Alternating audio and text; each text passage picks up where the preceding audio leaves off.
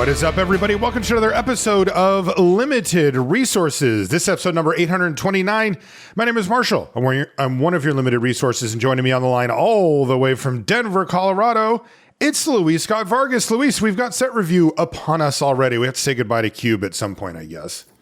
Yeah, I mean, it was a good run. Like having Cube over these last, it's been a week and a half or something like that. I'm not even sure how long it's been. A couple weeks, 2 weeks maybe, has been awesome. And I'm going to be sad to see it go, but also I'm glad it's not like an always on thing. I don't think I should be permitted to Cube on my phone at all times. At all times, but it will be back, and we are in our new era. But as we put that behind us, at least temporarily, we've got a big set to look at here. This is Avatar: The Last Airbender set review. We're going to do all the commons and uncommons on the show today. We're going to cover every single card in depth. We're going to get you ready for your pre-release, your release events, your online events, and everything, so that you have that edge going in where you know about the cards to avoid and the ones to go for. Before we do, we want to say thank you to everybody who supports us on Patreon. Patreon is a place you can go to support your favorite content creators. It's a great way for content creators to kind of get that baseline underneath them. You know, when you make content for a living, it's a little volatile. You're kind of at the whim of algorithms and companies that you don't technically work for and all this other stuff. And having that connection with your audience via Patreon is really, really nice. And we love it. If you do sign up, you get a thank you card and an LR sticker in the mail. And we just want to say thank you to everybody who supports us over there. It's patreon.com/limited resources. We also want to say thank you to Ultimate Guard. If you need to protect your cards, your decks, your collection, they are the place to go. Ultimate Guard uses premium materials, and they have extremely well thought out designs for all of their products. It's the kind of thing that when you get it in your hands, you just know, you're like, ooh, somebody put some thought into this. This isn't just first thing that they thought of, slap it in a machine and off it goes. This is prototyped, well thought out, and it feels really nice. They last a long time, whether it's card sleeves at the card level, deck boxes, long boxes, binders, backpacks for your collection. They are going to have it. If you want to check out their stuff, it's at ultimateguard.com, and you can pick it up at your favorite online retailer or local game store. Thank you, Ultimate Guard. We really appreciate it. Luis, before we get into the actual cards, two things to cover. The first thing is we're going to be giving these cards a grade. Yeah, so we have our usual grading scale. So we have a 5-point grading scale with 2 subgrades. So starting with the A's, we got our bombs, our game winners, cards that are good in many situations, especially when behind, and just the best cards in the set. Cards like Quantum Riddler or Ouroboros. This is from Edge of Eternities, by the way. Those are both in Cube. And Quantum Riddler, actually, neither is actually an A in Cube. They're both pretty sweet. B's are cards that actively pull you towards their colors. In this case, it's like kind of a 2-color set, though there is looks like a pretty sweet 5-color deck as well. So a B is a card that'll pull you towards one of those colors or those 2 colors. Headliners for a set. And cards like Solid Removal, just, kind of your best commons and good to great uncommons. Cards like Station Monitor or Mono Circuit Feeder. C's are playable. These are the pawns of Limited. These are the cards that you have. The bulk of your deck is made up of C's, and these are cards you don't feel like amazing about playing, but you don't feel bad. These are just like the average cards. Cards like Bombard or Thawbringer are just completely solid cards that you're not unhappy or happy to be playing with. D's are cards that are sometimes playable, and you're actually kind of unhappy if you end up running them. These are cards that are just a touch too expensive, too much setup. In this day and age, the D's are still fine. Like, you're not going to lose out a ton by playing them, but you can tell they're just like a step to a half a step behind. Cards like Kavaron Skywarden or Cloud Sculpt Technician. F's are cards that are just virtually unplayable. They cost 1 million mana. They refer to card types that aren't really much in Limited. Cards like Cosmoglyph just does not work in Limited. And then our 2 subgrades. We have sideboard. So these are cards that you typically don't main deck, but can be really good out of the sideboard. The subgrade's getting funnier and smaller in the best of one world. It is. But we're talking cards like Shattered Wings. And part of the reason it's getting smaller is a lot of the cards we would previously have given a sideboard grade to, they tweak to make it so you can main deck it in best of one, whether it's got cycling or multi-targeting or just has enough different things going on. So just keep that in mind. And then lastly, we have build-around cards that don't do much on their own, but if you build around them, they can be amazing. We're talking cards like Weft Walking or Terra Symbiosis. That's right. Now, what about the mechanics for this set? There's some bending happening. Yes. So me and producer Jeff were talking about the mechanics, and Marshall's like, bending. What are you guys talking about? Marshall, of course, somewhat of a Luddite, has no idea about anything about Avatar, but we'll spread the good word. So the mechanics in the set, the main kind of mechanics to contend with are the four types of bending. So, the Avatar's the Last Airbender. These are the people who can like control that element. There's fire bending, air bending, water bending, and earth bending. So there's four colors. You notice there's not five. That's just how actually the show works. And that means that black kind of gets left out a bit. So these aren't strictly mapped to each color, but fire bending's primarily red. Air bending's kind of rare, but is mostly in white. Water bending's in blue, and earth bending is in green, though they do bleed into the other colors. So how these things end up working. Fire bending is very cool. So the way fire bending works is the creature has Firebend X, and when it attacks, you add X red mana to your mana pool, and it doesn't drain until combat ends. And the reason it does that is you would have to use it before blocks. You can use it the entirety of combat, and you can use it on anything you want, but it does go away end of combat. You can't use it second. Oh, okay. So you've got a card with Firebending 2, you attack with it, you add red, and what are you going to do with that red mana? Well, there's a couple things. One, you're going to want to spend that mana on combat tricks, so combat tricks get a little better, or instants. Expensive instants like 5 mana, put a creature on the top or bottom, a lot better in Firebending decks because you get spotted 2 to 3 mana some of the times. You can also use it on activated abilities, and of course, they seeded this set with plenty of good activated abilities, some which even show up on Firebending cards. So you'll have plenty of stuff that you can do there. It is a very cool mechanic. I think that firebending is kind of at a baseline pretty cool, and I feel like it's supported pretty well in the set. So I'm excited to see how that ends up working. Airbending is exile target, well, permanent, but mostly creature. You exile target creature, let's say. Its owner can play it by paying 2 instead of its casting cost. Oh, wow. So what that means is you exile something and, like airbend target creature. So you can exile their thing and they can't block with it, or if it's an instant, right, they can you can stop it mid attacks. And then when they could normally cast a creature, they can't cast it instant speed or anything. When they could normally cast it, they're going to be able to pay just 2 mana to replay it. So airbending is really interesting. It doesn't, like I said, show up as much as the other ones because that is actually part of the story is that he is the last airbender. There's not tons of airbenders flying around. Uh-huh. And I've gotten 3 drafts in during the early access event. It is a very cool ability. So you're going to use it often on exiling your own things after blocks or in response to removal. You can re-trigger ETBs. It's cheap to replay the cards, so you kind of do want to aim it at your own stuff if you can, but it's totally fine to remove a blocker, or they play a combat trick on their creature, or they just have a creature that's going to kill you. You get to flicker it out. So airbending is pretty neat, and it leads to a lot of different emergent gameplay. There's a lot of cool stuff you can do. Waterbending is there are activated abilities or additional costs, and what it says is waterbending 4. You can pay 4 to get this ability, like as a kicker or like an activated ability. But the catch is, the reason that's kind of interesting is that you can pay that cost by tapping artifacts or creatures to reduce it by 1. What that means is it's kind of like Convoke. You get to tap an artifact or a creature, so either one, and it reduces it by 1. So any creature reduces it by 1. A 1/1 and a 5/5, it's the same. They're all just 1. Artifacts too, though, and there are clues. That's one of the mechanics in the set. So clues really help with waterbending, and you can also pay the cost with just mana. So if you have a card that you have let me see one of the waterbending cards here. Yeah, it looks like they use North Pole Patrol as the. Maybe that's not the one you wanted. Yeah, I mean they're. Like Katara, Bending Prodigy, is a 2 and a blue for a 2/3. She has Waterbend 6, draw a card. So you can just pay 6 and draw a card, but every creature or artifact you tap reduces it by 1. And that ends up playing out, I think, really well. You get to be maximally efficient, right? Like you get to spend as much mana off your lands as possible and then supplement it with creatures, or if you're in a spot where you want to cast other spells in the turn, do other way around. And there's a lot that you can do with waterbending. So waterbending is pretty cool. It gives you incentive to go wide and make a lot of clues.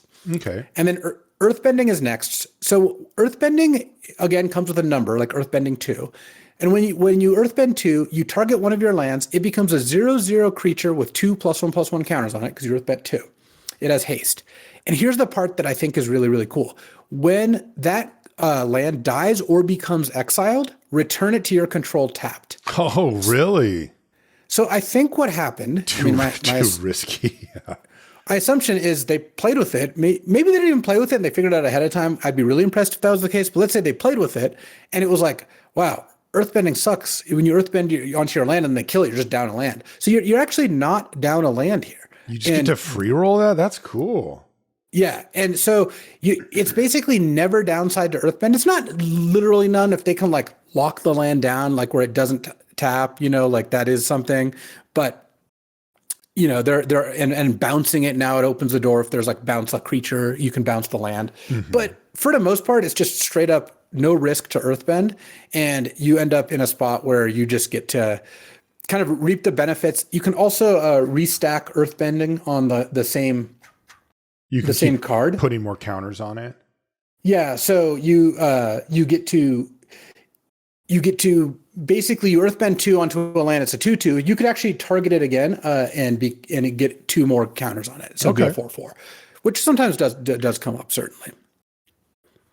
Okay. And then lastly, we've got those are the 4 bending. So those mechanics are pretty impactful. Like I think firebending and earthbending are going to be the most impactful because you can straight up build whole decks around them. Waterbending does have some element to it because you can support it, but I feel like waterbending naturally works just by virtue of you playing lands and creatures in your deck, so you don't need to worry quite as much about it. Firebending and earthbending, though, you can really get more out of them if you build around it. Okay. And then I see there's a couple of other that you mentioned. Yeah. So really quickly, there's double face sagas. These are the ones like in Neon Dynasty. They're a saga, and at the end they flip into a creature. They're pretty much all busted.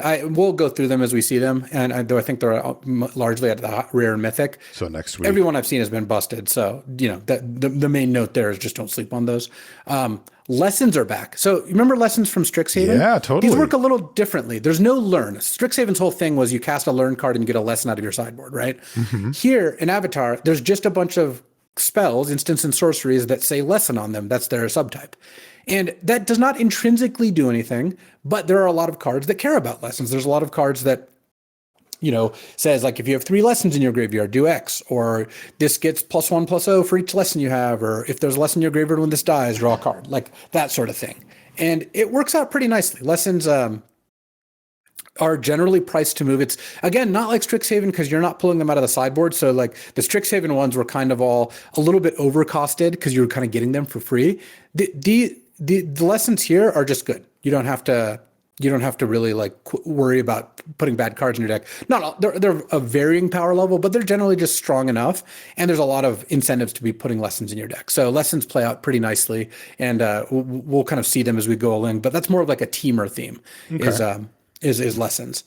Exhaust is back. That's when you can use the ability once on a creature or permanent. Exhaust is great. Clues are back. Those are fantastic.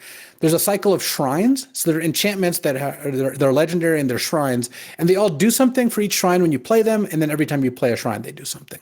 So a pretty neat cycle. Just basically another deck to build around. 5-color shrines. This was in the original Champions of Kamigawa, and it was a lot of fun. So it's pretty neat to see that shrines are back, and we'll read them as we see them, and we'll see how powerful they are. Okay, go ahead. Did you have something else?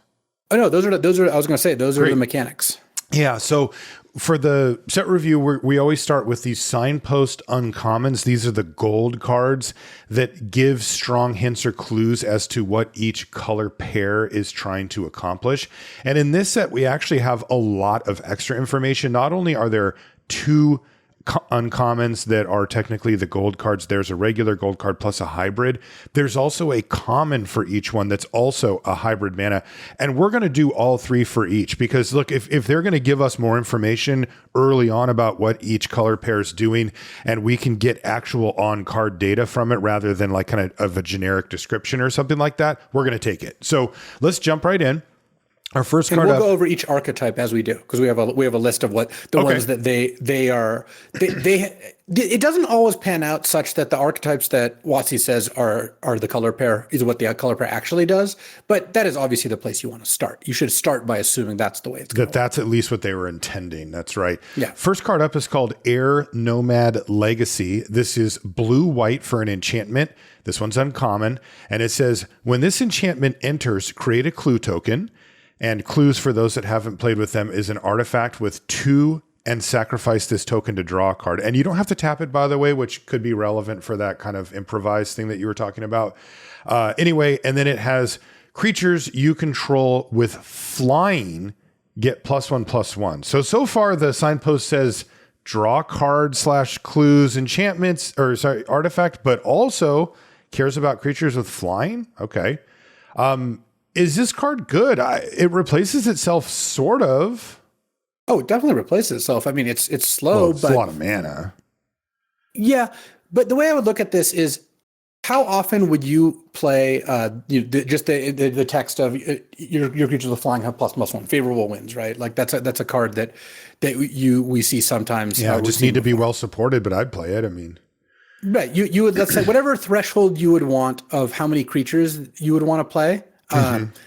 That threshold is just much lower because you're risking so much less. You're getting a card back. So when I look at Air Nomad Legacy, I think like, okay, well, if I would normally want like 9 or 10 flyers or somebody to make flying tokens, I'd probably play this with like 6 or 7 because if you just get the benefit a couple times and you've cantripped, that's pretty good.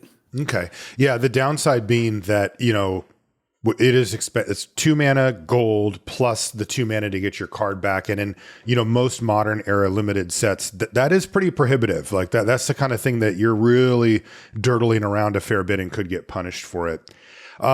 Would you consider this a build around given its creatures you control with flying nature? I would still consider it a build around because I think like you are going to put some effort into building around it. But I would say that it's a build around that's easier to get there. You're not incurring as much risk. I would say it's a B. This card, I mean, when it works, it's going to be really good. Next up is Sokka or Sokka, lateral strategist. This is one. It's a really great name, and the explanation is you're going to get some Avatar lore today, Marshall. I'm sorry. That's okay. Sokka is kind of a buffoon, and he has these really he thinks of these really kind of like weird, strange plans, but they all like kind of work. So lateral strategist is an excellent description. Okay, that's cool. That's cool. This one is 3 mana. It's 1 and 2 blue-white hybrid, which means you can pay 1 blue-blue, 1 white-white, or 1 white-blue any way that you want. This is a 2/4 legendary human warrior ally, also uncommon, with vigilance, and it says whenever Sokka and at least one other creature attack, draw a card. That's pretty good. These are the stats that you would want for that, right? Like a 3 mana 2/4 is almost always greenlit to attack, even if it can't get through. And what will end up happening is, let's say they have a 2/2, you have Sokka and a 1/1. That's still a good attack. You're throwing away a 1/1 to draw a card, right? Like, so because Sokka is just not going to die that often in combat. Vigilance is nice because it opens the door for him to waterbend. Yeah. And overall, I like the stats here. It's also an ally. That was one of the themes in the set. I wanted to mention actually real quick is that there are a lot of allies in the set. At one point, I was drafting blue-white and I saw an ally card. I'm like, how many allies do I have? 14. I was not paying attention. And are there payoffs for it? Are there cards that care about it? There are some pretty good payoffs. So ally is certainly a bonus. And remember, go ahead. Oh, I was just going to say, I would give Sokka a B- overall because you have to have a good curve to really use this, be a deck that wants to attack. Like, it doesn't always work, but it's pretty strong. It looks pretty strong to me too. And also remember, whenever you see the hybrid mana symbols, they look kind of scary. Like maybe it's harder to cast. They're always easier to cast. If you're playing straight up blue-white, a card like Sokka is just colorless. Yeah, you can just 3 mana, you have it. Well, it's still hard to cast in, let's say, like blue-red or green-white, right.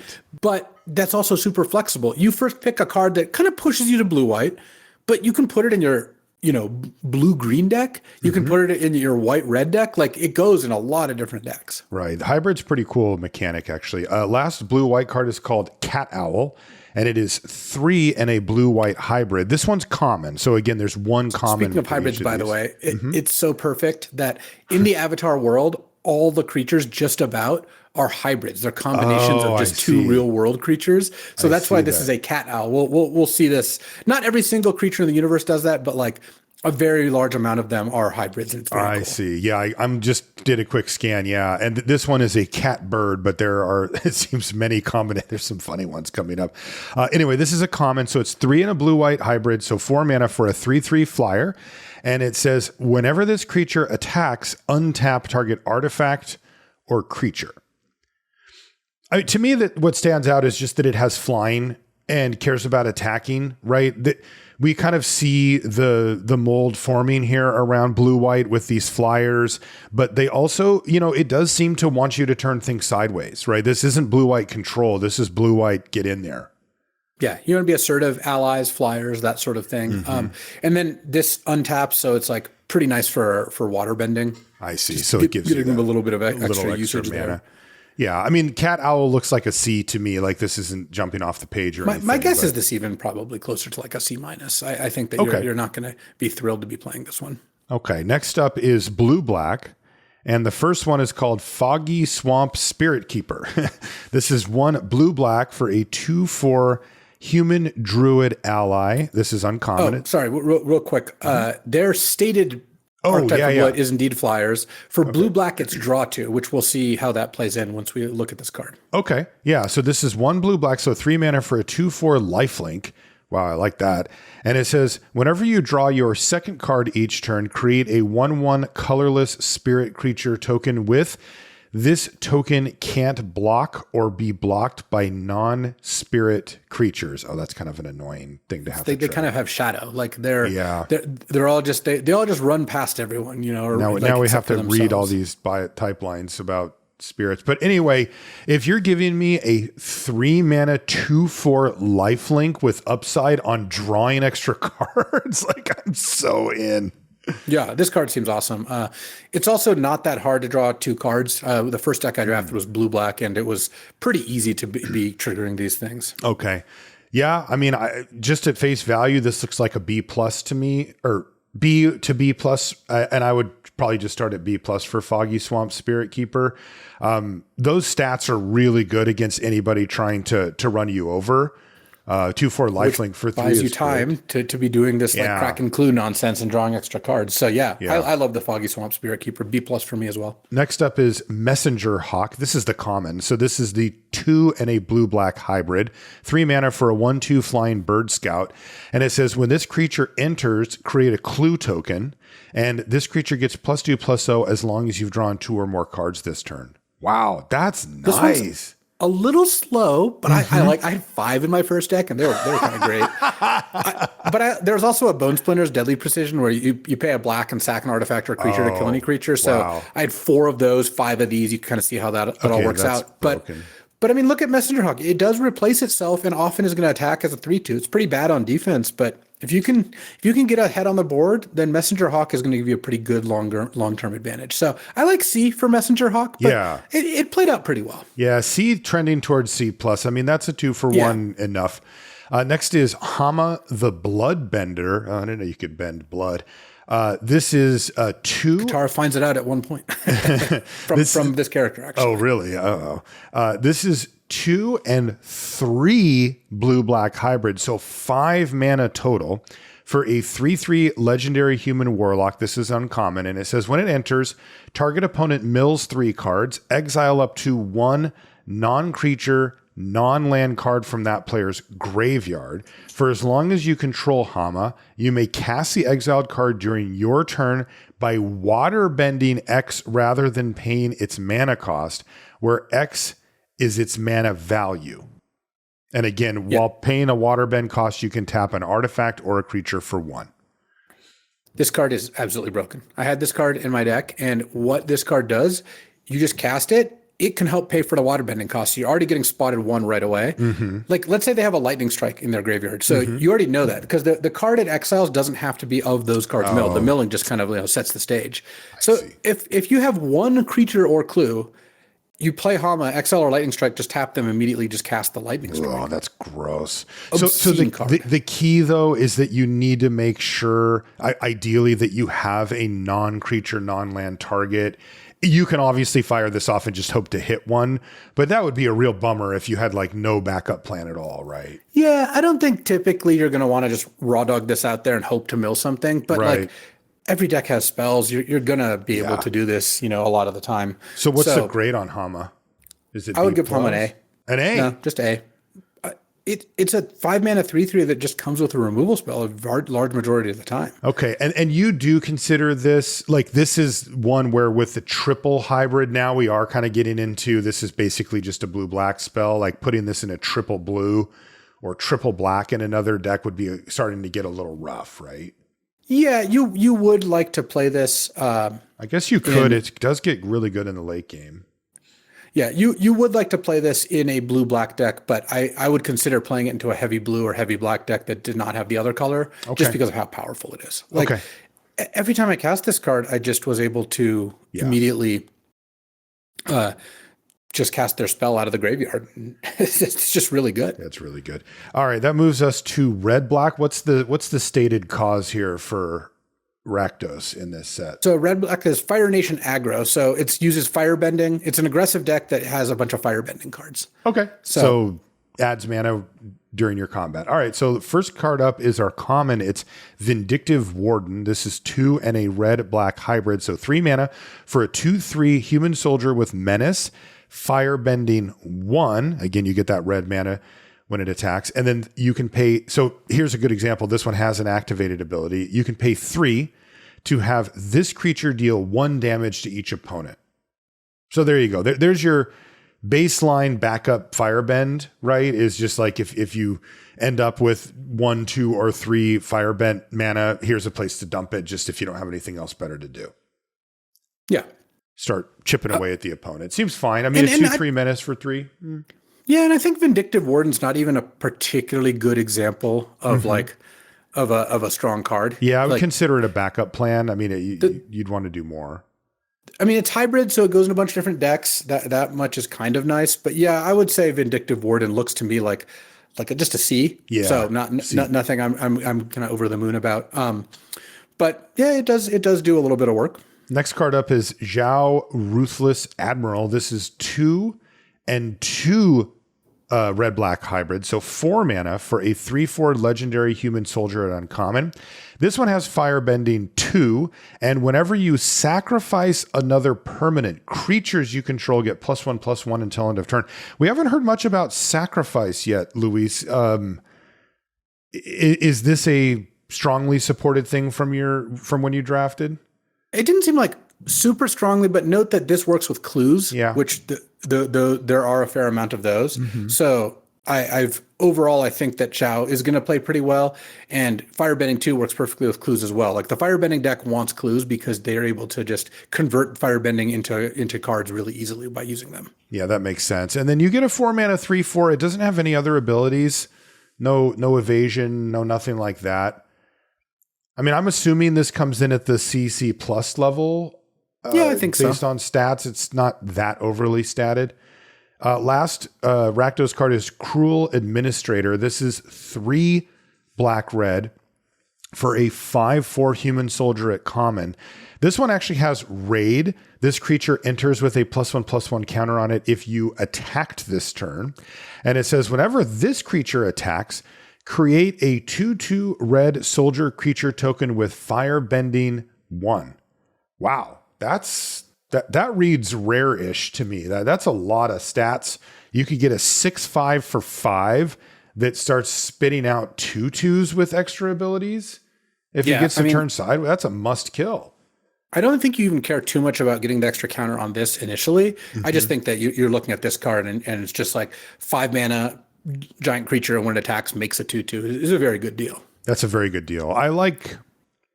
Man, that seems really strong. I would go B+ for Cruel Administrator. Like, that's just huge, perfect curve topper, and the type of thing that it just has to be killed or it's going to take over the game.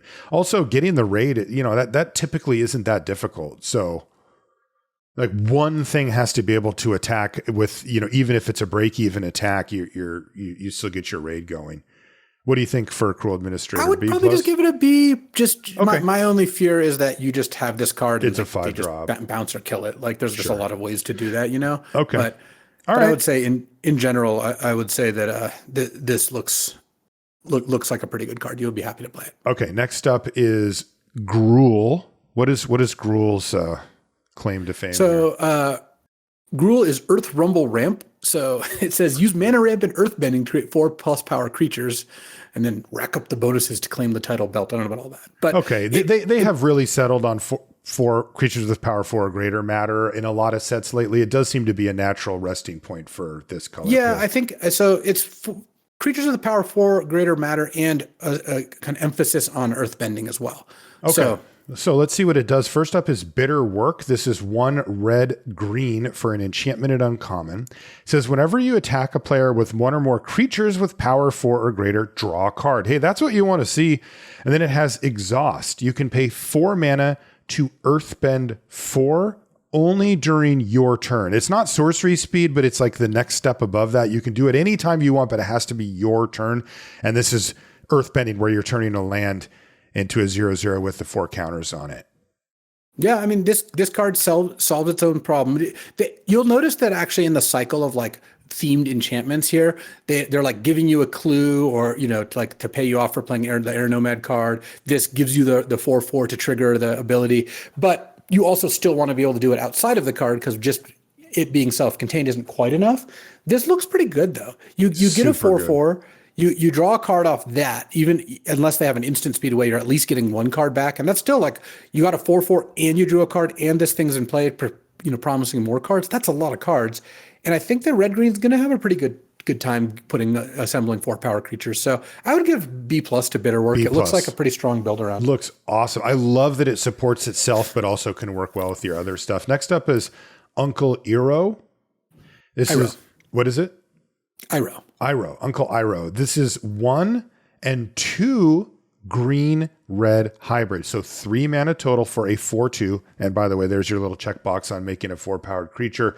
This is an uncommon legendary human noble ally with firebending 1 and lesson spells you cast cost 1 less to cast.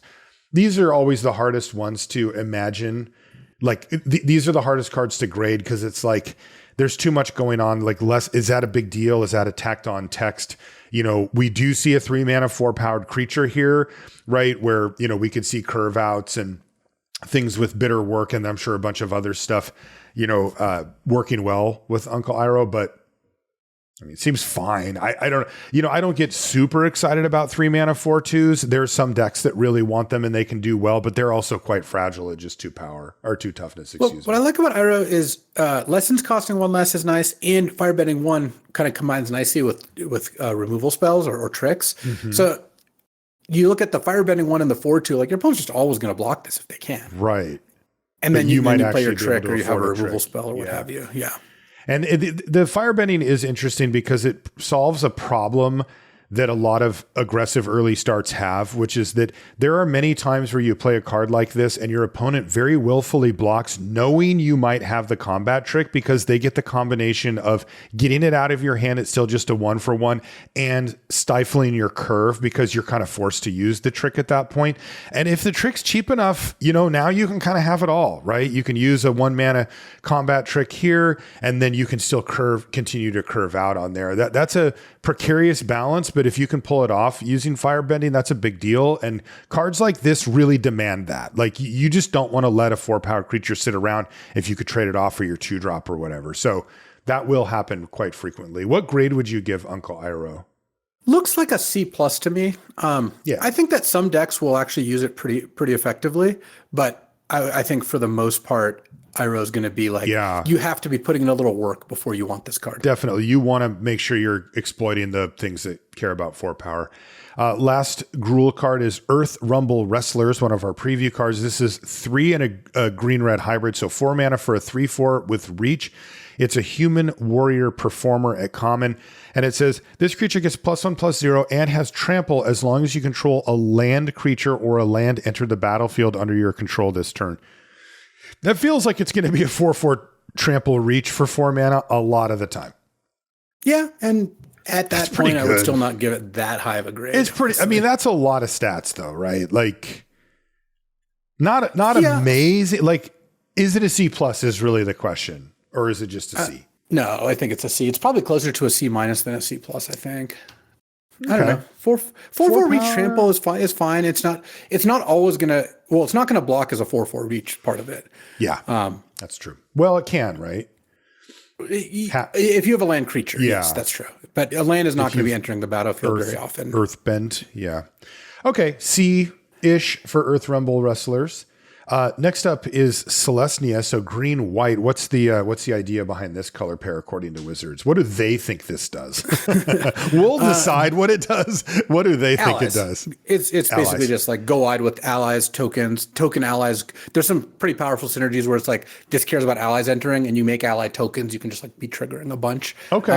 All right. And if we go through the green and white cards, we're going to see a lot of allies. Okay. In fact, the first green and white card, pretty explicit about what's going on. It's called White Lotus Reinforcements. Wait a minute. Are we getting a White Lotus?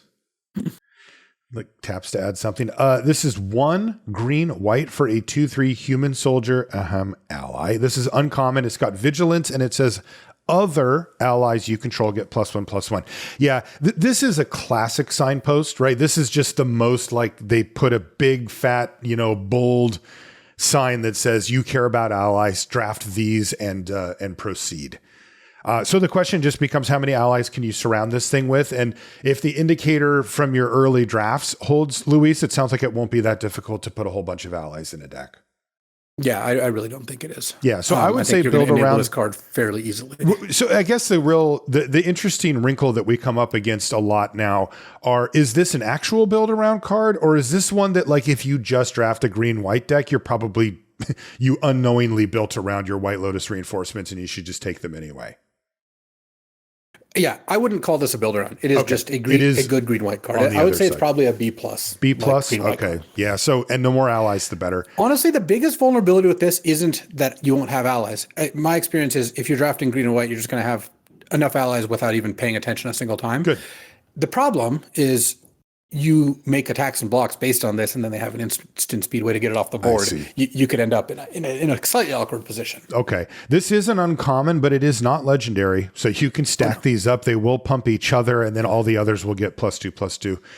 Next up is Suki Kyoshi Warrior.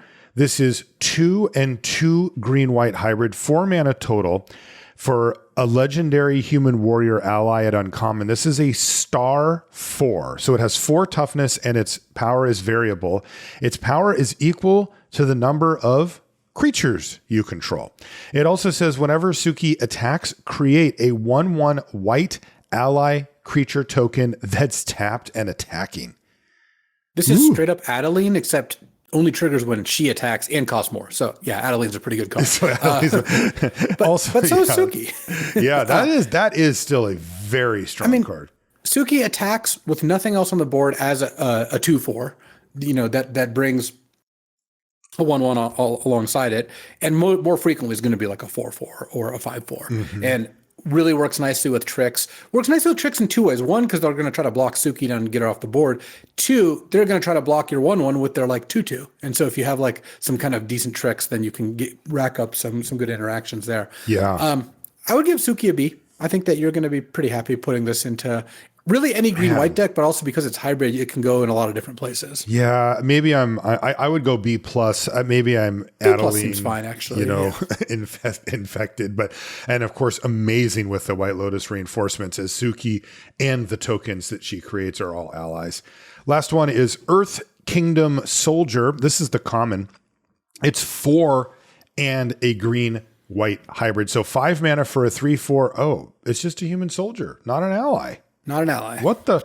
Anyway, it's got vigilance, and it says when this creature enters... The Earth Kingdom, they weren't bad guys, but they weren't exactly good guys. Some of them are actually definitely bad guys, but overall, like they're not a bunch of allies now. Is this one just like punching a huge metal ring? Well, he's not actually punching it; he's earthbending it. So he's flowing. He's throwing it around. Yes. Oh, he's throwing it around using his earthbend power. That's using cool. His earthbending powers. Yeah. Anyway, it's a 5-mana 3/4 vigilance, and it says when this creature enters, put a +1/+1 counter on each of up to 2 target creatures you control. Wow. You know, it's interesting because when I saw that this wasn't an ally, I thought, like, how? Like everything else, the common, it's the hybrid, it has to be an ally. And it looks like it was stripped of its ally status for power level reasons, because 3/4 with vigilance that you get to just toss 2 counters around on your existing creatures or itself is really good. Yeah, this card is pretty solid. Very solid. It's a 5-drop, so I don't think you need to like super prioritize picking this up, but I think it's going to have a pretty big impact on the board. I mean, it's 5/6 worth of stats, 3/4 of it has vigilance, and 2/2 of it has effectively haste. So it can do some work. And there are payoffs for having +1/+1 counters intrinsically. Green black is the ++1 counters theme, and this obviously fits nicely into those decks. Yeah, I mean, I'm still in the C range for it, but I'm going to go C+ on Earth Kingdom Soldier. This does seem pushed for a common to me. Even at that contested 5-drop slot. I think it's a C. Okay. Like I had this in a blue-white deck, and it was like fine, but this had 5 mana. You get a lot of pretty strong cards. That's true, and you don't need too many of them. Next is Orzhov. What are we doing in Orzhov? Sacrifice. So it's funny because Admiral Zhao is the red-black hybrid. It's kind of more just like a mono black card for the black-white deck, but their goal is to sacrifice things, to have, and clues play into that really nicely. Creatures like the Pretending Poxbears we're about to see play into that nicely. This is a 1 and a black-white hybrid for a 2/1 human citizen ally, and then when it dies, you make a 1/1 ally. So look at this. It's a hybrid card. And this is the common, by the way. Yeah, this is a common. It goes into a bunch of different decks. Like green-white is going to be very happy having a card that is 1 or 2 mana for basically 2 allies. Right. And black-white has sacrifice things. Like I had the blue-black deck that had a bunch of sacrifice things, easily played this.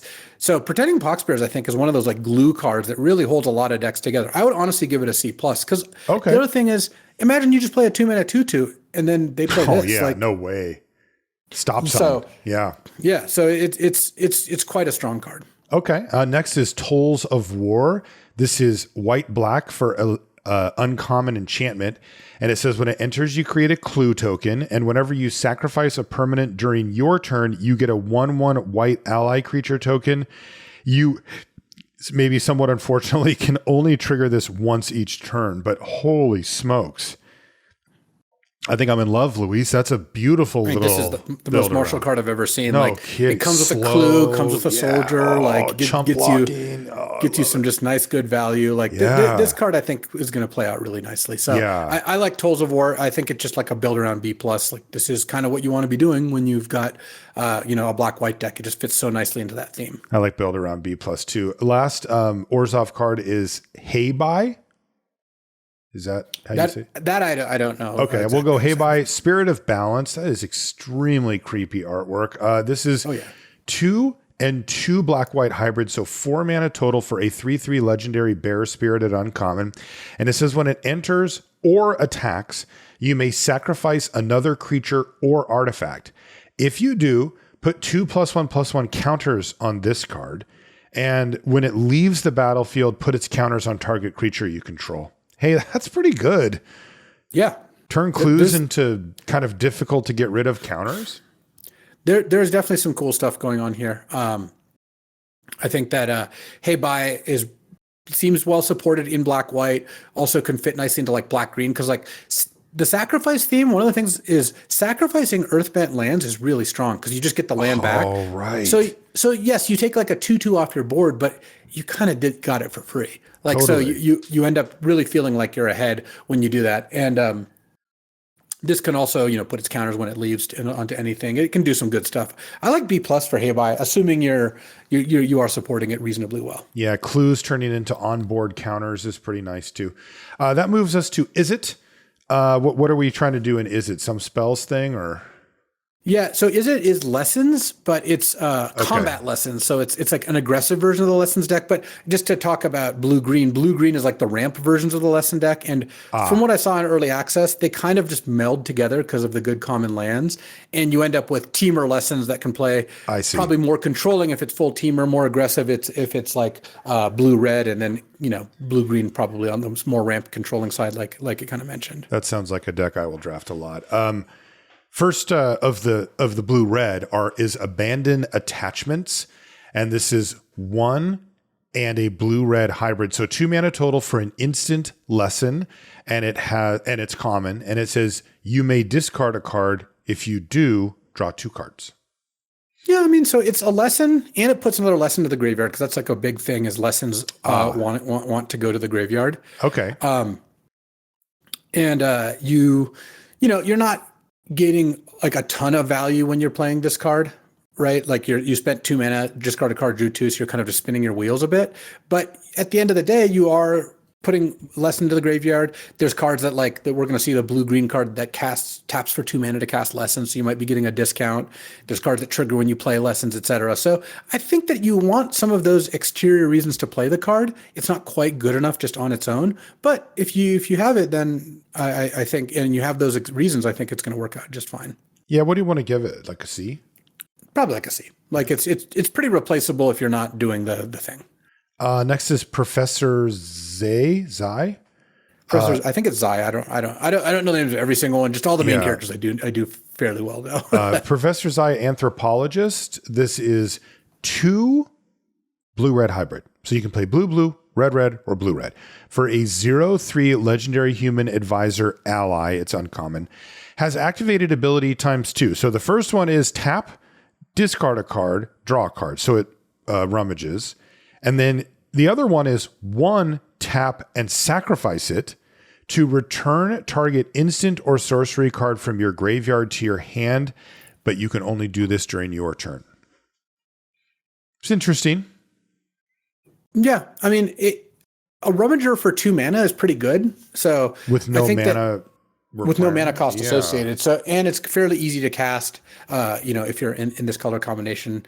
But even in like Teamer, for example, these are fairly easy to cast. And Teamer's often where you want this because 2 of your 3 colors tap to cast it. Mm-hmm. I think that you, again, want to be doing lesson things in order for this to be good, or at least have like a lot of spells. But if you can do that, then I think Professor Zai is going to work out fairly well. Okay. Yeah. And then this does trigger any of the things that care about drawing the second card, fairly easily if you're in that mode. I don't know. I'm not jumping out of my seat for this card though. No, I would say it's probably like a C+. C+, that's what it's an enabler. Look, when your blue-red opponent plays this on turn 2, you're going to be kind of annoyed. You're like, I don't like to see that. Their card quality is going to get higher over the course of the game, Mm-hmm. Yeah, and late game, turning lands into stuff off your library is pretty nice. Last of these is Dragonfly Swarm. This is 1 blue-red for a star 3 dragon insect. This is uncommon. It has flying and ward 1. And it says this creature's power is equal to the number of non-creature non-land cards in your graveyard. And it also says when this creature dies, if there's a lesson card in your graveyard, draw a card. Okay. Yeah. I mean, this one just completely does the thing, right? Whereas like if you're stacking your graveyard full of spells, then you're going to end up having this be a pretty potent attacker and blocker. And then it's not that hard to get a lesson into the graveyard, at which point when this dies, you do get to draw a card, which is a pretty strong ability. Everything's aligned here, right? All 3 of these cards, these signposts are all pointing in the same direction, which is getting through your library and getting, sounds like specifically lessons into your graveyard. Yeah. Well, the one thing I will notice is none of these cards are that aggressive. Like they don't do much. Certainly the Dragonfly Swarm's the closest, but certainly the other 2 are like, you're supposed to be combat lessons. I don't see any combat there. So obviously the commons will have a pretty big impact on that, but it is telling when the signpost cards of that color pair don't seem to push the stated goal of that deck. I mean, as listed, they have 0 power between all of them. 2 0/3s and a spell that does not affect the board. Doesn't even remove a creature. It doesn't even bounce anything. Yeah, I'm skeptical. This seems cool, but this looks like a lot of setup cost and maybe a little bit of a glass cannon vibe. Well, that's probably why the Swarm has that last clause on it. more what I think that points to isn't so far that like, oh, blue red doesn't work. It's more like teamer control is what lessons are going to look like. And because these all look great in like even like a straight blue red control deck. Like I'd be happy to play all those cards if I was doing that. So it just might be that the combat lessons deck is just secretly blue red lesson control, just like blue green, and they often overlap. Something to learn there. Next up is green black.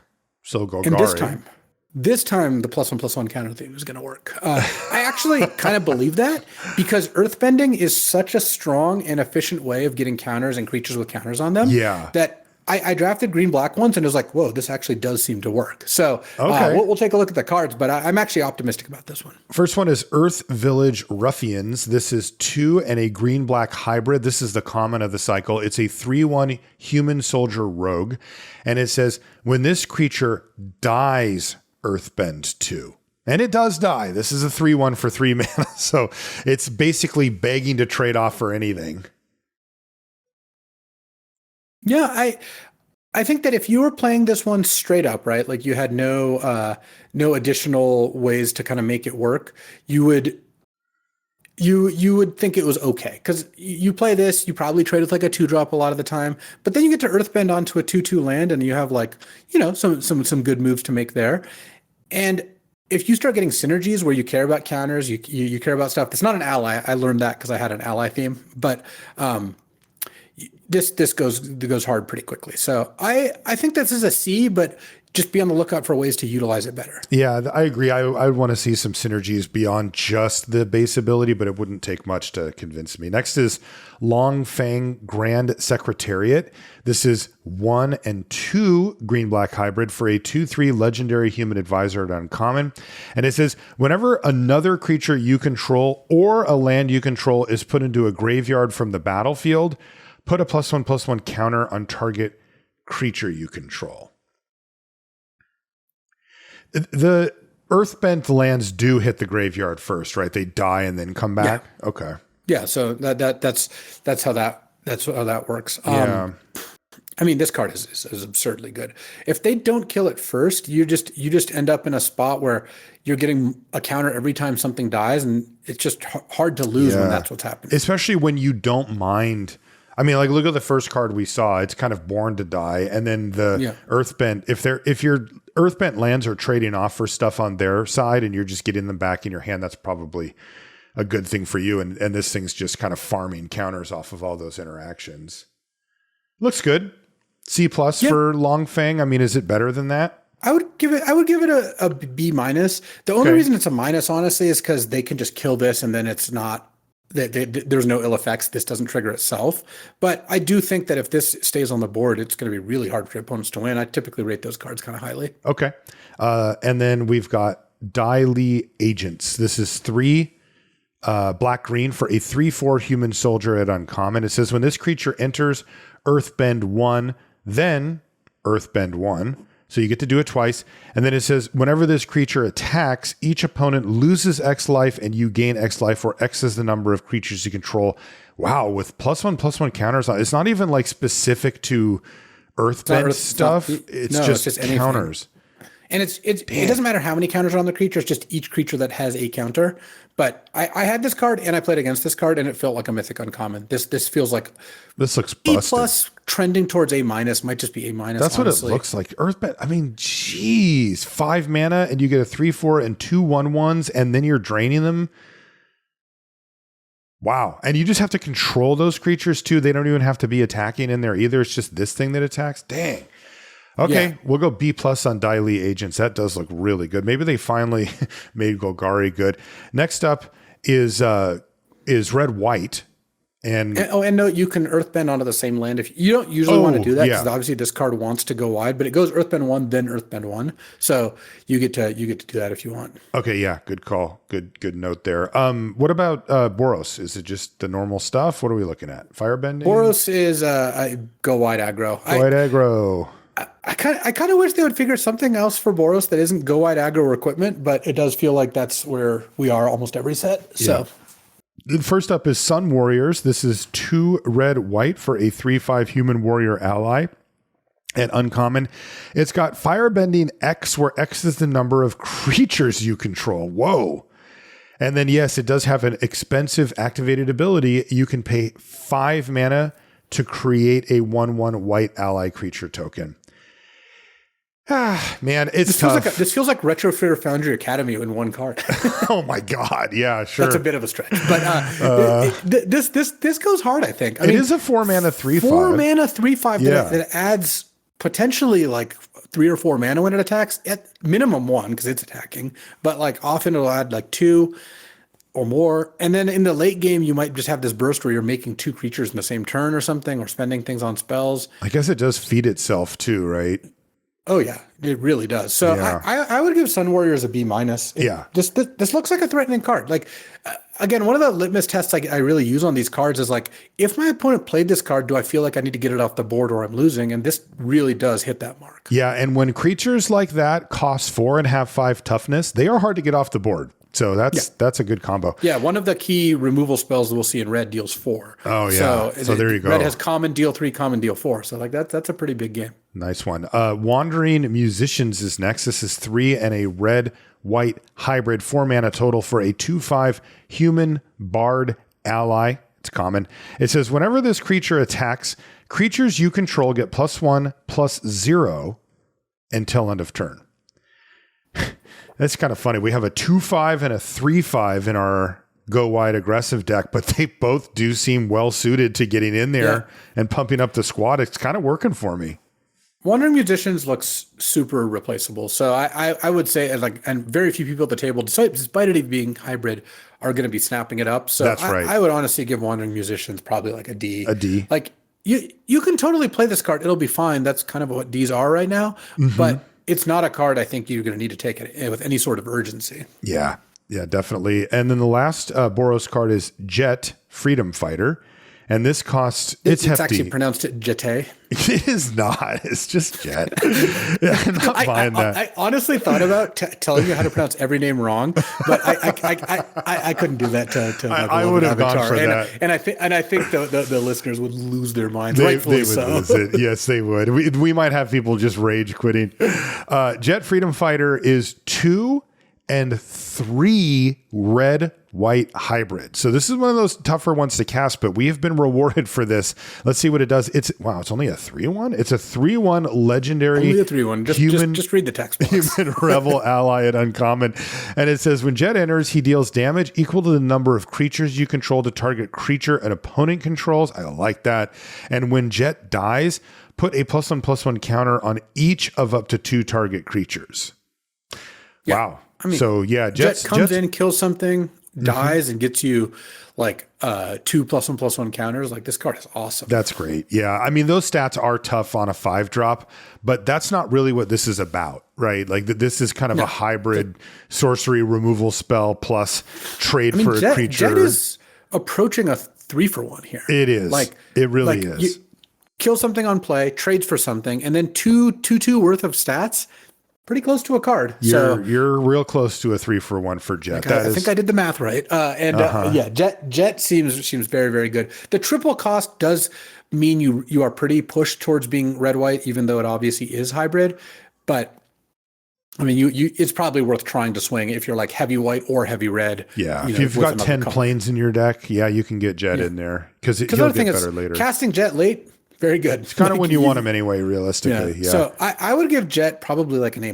Like, this just looks like, I mean, it's one of those cards. If your opponent plays it on turn 5, kills the card you played, like you're gonna be like, okay, I'm pretty far behind now. This is tough. I would give B+.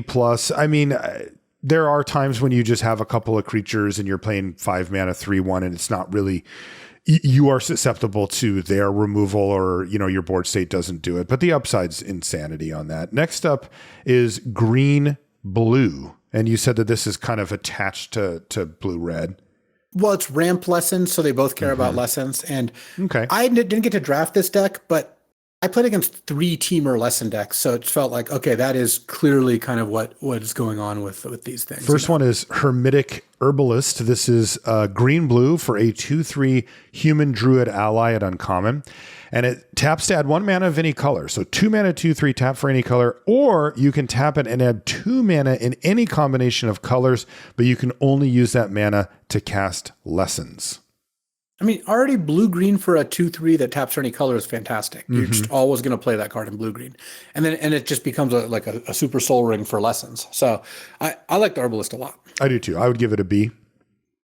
Yeah, I like B for Herbalist. Next is Platypus Bear, which is also its creature type, by the way. This is 1 in a blue-green hybrid. This is a common. It is a 2/3 with Defender, and when it enters, you mill 2 cards. But it says, as long as there is a lesson card in your graveyard, this creature can attack as though it didn't have Defender.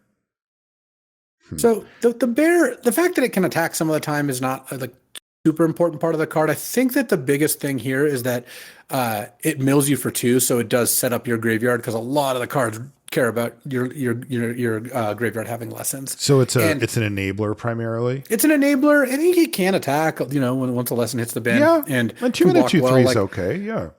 I also think these decks just spend a lot of time wanting to cast card draw spells and other lessons that aren't affecting the board. This does help with that. So clearly a C. We're not going higher than that, but I don't think we need to go lower. I think Platypus Bear is a card that you would play in your lesson decks a decent amount of the time. Next up is Guru Pathic. I think so. 2 and 2 green-blue hybrid, 4 mana total for a 2/4 legendary human monk ally at uncommon. When it enters, look at the top 5 cards of your library. You may reveal a lesson, saga, or shrine card from among them and put it into your hand. Put the rest on the bottom in a random order. Whenever you cast a lesson, saga, or shrine spell, put a +1/+1 counter on another target creature you control. Nice. Assuming you're well set up for the lessons, and then maybe you'll have a saga or a shrine to float around there too. You're probably pretty likely to hit 5 cards, right? I mean, you got a lot of strikes at it. I think that the Guru is pretty strong. I mean, you obviously have to. It's a build around, but it looks like a build around B, where you're drawing a card and you play it a decent amount of the time, and then you are able to utilize that card to then get a +1/+1 counter, and you can see just a lot of value. This is a little bit like Jet, way less powerful than Jet, because Jet just pays you off right away. You don't have to do anything. But ultimately, if Guru Pathic works, it's like you did get a 2-for-1 and draw 2 cards, and get 2 +1/+1 counters off it, right? That's pretty good. And you're just throwing those around too. Anytime these cards say that you can put +1/+1 counters on anything, that's a big deal. It really does kind of change the game. Okay, that's it for the signpost stuff. Very telling though. Getting 3 cards, including a common, I think was very directional as far as signposts go. We're going to start things off with our main colors now, and we're going to go with green. We rotate which color we start with, and it's green's turn. Our first card up is Pillar Launch. Green for an instant at common. Target creature gets +2/+2 and gains reach until end of turn. Untap it. They've been putting a bunch of these kind of combo combat tricks in, where they're kind of good on defense, kind of good on offense, kind of do everything. Although I will note that the combat tricks that you can cast for red mana are going to stand out more to me in this set than the ones that cost green. This looks like a kind of replacement level combat trick. It's fine. It does the thing. This is just clearly a D. If you play it, it's fine, but there's not a specific reason this is going to be good. Next up is Seismic Sense. This is green for a sorcery lesson. It is uncommon. It says, look at the top X cards of your library, where X is the number of lands you control. You may reveal a creature or land card from among them and put it into your hand. Put the rest on the bottom of your library in a random order. Man, this really kills that turn 1 aspect of these type of cards, right? Where it's usually look at the top 3, you get a creature or a land, and you feel like in a pinch you could play it on 1 to try to make sure you hit your second land drop. But this kind of kills that, right? It does, but in exchange, you get a card that's way better in the middle or late game. Adventurous Impulse, right? Well, green, look at the top 3, get a creature or land. That card has always been pretty replaceable, and you often just cut it unless you had a specific reason you needed to be playing it. I think Seismic Sense, I had 2 in that green-black deck. I think Seismic Sense is just an excellent card. It felt really? It felt like Pillage the Bog. It felt like I was getting to cast a Demonic Tutor in the middle of the game. Not quite Demonic Tutor, of course, but But when you get up into that 5 or 6 range, lands in play, and I'd cast 1 mana, look at 6 lands, or look at the top 6 cards. That is not, hey, let's this is a neat little cantrip. That is quite a bit more than that. So I I think that Seismic Sense, and it's a lesson too. It's a cheap lesson. So I think Seismic Sense honestly is like a B minus. I mean, it's not Once Upon a Time. We're not quite there, but it's a 1-mana card that can look at 5+ cards and replace itself with a spell. I mean, you could miss, of course, but first of all, you're not going to miss on lands. Though the first time I ever saw that card, my opponent cast it and missed. They cast it on turn 2, and they must have hit 2 spells, obviously. Oh, that's rough. But at least they got the lesson in the yard. That's rough, buddy. I think that Seismic Sense is in a deck with good creatures and that cares about creatures. I think Seismic Sense is honestly like a B minus in that B range. Okay, wow, cool. That's good to know. Next up is Turtle Duck. This is green for a 0/4 turtle bird at common. Yeah. It's got an activated ability. You can pay 3 mana, and it says until end of turn, this creature has base power 4 and gains trample. I can't see a particular reason this would be good. There's a lot of sets where like cards like this, you're like, oh, there's a reason. Like, I guess you could waterbend with the turtle duck, but it seems like a kind of thin reason. It's not even really in green. I guess you're just supposed to firebend with it, right? Yeah, red-green firebending. Like that's also, so because that's the earthbend color pair. Yeah, that's rough. So I think that turtle duck looks to me like a D, if not an F, honestly. It's not an F because you could obviously just put this card in your deck and have it do something, but I would try to not play this card. Yeah, this also has the classic problem of having a threat of activation with no threat. No follow-up. Yeah. They're just Attack. Take 0. Yeah, I'll take it. Yeah. Next up is Haru, Hidden Talent, 1 and a green for a 1/1 legendary human peasant ally at uncommon. It says whenever another ally you control enters, Earthbend 1. This is the card I was talking about where I had this card. I had the Long Fang, when your creature dies, move a +1/+1 counter. And I had the Buzzard, we're going to see a black uncommon that lets you sack a creature and steals its counters. And I mean, Haru seems like you would go nuts if you had enough allies. And you can just keep stacking on the same lands. You can go wide if you want. There's just a lot of things you can do. So I'm pretty into this one. Yeah, I like this one too. I would go B for Haru, Hidden Talent. Yeah, it's clearly a build around. Again, allies are just they're so well supported that I barely think you have to consider it a build around. I think you can just take the card. Next up is Leaves from the Vine. This is a saga, so it's an enchantment at uncommon. It costs 2 mana, 1 and a green, and it has 3 chapters. The first chapter is mill 3 cards, then create a food token, which is an artifact you can pay 2 mana, tap, sack to gain 3 life. Then Chapter 2 is put a +1/+1 counter on each of up to 2 target creatures you control. And then Chapter 3 is draw a card if there's a creature or lesson card in your graveyard. And you've milled 3, so I would say, a good chunk of the time you're going to get to draw a card there. Yeah, but ultimately you're getting, if that works, you're getting food. You're getting to stock your graveyard a little bit, which is valuable, and then you're getting 2 +1/+1 counters, and a card. Yeah. Yeah, I said that at the beginning, but okay. Yeah. So you're replacing itself. You're getting a food. Or I thought I did. Maybe I didn't. That's a lot of incrementally kind of stuff. Yeah, but you do have to wait. Enough? You have to wait to draw the card until the end, and you don't always even draw the card. It's this is maybe the worst ordering of these chapters, right? Yes, you get the things you want the most at the end. Yeah, and the thing you want least up front, which is a punishing thing. It seems like there's just enough here, right? I mean, there is a lot going on to make it maybe worth the card.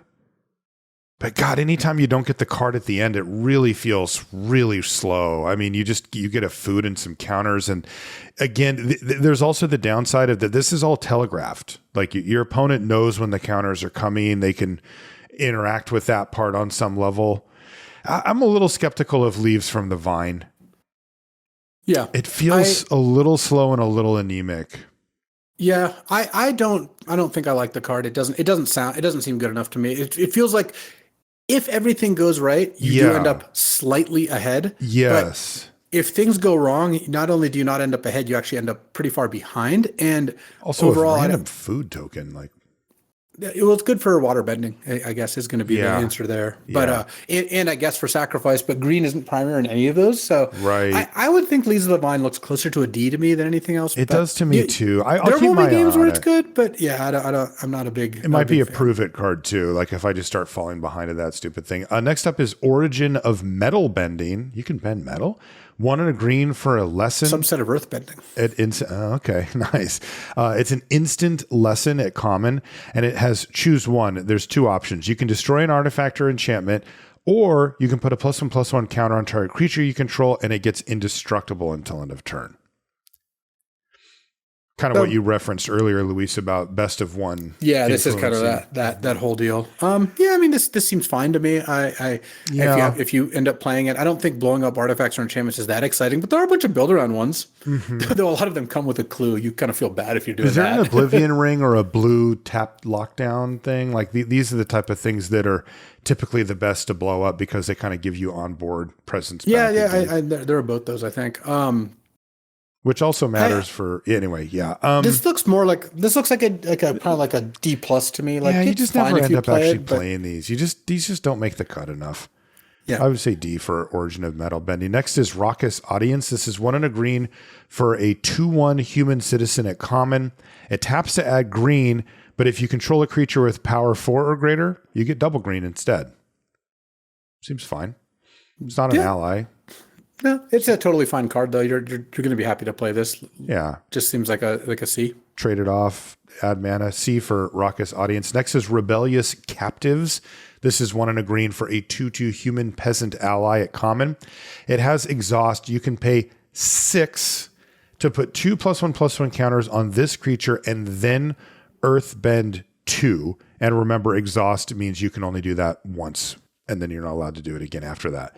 This is a fairly typical design trope that we've seen in Limited for years and years, where it's a 2 mana 2/2 with a fairly expensive activated ability on the upside. And this is a good place to put 6 mana. It's just the question is, are you in the market for something like this? You know, is the 2 mana 2/2 ally that then has a decent activated ability late something that you're very interested in? And I would say probably, like, this looks like a C to me. Yeah, I would say the Rebellious Capture is a C. Like you're going to use the late game ability sometimes. It's going to feel pretty good. Yeah, and it's you get a 4. This thing becomes a 4/4. You get another 2/2. C for Rebellious Captives.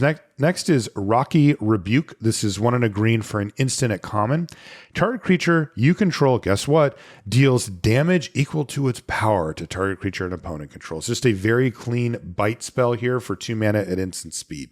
Yeah, nothing to complain about here. Yeah, Probably like a B- is how this is going to play out. Just green is going to need removal, and this is a really good way to do that. This is where green removal has landed. Next up is Shared Roots. This is 1 and a green for a sorcery lesson at uncommon. It says search your library for a basic land card, put it onto the battlefield, tapped, and then shuffle. Oh wow, it is uncommon, but we do get a rampant growth here, which with a is lesson. more exciting for I would say more exciting for standard than it is for limited. Yeah, for sure. Yeah, like it's still fine, but yeah, this card is I think going to be. This is one of the reasons I like Teamer. Like the Teamer lesson deck loves this card. This card is insanity in that deck. Gets you your 3rd color and gets you a lesson in the yard and turn 2. I mean, it's got to be like a B in that deck, right? Yeah, I would imagine so. I mean, that looks amazing. It really does a lot of what you want. Yeah. B for Shared Roots. Next up is Sparring Dummy. This is 1 and a green for a 1/3 artifact creature Scarecrow. It's also uncommon. It has Defender, so 2 mana 1/3 Defender. But you can tap it to mill a card. You may put a land card milled this way into your hand. You gain 2 life if a lesson is milled this way. Oh man, this card's awesome. Yeah. I think that land? Yeah, Sparring Dummy seems like a pretty good way to not only mill lessons, gain life, and ramp yourself. So again, it's a lot of what Marshall, you're going to draft a lot of Teamer. I'm just going to go put that out right definitely am, and Sparring Dummy is going to be high on my list. Was already your favorite like sort of thing to do, and then it's like the first time I ever met Marshall, his commander deck was Teamer deck. It was Animar. That was his name, right? Yeah. Yeah, the red, green, blue dude. Yeah. B I for would give Sparring Sparring Dummy a Dumber? B. Yeah, I think so. I mean, you're not going to feel great when you just tap it and mill a creature, but every other time you hit lessons or lands, you're good. Yeah, but it's also And you're like 40% to just effectively draw a to just card. get out ahead of it. When you tapping to mill a random card is not really inherently a disadvantage. Not at all. It has an emotional component, but it doesn't affect the game in a bad way. And again, another way to think about it is most limited decks are about 40% lands. So your tap 40% of the time you get to draw a land, and then you get this random lesson stuff that you'll have a few of as well. Next up is True Ancestry. This is 1 and a green for a sorcery lesson, and it's uncommon. It says return up to 1 target permanent card from your graveyard to your hand. Oh, they sweetened the deal here, Louise. Create a clue token. Yeah. So if you wanted slow value, this is a lot of value, real slow, but this is really tempting now, right? Because there's this idea that these regrowth style cards, especially the ones that are narrowed down a little bit where you're getting a permanent, they're too slow a lot of the time. You need to there's a setup cost of having the thing that you actually want in your yard. And then you're adding an extra 1 and a green to the cost of it. You're often better off just putting another creature in your deck and skipping the whole thing. But here you are up an additional card, especially if you have the mana to spend it. Does that push it over the line? And yeah, that it's a lesson. Plus being a lesson, Yeah. I am in for True Ancestry. You don't want to put this in your like green white aggro deck, right? But I think your green black deck, it doesn't mind a way to get it's like dilate agents back, right? Like your best creature. The teamer deck that's already self milling, so it's filling the graveyard with creatures as well that you can get back or permanents. I mean, there's other things too, and cards like this always get better if you have like one really good thing to get, right? Yes. It's just a force multiplier on your best card if you do that. And I love it in ramp where, paying the mana for the clue to get that card off of it isn't such a steep cost. Yeah, this card looks solid. I mean, there's a real cap on these. This is the type of card that is kind of replaces a card draw spell in your deck, right? Where you don't want to mark off too many slots for those, but I would have this one quite happily. I would give it like a C. To me, this looks like a card. This is a reward for clean living. If you can get the game to the point where you're able to take a turn off to play this and crack the clue into all that, then you're going to get a pretty substantial advantage. But it's not free to do that. Right. C for True Ancestry? I would give it a C plus. C plus. There's a lot of potential there. Lesson does kind of push it over too. Next up is Unlucky Cabbage Merchant. Is this the one that you were telling me? My cabbages. That's what he's doing in the picture. So he's. I think they first meet him in the Earth Kingdom city and Bossing Say, but whatever. They meet him a bunch of times, and every time it's like his cabbage cart gets plowed over by Aang and the gang or whoever, or like there's a fight or Sokka throws something or Appa, whatever. I don't remember every single instance, but he just basically is all around all these different places because every time his cart gets destroyed, he moves and he then bemoans his cabbages. The design is really cool on this card. So it's 1 and a green for a 2/2. When it enters, you make a food token. Mm-hmm. Whenever you sacrifice a food token, you may search your library for a basic land and put it into play tapped. If you do, put Unlucky Cabbage Merchant on the bottom of your library and then shuffle. So he keeps coming back. But he goes off to search it up. Oh, that's amazing. And it just shows up randomly again, literally randomly. That's funny. And he is actually saying my cabbages, even in the flavor text there. But fundamentally, you have a 2-mana 2/2 that makes a food. You sack the food and then you get a land as well, but you lose the 2/2. Yeah, so you are ramping and it costs mana, but you also gain the life. So like you gain 3 life. And you could block and do this? Yep, you can block and do this. If you had a sacrifice ability, so you could go 2 tap, sack a food. This ability triggers. In response, you sack him to some effect. Then you still go get your land, and then it goes to put him back, and there's nothing to put back. Okay. So is it good? That also works kind of well. I think the card's good, yeah. I mean, 2 mana for a 2/2 that comes with the food is just not that bad. It's actually a good baseline. And then if you want or need the ramp, or if it was going to die anyway, I'm in for it. C plus for Unlucky Cabbage Merchant. I like C plus. I don't think it's like an amazing card, but it does some cool stuff. Allies at Last is next. It's 2 and a green for an instant at uncommon. It says affinity for allies. That means that it costs 1 less to cast for each ally you control. So you could make this cost just green if you have 2 allies or more. And it says up to 2 target creatures you control each deal damage to their power to target creature an opponent controls. And this is an instant speed. So this is not just a single bite, this is a double bite. Yeah, and it makes it a lot harder to get owned by removal spells, like because you target your 2 creatures, and then if they kill one, the other one still does the thing. So like it can be useful even if one creature was enough to take it down. And sometimes this is going to cost 1 mana. By sometimes, I mean kind of a lot of the time. Kind of a lot.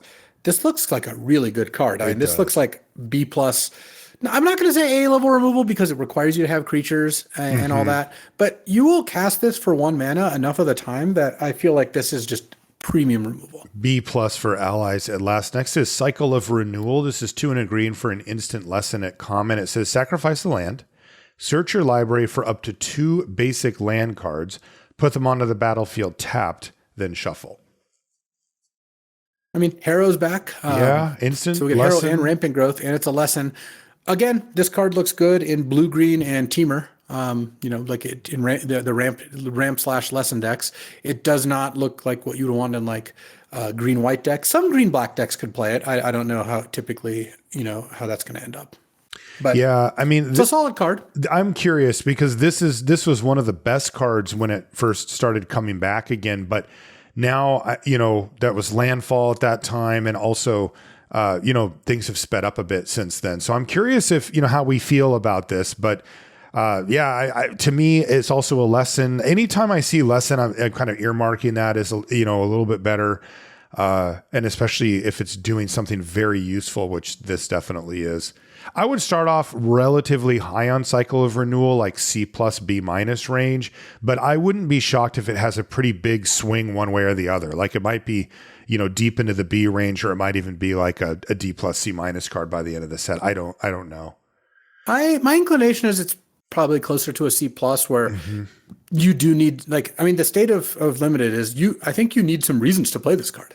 I don't think that you're just going to put this card in your deck, whole hog. Like you need to have some sort of incentive. It's just not quite there without it. But it could be really good in some of those decks for sure. The Teamer lesson deck loves this card. Oh, actually, one reason actually I'm higher on this now that I'm thinking of it, and the Rampant Growth. I actually think there's a 5-color deck in the format.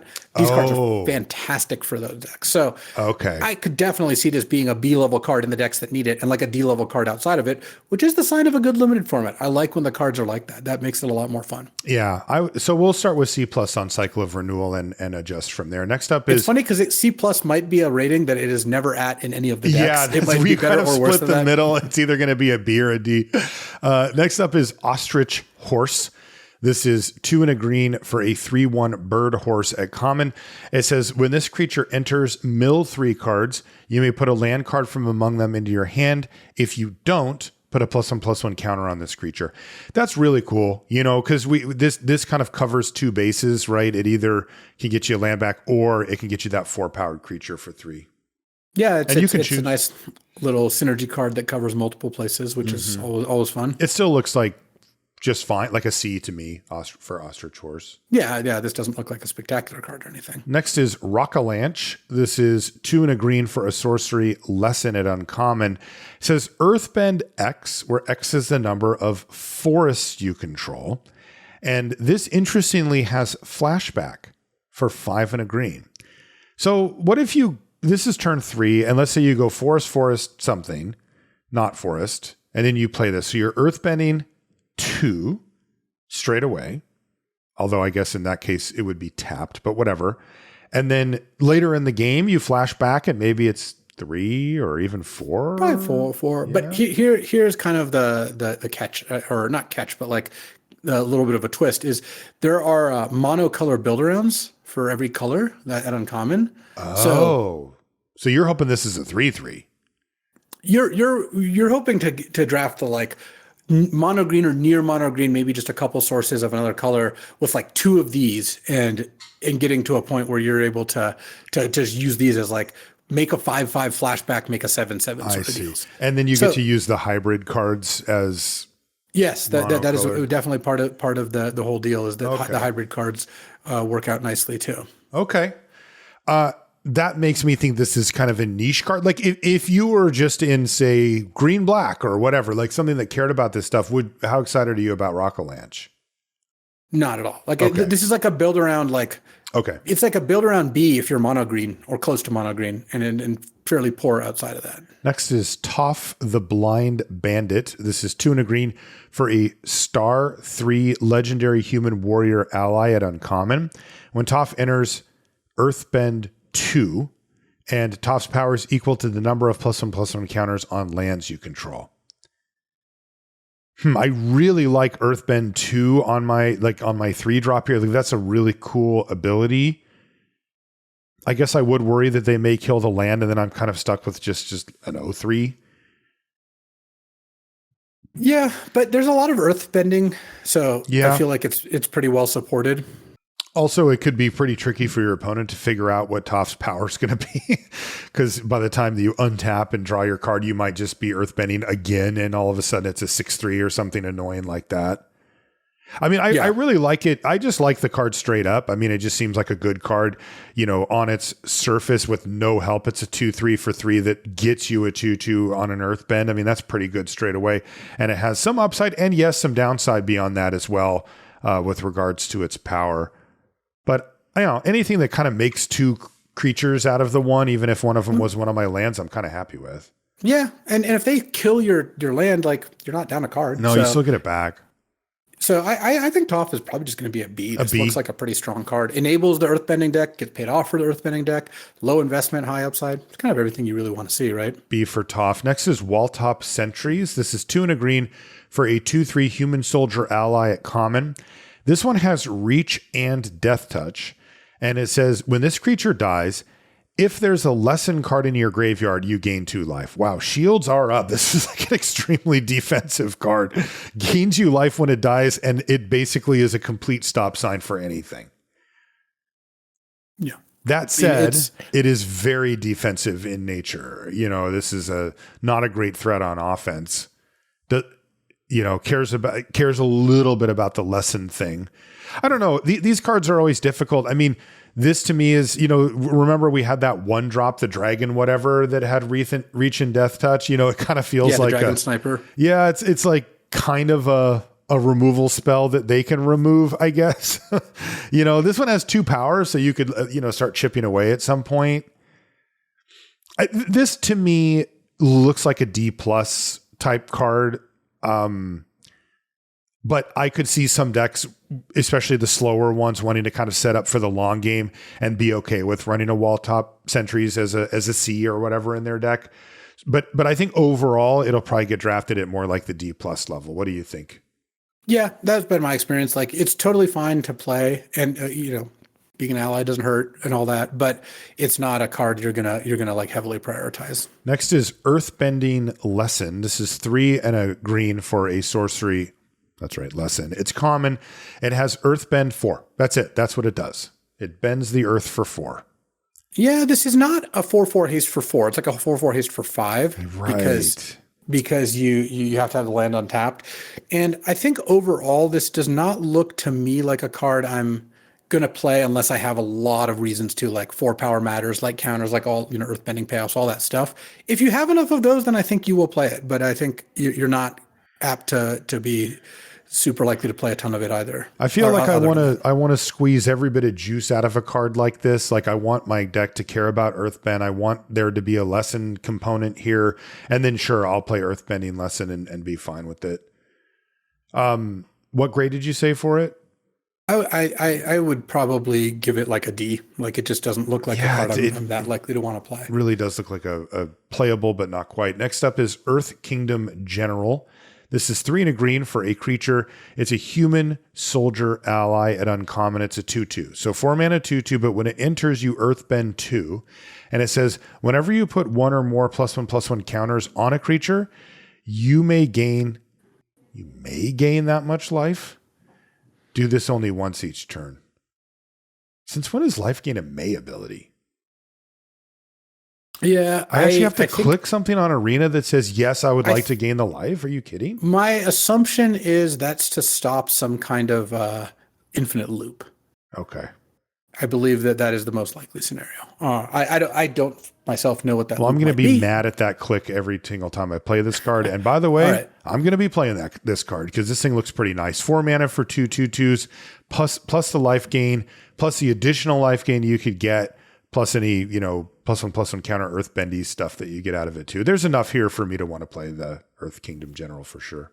Oh yeah, this is a fantastic card. Just solid B, and you don't really need much help to have this, do its thing. Earth Rumble is next. It's 3 and a green for a sorcery at uncommon. It says Earthbend 2. When you do, up to 1 target creature you control fights target creature an opponent controls. This reminds me of those orcs from from Lord of the Rings. Remember the 4 mana amass 2 and then shoot. Oh yeah. Yeah, it looks really good. It is a fight, so you want to make sure you don't lose the fight, but Earthbending 2, so you can stack it on like one of your other Earthbending lands already. Like you can do some pretty good stuff there. Yeah, this definitely has a high upside. I mean, you're potentially getting two power on board with the benefits of an Earthbend and then also killing something. That's a lot. I mean, I would give it probably a B+. Like this is gonna feel like a Flame Tongue Kavu a lot of the time. It will a lot of the time. It is a fight. It is a little precarious. I would go B for Earth Rumble. The setup cost is real, but the upside is also real. Next is Foggy Swamp Vinebender. This is 3 and a green for a 4/3 human plant ally at common. It says this creature can't be blocked by creatures with power 2 or less. And it has Waterbend 5. Put a +1/+1 counter on this creature. Activate only during your turn. So this is the one so you where can't end of turn just like. I see. But all it does is put just a counter on this thing. Yeah. Okay. That's really like, did you get a sense for how much the discount actually, it says 5. How many lands do I need to tap?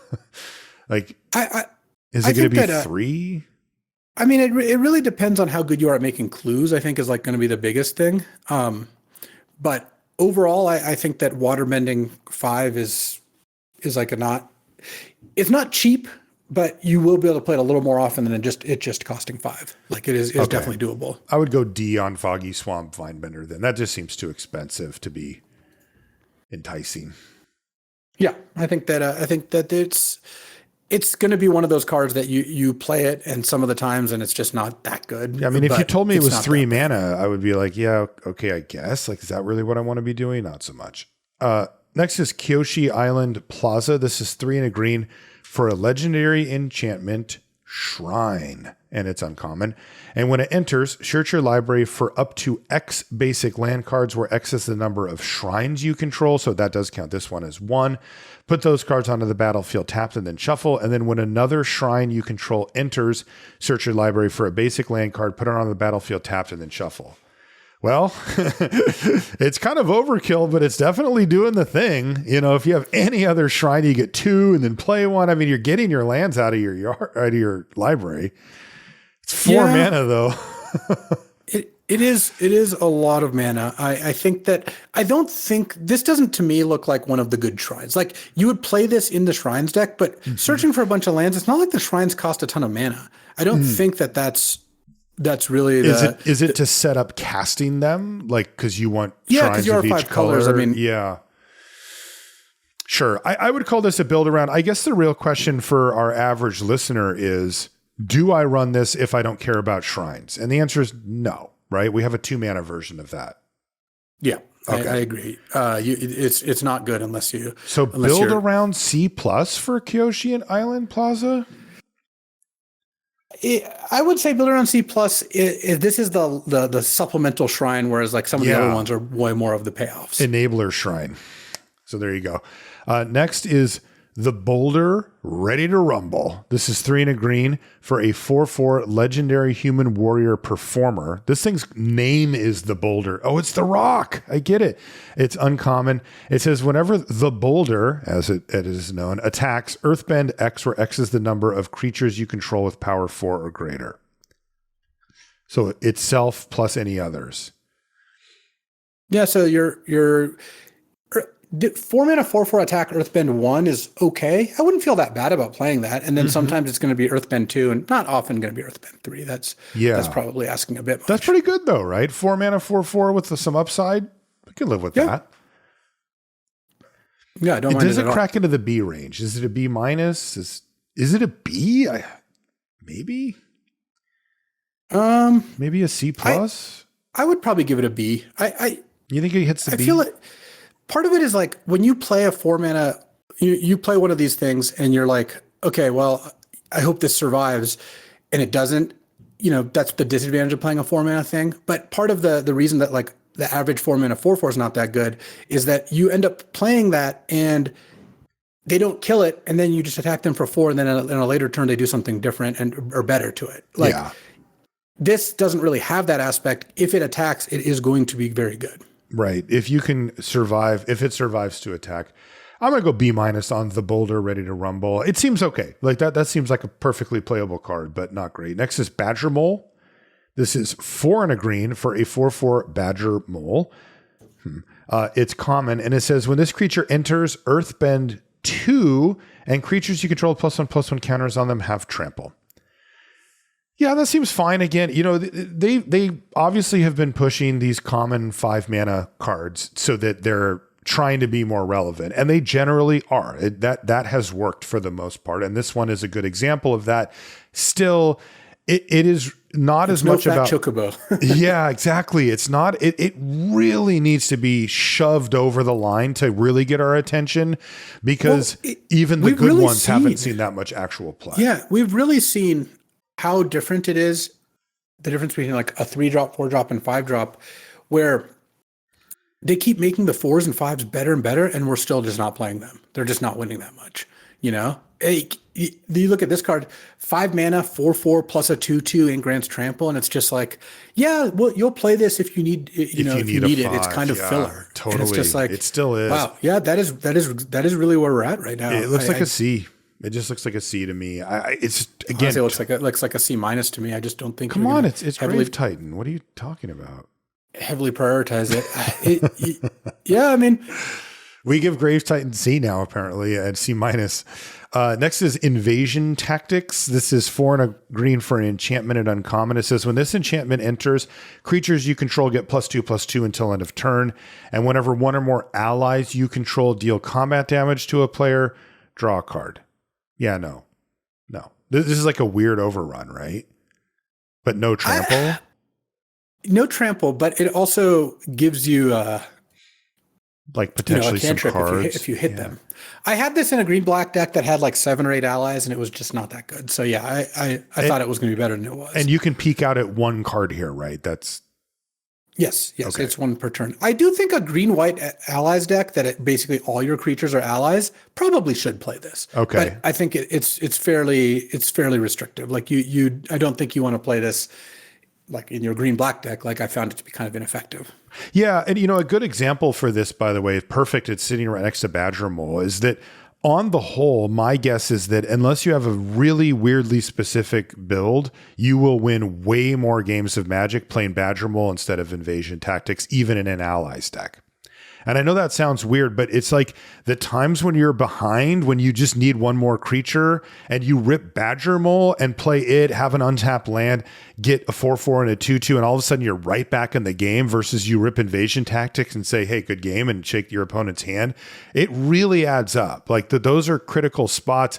And the games when you're winning and you play Invasion Tactics and win that turn versus I play Badger Mole and I increase my advantage significantly and end up winning the game anyway, those overlap a lot. So the cards, again, and Badger Mole's a random common. Like this is, I'm not cherry picking some great bomb. This is just some 5-drop common that's sitting next to it. So that's kind of how we break these things down on, what you want to do. That said, Invasion Tactics obviously has a much higher ceiling. And if your deck is perfectly well set up for it, you may want to run one. For me, I would give it a D. This looks like a card, or maybe a build around C plus or B minus or something. I'm not interested in cards like this on the whole. They look really flashy and they do finish the game off, but I think you're actually just better off with, Badger Mole most of the time. Yeah, I agree. You can obviously construct scenarios where it's better, but if you look at I guess here's the test is like whatever 17 lands metric you think is best for capturing this, do you think which one do you think there's going to be like a clear winner between those two and will it be Badger Mole? It's sounding like you're saying yes. I do think so. Yeah.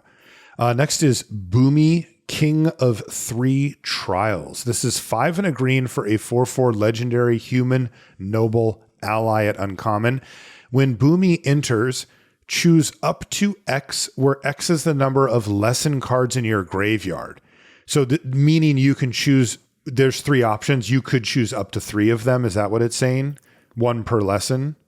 Yeah. Okay. And you have to have that many lessons. Okay. So you can choose, put 3 +1/+1 counters on Boomy. So it changes your 6 mana 4/4 into a 7/7. Target player scries 3, which at this point in the game is huge, and Earthbend 3. Pretty fantastic. Yeah, man. If you can get to 2 of these, that's really good. Because I'd imagine, probably Earthbend 3 plus Scry 3 would be the 2 most common. Like it's the way to differentiate a little bit away from just having all the counters and everything stacked up on Boomy. And then the Scry 3 on this late stage of the game is just clutch. Yeah. Well, because every land you put on the bottom is pretty close to destroying a card. Exactly. What do you think about this? I mean, this looks strong, but I'm not like blown away by it. It's kind of like a huge Badger Mole with some extra upside. I think in the Lessons deck, you're going to be pretty happy with this. I mean, I think so too. It is true that if you have 0 lessons, you get nothing. So yes, you do need to make sure that you're getting something out of it. But yeah, I guess my real question is, what if you have 1 lesson consistently? How do you Boomy is 6 mana for a 4/4 plus a 3/3 a lot of the time because you're going to. So it really is like a big Badger Mole in that case, isn't it? That's funny. But once you start getting 2 or 3, then 2 of them, big it feels pretty good. I feel like. Yeah, I would go. I'm a little light on it. I think I would go C+ on Boomy, King of Three Trials. What do you want to go? I'll give it a B. This looks like one of the ways that the lesson payoff teamer lesson deck is gonna do well for itself. I honestly wish it had something that gained you life. Just yes, I was looking for that too. I was like, if they just had a game 3 life mode, that would be pretty nice. But I think Boomy's a B. I think that the multicolor lesson decks are just going to pretty happily play this card. Okay, I'm going C+. I'm a little down on Boomy. Next up is Flopsy, Boomy's buddy. What is going on here? And this is what I was talking about, by the way, with the creature types getting wild. So this is 4 green for a 4/4 legendary ape goat at uncommon named Flopsy. And when Flopsy enters, put a +1/+1 counter on each creature you control, and each creature you control with power 4 or greater can't be blocked by more than 1 creature.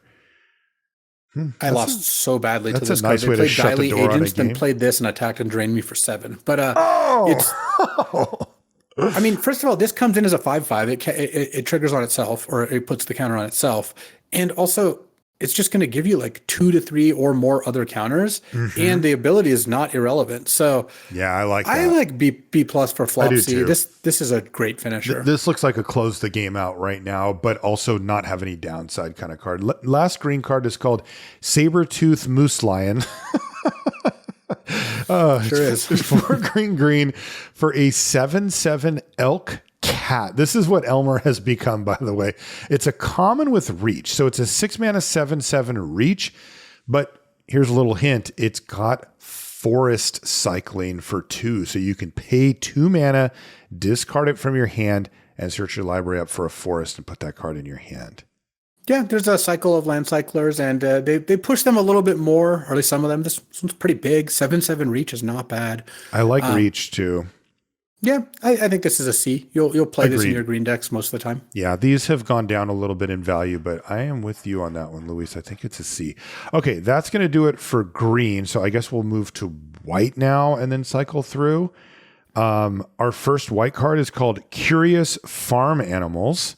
It is white for a 1/1. Really? It's a, Luis, it's a boar elk bird ox. It's the farm animals. I it's the whole farm. guarantee that's the first one of those that has been printed. Well, there's Misform Ultimus. So. Is it a changeling? Yeah. It's common, and it says when this creature dies, you gain 3 life, and you can pay 2 mana and sacrifice it to destroy up to 1 target artifact or enchantment. That's cute, but I have a hard time. I mean, the black-white sacrifice deck doesn't care that much about gaining 3 life, though you do get it regardless. It does trigger the things you say you have that care about something being sacrificed. And it's, I think, a pretty good sideboard card against some of the Saga creatures, which is still kind of a bad exchange, but I mean, you still got to do what you got to do. So I would give this a sideboard grade. It's like a sideboard C. It's not that good of a card, honestly. Sideboard C for curious farm animals. Next is Earth Kingdom Protectors. This is white for a 1/1 human soldier ally. It's uncommon. It has vigilance. And once again, you can sacrifice it.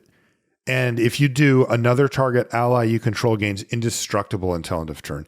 These are typically very annoying cards to play against. Yeah. This one has a little bit of a restriction given that it has to hit an ally specifically, though. Yeah, but that's just going to be so many of your creatures, and these do such a good job of just making it so your 1 mana card is gonna trade for more than 1 mana worth of stuff, and also just make things really awkward for your opponent. They can't make the attacks they want to make. They can't use their sorcery speed removal spell very well. So I like B for Earth Kingdom Protector. It's also a 1 mana ally. You just cast this and trigger your ally stuff. So that's a great, just going to be a really good card in those decks. B for Earth Kingdom Protectors. Next is Enter the Avatar State. This is white for an instant lesson. It's uncommon. It says, until end of turn, target creature you control becomes an avatar in addition to its other types and gains flying, first strike, lifelink, and hexproof. I mean, the bigger the creature, the better this thing gets. And it does cover your bases. The thing that, is glaringly missing here is that it does not add any power or toughness to the creature at all. Yeah, I don't know that that's gonna detract that much from it, because giving first strike, lifelink, hexproof, like, you're gonna win a lot of combats and you're gonna stop a removal spell, and a lifelink does mean that you get to gain a bunch of life to save yourself from something. Like, you could just end the game with it. You can use this as a finisher. There's just a lot going on here. So it feels pretty reasonable to me. It does to me too. This would get up into that C range for me. Combat trick that makes it into the C plus range is actually quite a thing. Usually they're in the D range. They're pretty replaceable. I would give it a C for Enter the Avatar State. I'm not blown away, but there's enough here to make this a very efficient way to protect, kill, blah, blah, blah, blah, blah. You're just getting your 1 mana's worth here. Yeah, I agree. Next is Momo Playful Pet. This is white for a 1/1 legendary lemur bat ally at uncommon. It's got flying and vigilance. So you get an ally that's a 1/1 flying vigilance for 1 mana. And when it leaves the battlefield, you choose one. There's 3 options. You can create a food token. You can put a +1/+1 counter on target creature you control, or you can scry 2. Holy crap. So much text for a 1-drop. That's... Yeah, most of the time you're probably getting the +1/+1 counter is my guess. But I mean, you could do any of these depending on like where you're at in a particular game. That card seems awesome. I mean, it's a 1/1 flying ally with random vigilance that eventually will die and gets you something back. Not quite a card, but Yeah, Momo looks great. Yeah, I think you're going to be happy to play Momo every time. B for Momo? B minus? C plus? I'd probably do B minus is my guess. It's not a bomb or anything. Next is Yip. This is Yip, what? Yip. That's what Appa says. That's what Appa says? Okay. Appa's the flying bison, the one on there. Oh, okay. One of the only like single typed animals in the game, pretty much. Yeah, no kidding. We just came off of a boar, elk, bird, ox. So yeah, we need a palate cleanser. This is white for an instant lesson at common. It's a target creature you control gets +2/+2 until end of turn. If that creature is an ally, it also gains flying until end of turn. Yeah, so another boring combat trick, just a D. Yeah, an extremely medium combat trick. Nothing that it's a lesson. I'm going out of my way to try to play with. Airbender's Reversal is next. It's 1 and a white for an instant lesson as well. This one's uncommon. It says choose one. You can destroy a target attacking creature, or you can airbend target creature you control, which is again exile it And then while it's exiled, you can pay 2 to replay it. I But think this card is great. This is you control only for the Airbend. Yeah. So it basically kills an attacker for 2 mana, which is a solid card. A lot of decks will just play that card straight up. Like we've played that card plenty of times. And then having the ability to airbend any creature you control means that you're just it's gonna be a very versatile, powerful card. Like I think that Airbender's reversal, it's at its best in decks that more often want the kill an attacker thing, but like that's still just not a bad thing to have in any deck. And overall, I think this card is going to work out really, really nicely. What do you like? C+ for it? B-? I would give it a B-. I just think it's really flexible. I was impressed by airbending. I just feel like it does a lot. It does a lot of what you kind of want to happen. Next is Compassionate Healer. This is 1 and a white for a 2/2 human cleric ally at common. It says whenever this creature becomes tapped, you gain 1 life and scry 1. Well, that's pretty good. Yeah, I mean it's good with water bending. That's kind of the idea. And it's an ally, kind of does a bunch of the stuff you want. Yeah, I'd give it a C. Compassionate Healer looks good. Yeah. Next is Invasion Reinforcements. This is 1 and a white for a 1/1 human warrior ally at uncommon. This one actually has flash, and when it enters, you create a 1/1 white ally creature token. These type of cards tend to play well. You get 2 creatures for 1. They're really both allies, and it has flash. That's pretty good.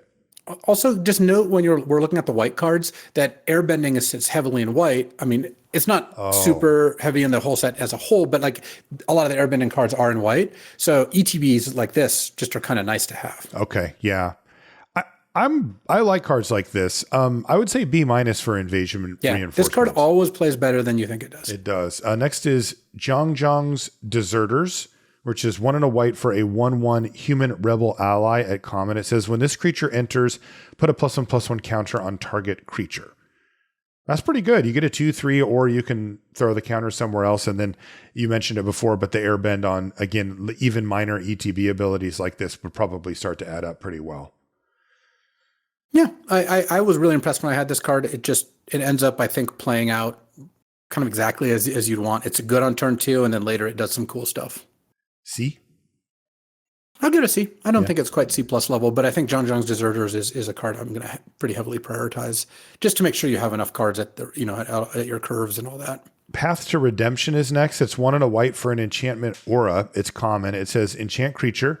Enchanted creature can't attack or block. And it says you can pay 5 and sacrifice this aura.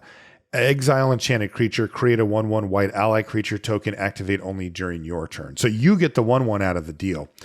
I like these that have this kind of time limit on them, where you can dump the 5 mana in at some point. Only being able to do it on your turn is pretty gnarly on this because it's 5 mana, and you really would much prefer to just kind of like. It's one of the few 5 mana activated that's like not a water bending card. It's straight up 5 mana. Yeah, but they don't want you just doing it end of turn. But I mean, you'll play straight up passivism.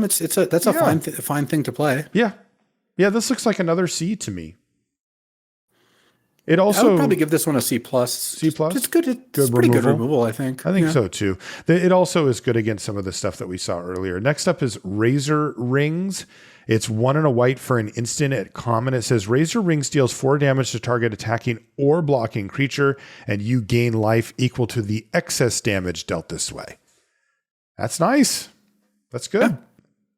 4 is a lot. 4 kills most creatures in most sets. That's pretty good. And you'll get a little stimmy afterwards. You're going to get a little bit of extra. Yeah, I like that too. To me, this is another C. Razor Rings looks like a very solid removal spell. This one, more than the others, you don't want in your aggro decks. Like this, Path to Redemption, totally fine to put in your aggro deck. Razor Rings is I'm a lot less interested in. That's right. Next is Water Tribe Rallier. This is 1 and a white for a 2/2 human soldier ally at uncommon with Water Bend 5. Look at the top 4 cards of your library. You may reveal a creature card with power 3 or less from among them and put it into your hand. Put the rest on the bottom in a random order. So a 2 mana 2/2 ally that allows you to start filtering through your deck at some point.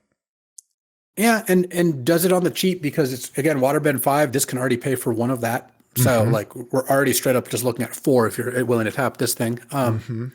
And that is also not on your turn. So you're able to just pass the turn and end of turn, like imagine you just curve out with this and have like one land on tap and a bunch of creatures pass the turn, end of your turn, just tap all your creatures, waterbend. That's very good. I think going to work out really well. Yeah, I mean, it's capped on how great it can be because you're searching for, or you're digging for creatures with power 3 or less, but I mean, that's still cards going into your hand, right? So like you're going to win that game. Yeah, I like Water Tribe Rallier. That is a nice little engine to put together. It looks like a B to me. I would probably give it a B-, but sure. I think it is quite strong. Yeah. Next up is Airbending Lesson. This is 2 and a white for an instant lesson. It is common and it says airbend target non-land permanent and draw a card. I like this card a lot. I got so demolished by Lord Tupperware because I had played the blue-black Azula, one of the best rares, and exiled his creature and then replayed it. Then he airbent Lesson and just took his creature back. And it was just like, oh. And this one gets you a card for your troubles. Yeah. So this card, I think, plays out quite nicely. I'm in for Airbending Lesson. I would give it a C+. I think it's just got that much. C+? Okay. Yeah, it's got that much potential. Yeah, and it's a lesson too. Next is Avatar Enthusiasts. This is 2 and a white for a 2/2 human peasant ally at common. And it says, whenever another ally you control enters, put a +1/+1 counter on this creature. I mean, there are a ton of allies, but I don't know. I guess this thing needs to get to a 4/4 before I'm kind of starting to feel good about it. Yeah, and there's a lot of ways to deal with it. Way I would say. So this is like a D to me. I will say that like the one time I played this, I had it in a white deck that had literally 16 or 18 allies, some hideously large number. Oh. It was still just okay. So like that gives me a hint that like I think this looks like a C level card where you'll play it if you need another spot on the curve, but 3 is again one of the spots on the curve that like you can typically find some good options. So I think this is usually not going to make the first pass. Yeah, I was going to give it a D. Like I was just thinking it's, kind of maybe every once in a while type card. Next is Earth Kingdom Jailer. This is 2 and a white for a 3/3 human soldier ally at uncommon. It says, when this creature enters, exile up to 1 target artifact, creature, or enchantment an opponent controls with mana value 3 or greater until this creature leaves the battlefield. I love hearing those words, Luis. Not going to lie, man. These type of cards just put in serious work, and it's a 3-mana 3/3. Yeah, I think Earth Kingdom. I had multiple of these in a deck, and they were just as good as you think. It seems stupid. Yeah, what a curve. Like if you go 2-drop and then play this as your 3 and nail their 2-drop, it's like you're so far ahead. It's at least a B. Is it a B+? I guess is the question. I'm fine giving it a B+. It's pretty big. Like unlike a lot of cards that we've seen like this, power creep over the years. They used to be 1/3s, now they're 3/3s. Mm-hmm. Like this just brawls. I had a game where I just cast this on turn 3 with no target because it was like, well, I got nothing else to do, and it's a 3/3. So it worked out fine. I'm glad I did. So I would give B+ to Earth Kingdom Jailer. Also, you can reset it with airbending and all that stuff. This next one is Fancy Footwork. That's like me at basketball last night. 2 and a white for an instant lesson at uncommon. It says untap 1 or 2 target creatures. They each get +2/+2 until end of turn.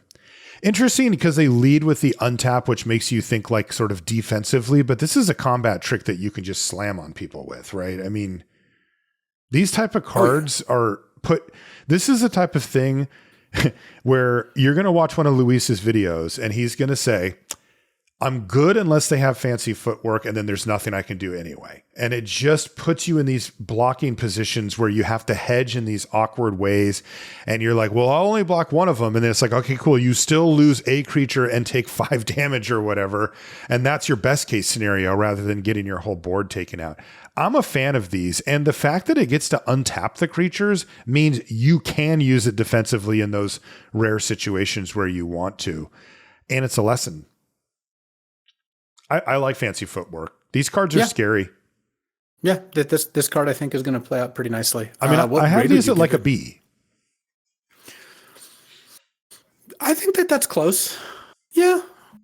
All right, let's give Fancy Footwork a B to start with. It does have some pretty impressive dreams with it. Like the upside's so high. You're getting a nice 2-for-1, and it's hard to play around. You're getting a 1-for-1, but you're untapping 2 attackers, getting 2 extra damage on the other attacker, and then now they're both ready to block, that sort of thing. Next up is Glider Kids. This is 2 and a white for a 2/3 human pilot ally at common. It's got flying, and when this creature enters, scry 1. So 3 mana, 2/3 flyer, scry 1 on ATB, and it's an ally. Yeah, that's going to... Totally replaceable. That will see play in that blue-white deck, though, right? Yeah, I think as a flyer. Yeah. It's more a flyer than an ally. Like, obviously, you can play this in any deck. I would give this probably like a D+. Like, Okay. I think that you're going to play this. No, just give it a C. Like, It's a C, right? Yeah. You'll play this plenty, and it'll be fine. It's never going to be like one of your better cards. C for Glider Kids. Next is Glider Staff. This is 2 and a white for an artifact equipment at uncommon. It says when this equipment enters, airbend up to 1 target creature. That's kind of cool. And then it says equip creature gets +1/+1 and has flying. And what's the equip cost? It's 2. That's actually pretty affordable. This is a pushed equipment. Like if you're going to do old school equipment, give me a free airbend on it. Make the equipment cost or the equip cost not too high. Yes, augment its power and toughness, and definitely give it flying. That checks a lot of boxes for me. Yeah, Glider Staff is amazing. I think it's one of the better uncommons. Yeah. Like it just does so much. And in the late game, +1/+1 flying is really hard to beat, and it gives you that instant airbend to like actually impact the board. I think that Glider Staff is a B, maybe a B+, honestly. B+ for Glider Staff. I'm in. Yeah. Next is Team Avatar. This is 2 and a white for an enchantment at uncommon. It says, whenever a creature you control attacks alone, it gets +X until end of turn, where X is the number of creatures you control. And you can pay 2 and a white and discard this card. It deals damage equal to the number of creatures you control to target creature. They might have buried the lead. Is that the more commonly used mode? I would say so. I think that a lot of the times you're going to want to use this as a removal spell instead of casting it. But I mean, casting it and using it as like a huge exalted thing. It's kind of like all your creatures have exalted. It's also pretty good, I think. Yeah, it is the idea that like you have 1 flyer and you're hitting them for 6 or a lifelink or trampler. Anything like that, yeah. I mean, I'm kind of a sucker for that type of effect, but it does narrow down your options a lot. You know, you're attacking with it's kind of weird to build a deck that goes wide and then only attack with 1 creature, but it does work, and it gives you the luxury of having a defensive stance. And again, anything with any type of evasion or lifelink goes up strongly. This looks cool to me. I like this card. Yeah, I think Team Avatar is good. The one thing it really asks is have a lot of creatures in your deck. Yes. And it really does reward you for flying and lifelink and trample, any of the abilities that would, make the all your eggs in one basket part a little bit better. Right. It's going to be very annoying, I think, for the opponent. And I really like the backup plan. I would go like C+ on Team Avatar. Look, it is still heavily dependent on you having a substantive number of creatures on the battlefield at any given time, and that's for both modes. Like you don't get a bailout. Like if you only have 2 creatures, this card is going to suffer a bit. But still, I like C+ for it. What do you think? I wouldn't consider just giving it a B. Like, oh wow, I could imagine using it as a removal spell a lot of the time in your like green-white deck is fine, but sometimes you'll play it with like 4 creatures in play. You get 1 lifelink hit or 1 trample hit in, you might really just feel paid off. Yeah, I think, this is one where you really want to put it in a deck where you're heavily creature-based, token-based, that type of stuff. Next is Water Tribe Captain. This is 2 and a white for a 3/3 human soldier ally at common. It says you can pay 5 to have creatures you control get +1/+1 until end of turn. But no discount. You just got to pay. Still a 3 mana 3/3 ally with a nice little upside. This looks like a C. Maybe a C-, whatever. But this card, I think you'll see on the battlefield. It's fine. Yeah, I think that you're going to be happy to play it. And again, your creature heavy decks. Decks, yep. But which we've said a lot, so just keep that in mind. Yeah, I have seen that come up a bunch. Next one is Aang the Last Airbender. This is like the main character, right? He is, yes. And it's 3 and a white for a 3/2 legendary human avatar ally. It is uncommon. And it's got flying, and when Aang enters, airbend up to 1 other target non-land permanent. Cool. And then whenever you cast a lesson spell, Aang gains lifelink until end of turn. They made Aang powerful, didn't they? Oh, yeah. There's a lot of Aangs in the set, and they're basically all awesome. So this is like the baseline, right? Like, Aang the Last Airbender, right? Like, this is the one that they're saying, like, this is what he does. And then I guess we get some part of his big journey. theme of the show is the show is actually a lot about growth and change and learning lessons. Lessons is such a perfect mechanic. Honestly, I'm going to go for a little mini rant here. Part of the reason that I think that Avatar is getting a much, much, much better reception than Spider-Man, and not just from my perspective of like, I like Avatar. It's not like I even dislike Spider-Man as an IP. This set feels like it is lovingly crafted. I think that a quote I heard by one of our friends, I don't have to say who, about the Spider-Man set is Spider-Man feels like it's a Spider-Man magic crossover designed by people who love neither. And like this feels like a magic Avatar crossover designed by people who love both. And that's just a massive difference. You can sense that. Yeah. Yeah. So like, anyways, part of the theme of Avatar is personal growth, journeys of discovery, the hero's journey. So there is not one aspect to Aang. There is a bunch of aspects to Aang, and this is one of them. Is this the starting aspect? Is this kind of his? Yes, this is him, like as kind of like a silly kid. Like that's where he started. By the way, it has almost the same art as Glider Staff. What would you give Aang the Last Airbender here? This seems, pushed. Like they kind of wanted to make this version of him, stand out a little bit. Is it a B? This looks like a B+ to me. B+? I mean, I don't have a great sense for how great Airbend is. Like I can sense that it's good, but I can't quite get my head around, like, is it awesome? Is it fine? Is it, you know what I mean? Yeah. Like tacking on a free Airbend seems great, but it's not removal, but it's not removal. You know what I mean? It's a little, it seems like a really good flexible ability. So I'm kind of bullish. So let's go B+ on Aang the Last Airbender. Yeah, I think this card's going to play like near the top of the B+s where it doesn't quite get to A, but like you're really going to be happy with this card. I mean, 4 mana, 3/2 flying, often have lifelink. Yeah. And the airbend thing, it just does so much.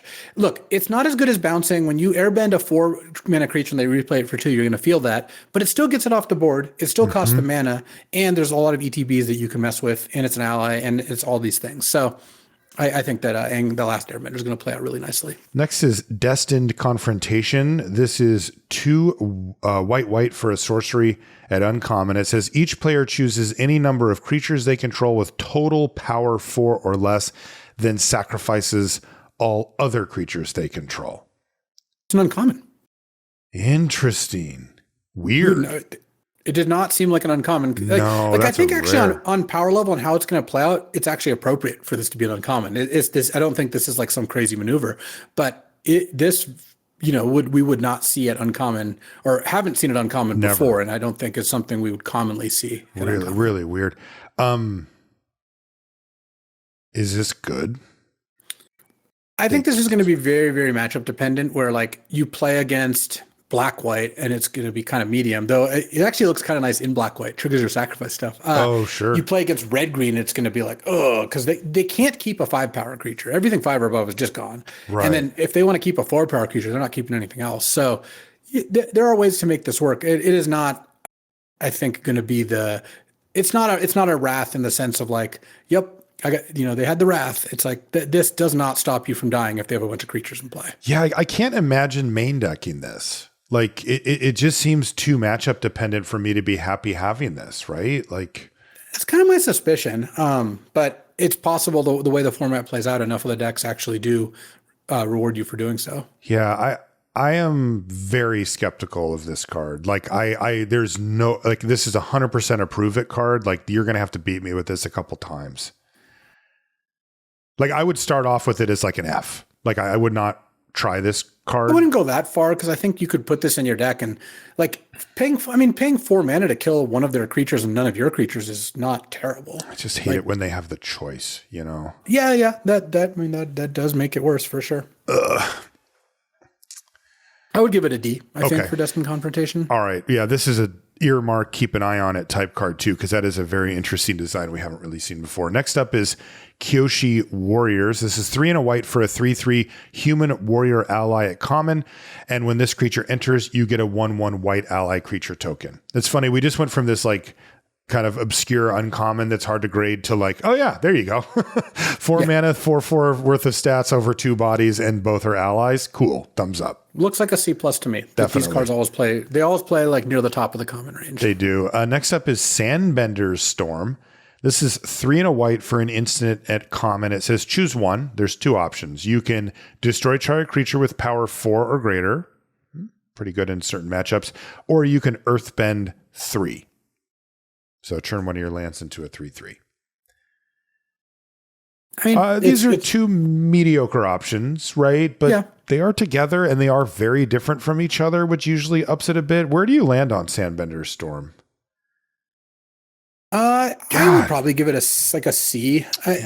Maybe it doesn't seem amazing to me. D+, like, God, it is nice to have a thing that can be a creature or a removal spell, but it's not that nice. But it's kind of bad at both. You're not like, sometimes they're going to play, like there's like the Tinkering Mechanic, 3 mana, 1/3 with great abilities, and you're going to look at this card and be like, it's not doing what I want. Right. And paying 4 mana to Earthbend 3 is not good. This actually looks like a D to me. I just don't want to play this card. D for Sandbender's Storm. I'm going to feel unhappy if I have this card. I think so too. Next up is Southern Air Temple. This is another shrine, by the way. So this is 3 and a white for a legendary enchantment shrine. It's uncommon again. And it says when Southern Air Temple enters, put X +1/+1 counters on each creature you control, while X is the number of shrines you control. And whenever another shrine you control enters, put a +1/+1 counter on each creature you control. This one seems rough to me, Luis. I mean, I guess if you're okay just playing this straight up, then we can judge it that way. But it does seem like it would start to get awkward to be like, I'm the go wide deck that's also the Shrines deck. Like, how are you dedicating slots? The red shrine makes prowess monks for each shrine you have. Okay, so that's the joke. Okay. That's a pretty big game. I think that it will actually do something if you have all the shrines, and this is part of it. Typically, if you do the full Voltron, it's insanity. Yeah, my gut is the shrines are going to come in a little bit low. That's not going to stop me from trying them, and I'm not saying I have a high degree of certainty. I don't. Mm-hmm. But the blue shrine draws cards. The black shrine drains life, and the red shrine makes monks. I like those two, but the blue, white, and green shrines don't affect the board. Like, that's a lot of doing that. And you have to set up your mana, remember? You have multiple slots for mana fixing in these decks.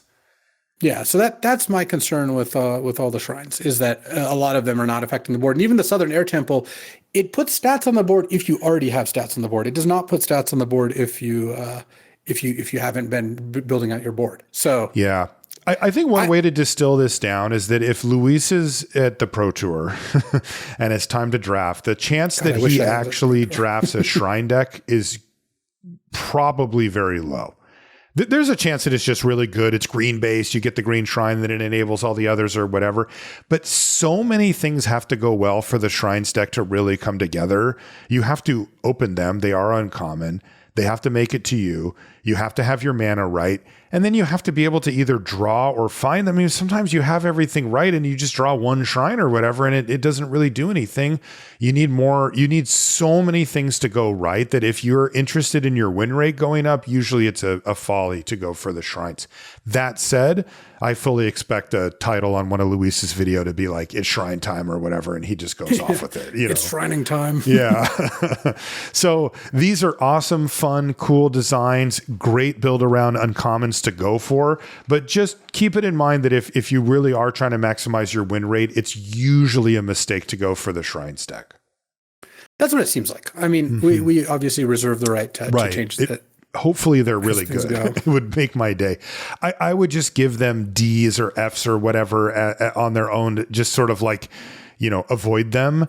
But if you want to go for it, I mean, yeah, it just sounds like you just sort of need to have the right ones in your deck and you can probably pop off. I mean, they usually do make it so that if you do start to stack them up, that you actually do get paid off. But build around, huge. Next up is Vengeful Villagers. This is 3 and a white for a 3/3 human citizen at uncommon. It says whenever this creature attacks, choose target creature an opponent controls. Tap it. Then you may sacrifice an artifact or a creature. If you do, put a stun counter on the chosen creature. So it's interesting. So it's 4 mana 3/3 and it taps something down every time you attack, that's pretty nice. Mm-hmm. I mean, That's a reasonable start to things. And you can choose to and then sacrifice. You can start throwing your stuff at their stuff to keep it locked down. Yeah, it's not an ally, which is kind of interesting, but this does seem like it would fit into any type of assertive white base deck. So I would play Vengeful Villagers and probably feel fine about it. It looks like a C+ to me. Like, it's good. I don't think it's quite a B though. No, I would say C+. Costing 4 is a big part of it. Costing 4 and then costing board presence to keep stuff locked. Sacking clues, being in like the black-white theme, sacking like the pretend pox bearers, like this is going to be one of those cards when they don't have a removal spell, they're really going to feel it. Yeah, so what happens? So they play it, you get to untap, you attack. If you do sack something, that thing's tapped down, then the turn comes back to you, then you get to do it again. So now they're down 2 creatures on that second attack step. That is brutal. Like, they're falling behind quickly if they can enable it. Or if you can enable it. Next up is Gather the White Lotus. 4 and a white for a sorcery at uncommon. It says create a 1/1 white ally creature token for each. And here's that payoff you talked about, Luis. Planes you control. And you get to scry 2. So again, I kind of want to break this down on, like, is this only for mono white, or is there a white deck that you would play this in? No, this is quite a bit better than the green payoff in terms of, better in terms of flexibility. Because I think if you get 3 tokens, 5 mana for 3/1/1 scry 2, you wouldn't feel like you got completely robbed. And if you're getting 4 or 5, then you're feeling like it. You're kind of doing it. So I would, I think, look at this as like, if I have 10 plus planes in my deck, and especially if you can go wide, I mean, it makes allies, then you're going to be pretty happy with it. But a lot of the time, you're not gonna want to play the card. Yeah, that Scry 2 is going to do a lot of work here. So we'll give this a build around grade, but what grade would you give it at that 10 plus planes or mono white? I'd give it I think if you're mono white, this card's probably like a B+, A-. Like 5 mana makes 7 tokens when you have 7 planes in place. It's really good. When you're like, if you're in like the 10 to 11 planes world, this is probably like a C+. Because you're just going to get, at 3 tokens, this card's like a C, right? C-, 5 mana make 3/1/1 scry 2 is like a, like a C. Yeah, it's like you're a C. right. Yeah. 4 tokens, it's like a C+. 5 plus tokens, it's like a B. So that's kind of how I would look at it. Next is Master Piandao. Piandao, I believe, yeah. 4 and a white for a 4/4 legendary human warrior ally at uncommon. It's got first strike, 5 mana, 4/4 first strike. Whenever it attacks, look at the top 4 cards of your library. You may reveal an ally, equipment, or lesson card from among them and put it into your hand. Put the rest on the bottom in a random order. Woo, that's good. I had this guy and he was good. Yeah. Like 4/4 first strike, you are not really beating that in combat. And definitely. It's going to draw you a card almost every time it attacks. A lot. Yeah, we've seen lesson and ally get tacked on very freely onto these cards, so that is really good. I like that card. I mean, again, we are talking about that 5 mana slot, but this is one that it must be dealt with and is really good in combat too. So I like B for Master Piandao. Yeah, I would give him a B. Like the biggest vulnerability is the fact that it's just 5 mana 4/4. That it doesn't affect the board if they gets bounced or killed or anything like that. But do get him sideways. First strike means he's just really going to not lose very many combats, as is befitting a sword master, and will draw you a card when it attacks. That's a payoff. So I'm into it. Next is Rabaroo Troop. This is like nightmare fuel. This is 3 white for a 3/5 rabbit kangaroo. No, it's common. It has landfall. This creature gains flying until end of turn, and you gain 1 life whenever a land enters the battlefield under your turn. That's kind of great. And then this is the Plains Cycler, so you can pay 2 mana to cycle it away for a Plains card. Another good one. Yeah, totally solid. Like the land cyclers, they're not the most exciting, but I think they're all like solid C's where you just play them if you're in those colors. Last white card is Appa Loyal Sky Bison. This is 4 white for a 4/4 legendary bison ally at uncommon. It has flying, and it says whenever it enters or attacks, you can choose one of 2 options. You can have target creature you control gain flying until end of turn, or you can airbend another target non-land permanent you control. No idea. I mean, 6 mana, 4/4 Flyer. has, flyer, like it ends up going pretty hard, I think. I like Appa. I mean, it's the high end of your curve. You play this, airbending your own stuff, I think can be good, especially for a bunch of ETBs, but mostly it's just like a giant flyer that makes other things fly. I don't think I would like have this super highly, but I do think it's good. Yeah, C+ or something for Appa? Yeah, I like C+. Okay, and that's going to do it for white. Okay, and that will bring us to blue. Our first card up is called Boomerang Basics. It's blue for a sorcery lesson at uncommon. It says return target non-land permanent to its owner's hand. If you controlled that permanent, draw a card. A lot of encouraging of self-bounce in this set with airbending plus a card like this. Yeah, I mean, it's cool because it gives I think these cards like a lot of flexible ways to play, and this card seems good because it does. There are a lot of good ETBs. It's a 1 mana lesson that goes to the graveyard, very quickly, and I think the lessons deck, once it's cast a bunch of like card draw spells, probably really happy just paying one to bounce one of their things. Yeah, I think so too. I just happy to do that. Right, and really cheap interaction can go a long way too, even if it is sorcery speed. Yeah, this looks like C+ to me for Boomerang Basics. Yeah. Just good, and you can find a spot for it in all reasonable board states. Next is Gran. This is blue for a 1/2 legendary human peasant ally at uncommon. It says whenever Gran becomes tapped, draw a card, then discard a card.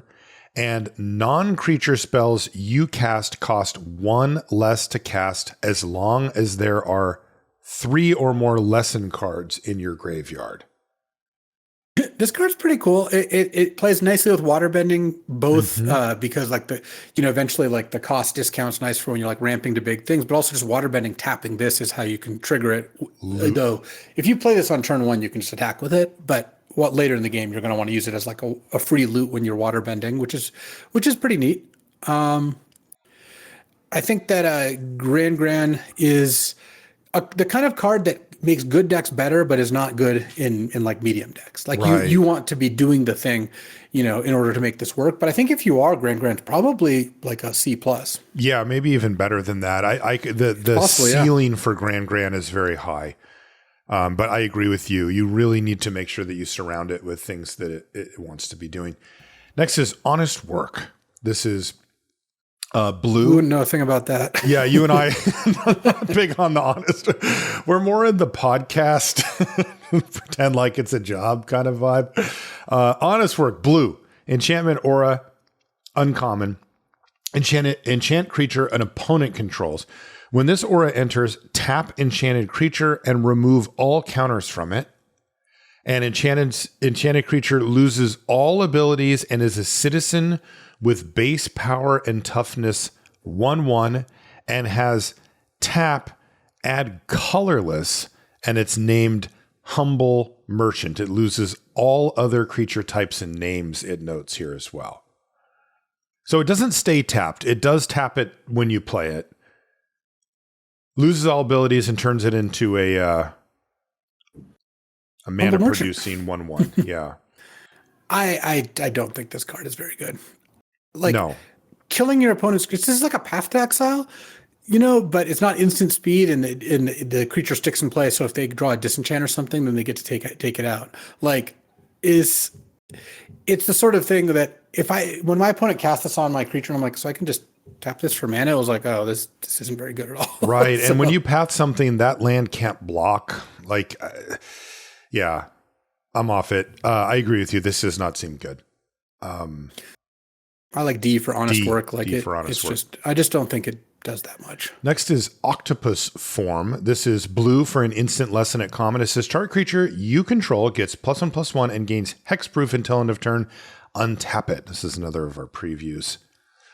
Very mediocre, right? I've been impressed with Octopus Form. Okay. If you have good creatures to protect. So like the Mondo combo is going to be like Fire Lord Azula, right? This is the 3-color Grixis, like when it attacks you get to copy your spells sort of thing. Like playing one of those or playing whatever other high, like good rare creature on a turn later than normal with Octopus Form up it's going to be a pretty good game-winning play, and it's a 1-mana lesson. Like I think the lessons deck is going to be pretty happy playing like multiple of these. I really like that it gives +1/+1 as well. That's a big difference between some of the other stuff that we've seen. Yeah, Lets you win combat. It means it can legit fight in combat. You know. Yeah. No, I think you're right. There's enough here. Again, what is it? A C-? C? I'll give it a C. Okay. I think you're going to play it at like a C level, and I think you're going to be reasonably happy with it. Watery Grasp is next. It's blue for an enchantment or at common. It says enchant creature. Enchanted creature doesn't untap during its controller's untap step, and it has Waterbend 5. Enchanted creature's owner shuffles it into their library. That's business. Yeah, it's a 1-mana removal spell, and then eventually you get to just shuffle it away if you want. Also, what's nice about that is it's this one's not restricted to your turn. So end of their turn, you just tap light creatures to shuffle their thing away. Yeah. So are you saying we have a blue Path to Exile and a blue Swords to Plowshare somehow in this set? Yeah, we somehow do have both. This one I like a lot more. I like the common one better. Note that it doesn't tap the creature to start with, so it's not as good in an aggressive deck. But true, I think Watery Grasp is probably like at C+ level. Like C. When your opponent's curving out and your turn 4 is like, play this on the creature you just attacked me with, play a 3-drop. Like, yeah, you're not going to feel that bad about it. And it gives you that out later. Next is Accumulate Wisdom. This is 1 and a blue for an instant lesson at uncommon. It says, look at the top 3 cards of your library. Put one of those cards into your hand and the rest on the bottom of your library in any order. Put each of those cards into your hand instead if there are 3 or more lesson cards in your graveyard. Oh my God. It goes from Anticipate to Ancestral? Oh yeah. This one seems nice. I would like to accumulate a lot of wisdom, and man, we really they tack lesson on pretty freely. Like this is going to happen. Like, it is not hard to end up doing that. And the floor on this is still okay, right? Just an instant, Anticipate is yeah. You're not going to feel that bad about playing that either. So wow. I like Accumulate Wisdom. This looks like a B to me. Like this looks like a reason to be in the lesson deck. It's just straight up great payoff. And a build around in the A range. I mean, 2 mana for 3 cards, that'll change a game completely. That's awesome. Yeah. Oh, I love that. That's a real payoff for lessons. Next up is Benevolent River Spirit. This is blue for a 4/5 spirit at uncommon. 4/5. As an additional cost to cast this spell, Waterbend 5. Okay, there you go. It has flying and ward 2, and when it enters, you scry 2. Holy smokes. So how much am I paying for this on average, do you think? Well, it's 7 mana, but you tap 2 creatures and it's like coming out on turn 5, or you tap a clue. Like, we haven't gotten there. We're almost there. Forecasting Fortune Tellers, 2 mana, 1/3 make a clue. I know you're going to love the card. Mm-hmm. I do. And that is like, when you have that, it's like, oh, okay, that just goes so well in your waterbending decks. You can just see easily how this is going to go down. Yeah, this looks good. Because the sweet spot is definitely 5, right? 5 mana for a 4/5 flying ward 2 ETB scry 2 is a bargain. Yeah, fantastic. And you would pay that's 6 without really doing much work. Right. A normal blue deck can just do that without having to do any of the clue nonsense. And now when we're talking like, you play the turn 2 Fortune Teller, turn 3 creature, that's just turn 4 right there. That's 7 mana. Yeah, and when I look at these cards, that sometimes you are going to be encouraged to tap your creatures to get down onto the battlefield, I always think in terms of like, what's its toughness? Is it a good blocker? And this is like 5 toughness, ward 2 with flying, and it has 4 power, so it's a great blocker. Like, just in case you need to take that stretch of being like, well, this is my only play for the turn. Turn 5, play this thing, tap my other 2 creatures. The shields feel a little down, but not with this. Wow, this card's great. Yeah, really, really strong. B+ for Benevolent River Spirit? Is this in the Mythic Uncommon discussion? I would probably, I would give it a B+, but it definitely is in the Mythic Uncommon discussion. For sure. Next up is Crashing Wave. Same cost, kind of. It's blue for a sorcery, again, an uncommon. As an additional cost to cast this spell, Waterbend X. Tap up to X target creatures, then distribute 3 stun counters among tapped creatures your opponents control. So what if it's 2? I tap two things, but I get 3 stun counters regardless. Like it doesn't matter. Or you spend 4 mana. Like you could, because you can always just spend. You can have a buyout of the water bending. Water bend, I can just pay mana for. Yeah, water bend is not. You only have to pay with things. It's cost mana, but you can reduce the cost. It's really good. That's why I've been so high on a lot of the water bending cards. Yeah, no, I got it as the extra part, but I read this as you can only pay the extra part by. No, that would be much weaker. So what do you think about this then? I think Crashing Wave is decent. You do need to 3 stun counters. You do need to be pretty good at attacking your opponent to get full value from it. So it's not something that I'm gonna throw into like a too controlling of a deck. And it isn't a lesson, that is actually true. Somewhat relevant. What if my opponent attacks me with a 4/4 and then I come to my turn and I just pay blue? Do I just get to put 3 stun counters on it? Yeah. It's pretty versatile. That's a lot of stun counters. I think that I don't want to get carried away, but yeah, I agree. I think it's powerful enough that you should probably just play the card, but there definitely are decks that are going to use it better than other decks. Yeah. C+? I would probably just give it a B. B? Is my inclination. Okay. Next is First Time Flyer. This is 1 and a blue for a 1/2 human pilot ally at common. It has flying, and this creature gets +1/+1 as long as there's a lesson card in your graveyard. Hey, that's another good payoff. 2 mana, 2/3 flyer if you can just get a lesson in. Yeah. I mean, I like that. It doesn't. My only concern is that I think the Teamer Lessons deck isn't going to be as interested in random 2/3 flyers. If there is a more aggressive red-blue deck, that's where this is going to be like pretty nice. Okay. I think you'll play this in a Teamer Lesson deck, but I don't think it's going to be like spectacular. Okay. I think where you're really going to feel like this card is great is like a more focused blue-red Lesson deck. Yeah, I mean, what grade would you give 2 mana 2/3 flyer? Oh, that would probably be a B-. Like B-. So this is like a really C+ because it's not always because part of the problem is it's also not that most often on the turns where you most want it to be that. like the turn you cast it, yeah. Right, on turn 2. Like right. A 2 mana 1/2 that on turn 5 becomes a 2/3 is a very different world. So right. I think First Time Flyer is a C, and I think you'll play it a lot. It's a card that's gonna make it into decks more often than not. But I don't think it's gonna be as good in like the more controlling lesson decks, or at least that's not where it's gonna be ideal. Next up is the one you mentioned, Forecasting Fortune Teller. 1 and a blue for a 1/3 human advisor ally at common, and when it ETBs, you make a clue token. Good God. Yeah, what a card. I think this card is, I will give it a C+, but I wouldn't be surprised if this played, even a slightly better than that. Like I don't think it would be crazy if that was like the best blue common, for example. No, I wouldn't think that either, especially with Waterbend. I mean, this just gives you, kind of a freebie there for that.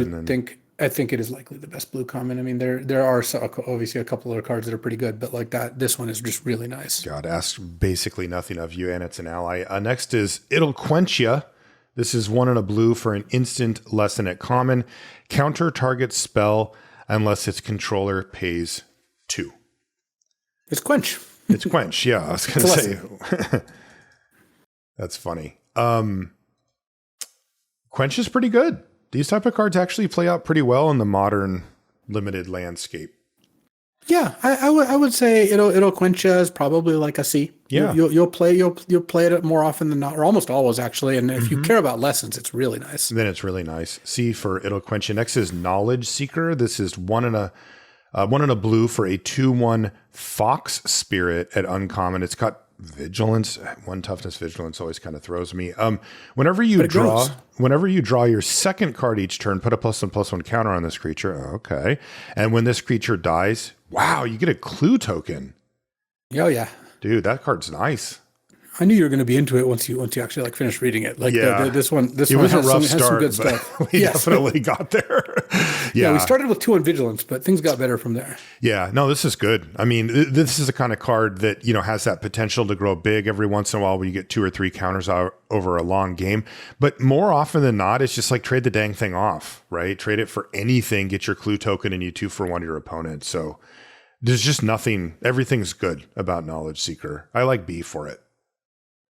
I like B for Knowledge Seeker. It's just a really, really solid card. You should always play this card. It does not matter what else is going on. Yeah. Obviously, it does get better if you can put it into decks that can play into the themes. Master Paku is next. This is 1 and a blue for a 1/3 legendary human advisor ally at uncommon with prowess. Whenever you cast a non-creature spell, it gets +1/+1 until end of turn.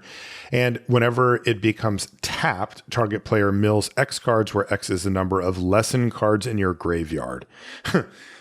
Normally, I'm kind of down for like an alternate win con mill thing, but usually I like it when it's not attached to a creature, because if that ever becomes a thing, then it just gets killed. I guess this is going to be aimed at yourself most commonly.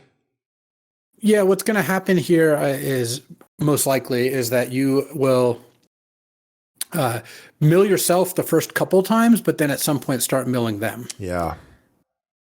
And, sure. And you can also waterbend to tap it. That's part of it. And it has prowess, so it itself is gonna get bigger just kind of naturally. So yeah. There's some cool stuff going on. There's some cool stuff, but I just feels like the mill strategy feels a little off. I would be surprised if this gets over the finish line very often, just as it is just something that the opponent will have multiple ways to deal with if they feel that they need to. And if they don't, it's a 2-mana 1/3 prowess, which isn't, I don't think, that strong either. I'm down on Master Paku. It's cool, interesting design, and I'll try to make it work, but I think I would start it off at like a D. Yeah, I think that Master Paku, I think it's a little bit better than that, but I think it's just going to be tricky to use this one right. Like, yeah, I think that red-blue lessons that can like play the prowess game and just use it as like kind of an aggressive creature, fill your graveyard for like the red-blue dragonling, right? It gets bigger. That's kind of where it fits best. But I think the card by itself is a little bit underpowered. And I suspect there's going to be a lot of games where Master Paku mills someone down to like 6 cards, but doesn't finish the job. But then doesn't get the job done. Next up is Otter Penguin. This is 1 and a blue for a 2/1 Otter Bird at common. Whenever you draw your second card each turn, this creature gets +1/+2 until end of turn and can't be blocked this turn. So it becomes a 3/3 unblockable. I just always start out down on these, Luis. The one that got us was, what's it called? Sahagin? Yeah. But that was a counter, right? And that really did change how these cards play out. These temporary boosts are just so hard to produce time after time. And even if you get it once or twice, you're still just stuck with a stupid 2/1, that doesn't do much else. Yeah. I think that this card is like a D, but the aggressive versions of the draw 2 decks will play it. Also, that's like maximum cuteness, right? Combining an otter and a penguin. Like, that's ridiculous. Oh, yeah. Next is Waterbending Scroll. This is 1 and a blue for an artifact at uncommon. And it has an activated ability. You can pay 6 mana and tap it to draw a card, but this ability costs 1 less to activate for each island you control. So if I have 6 islands, it's free. Just tap, draw a card. Oh yeah. If you have like 4 islands, 2 tap, draw a card is a pretty big game. Yeah. So again, the question becomes, if you have a 10 island deck, are you running Waterbending Scroll? Because you absolutely are if you're mono blue. But for most normal decks, that's not the case. Are you running it if you're in the 10 island deck, Luis? Oh yeah, definitely. Because then you're looking at 2 or 3 mana to draw a card. Yeah, and I think that like, yes, this card is not always going to work, but like it's a pretty good engine and it fuels itself quickly. Imagine you spend 1 turn spending 4 to draw a card, but then you draw another island, now it costs 3, and like every card you draw is drawing you closer to more islands, and you can get to the spot where you're paying 1, 0, 2 mana and kind of dominating the game. I would want to combine this with lots of interaction and as much like 1-for-1 trades as possible. Like I can imagine being mono blue if you have enough bounce and you have 2 of these. Like this is what gives me hope for Avatar being good. Is there's all these like the shrine cycle, the monocolor cycle. Like there's these like seeds here where like, dude, maybe I was just telling Jeff that. Yeah. How many of there's 5 monocolor payoffs, right? Plus Valakut on the bonus sheet, funnily enough. That's cool. How many of these are going to end up working? Well, I don't know. We don't know that. But if 2 of the 5 work, that's 2 new decks. Totally. These are dreams. Right? These are things that after we really feel like we figured out the format, we can go for and try, and it'll be awesome. These are the things to me that make a format have longevity, and this definitely has the seeds of that. So I guess we should go build around for Waterbending Scroll.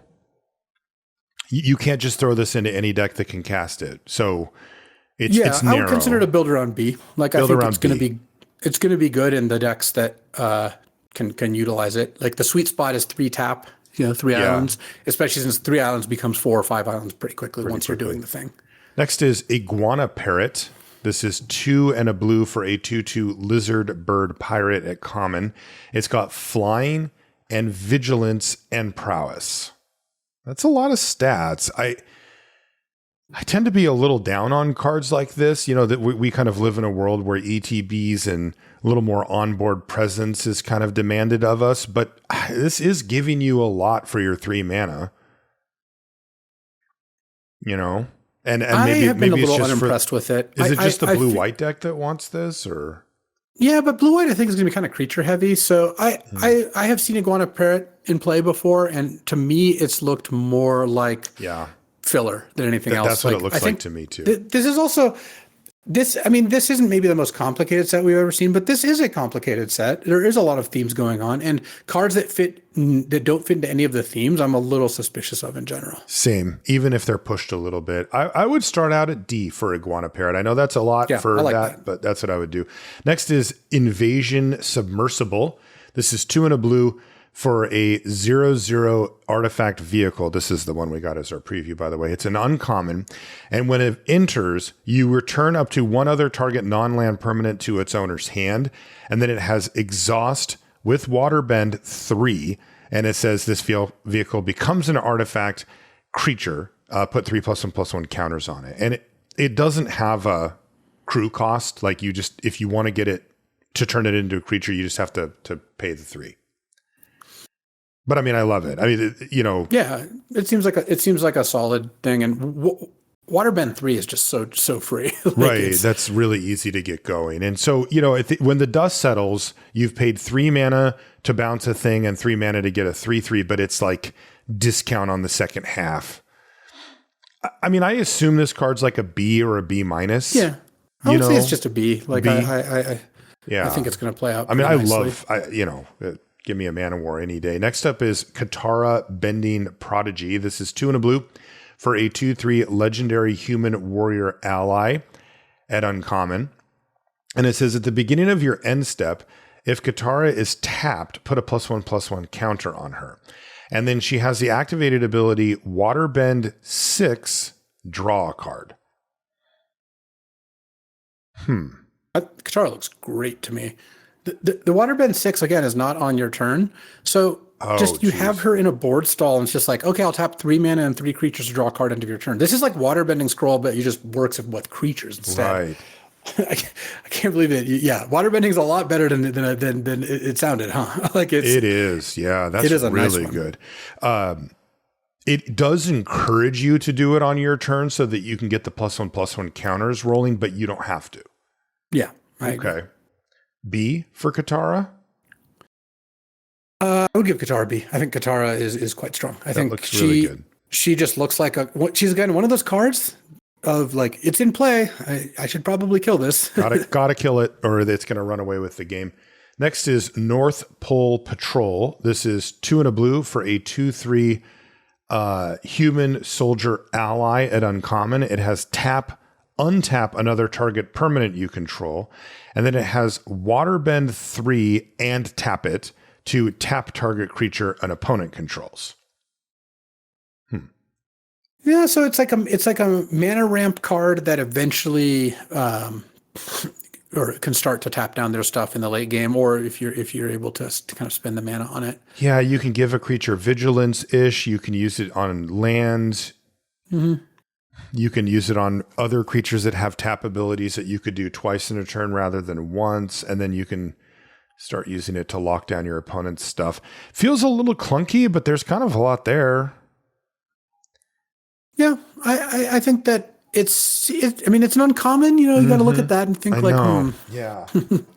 Yeah, I would start off a little on the upside for North Pole Patrol, just feeling like you could make this do positive things on most board states. You know, it just feels like it's going to be hard for this to just be bad, right?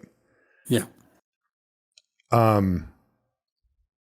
I think I would go C+ for North Pole Patrol to start. And I wouldn't be shocked if it ends up being a B, and I also wouldn't be shocked if it ends up being a D. Yeah, I think that's right. I think that I bet this plays out okay because of the water bend ability. I think so the water too. bend ability is pretty strong. It is. Yeah. But so C+ starting point, observe from there. Yeah, that seems is a little bit of a hedge, but I think that's a reasonable one. It is a hedge. Next is Rowdy Snowballers. This is 2 and a blue for a 2/2 human peasant ally at common. It says when this creature enters, tap target creature an opponent controls and put a stun counter on it. Frostlinks.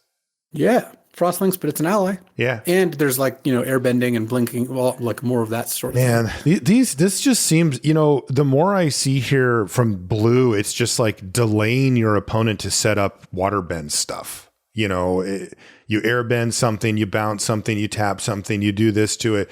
And then next thing you know, you've got 3 or 4 creatures plus a clue or something, and you can just start paying 5 consistently to generate some type of advantage. And this just seems like it would fit into that very well.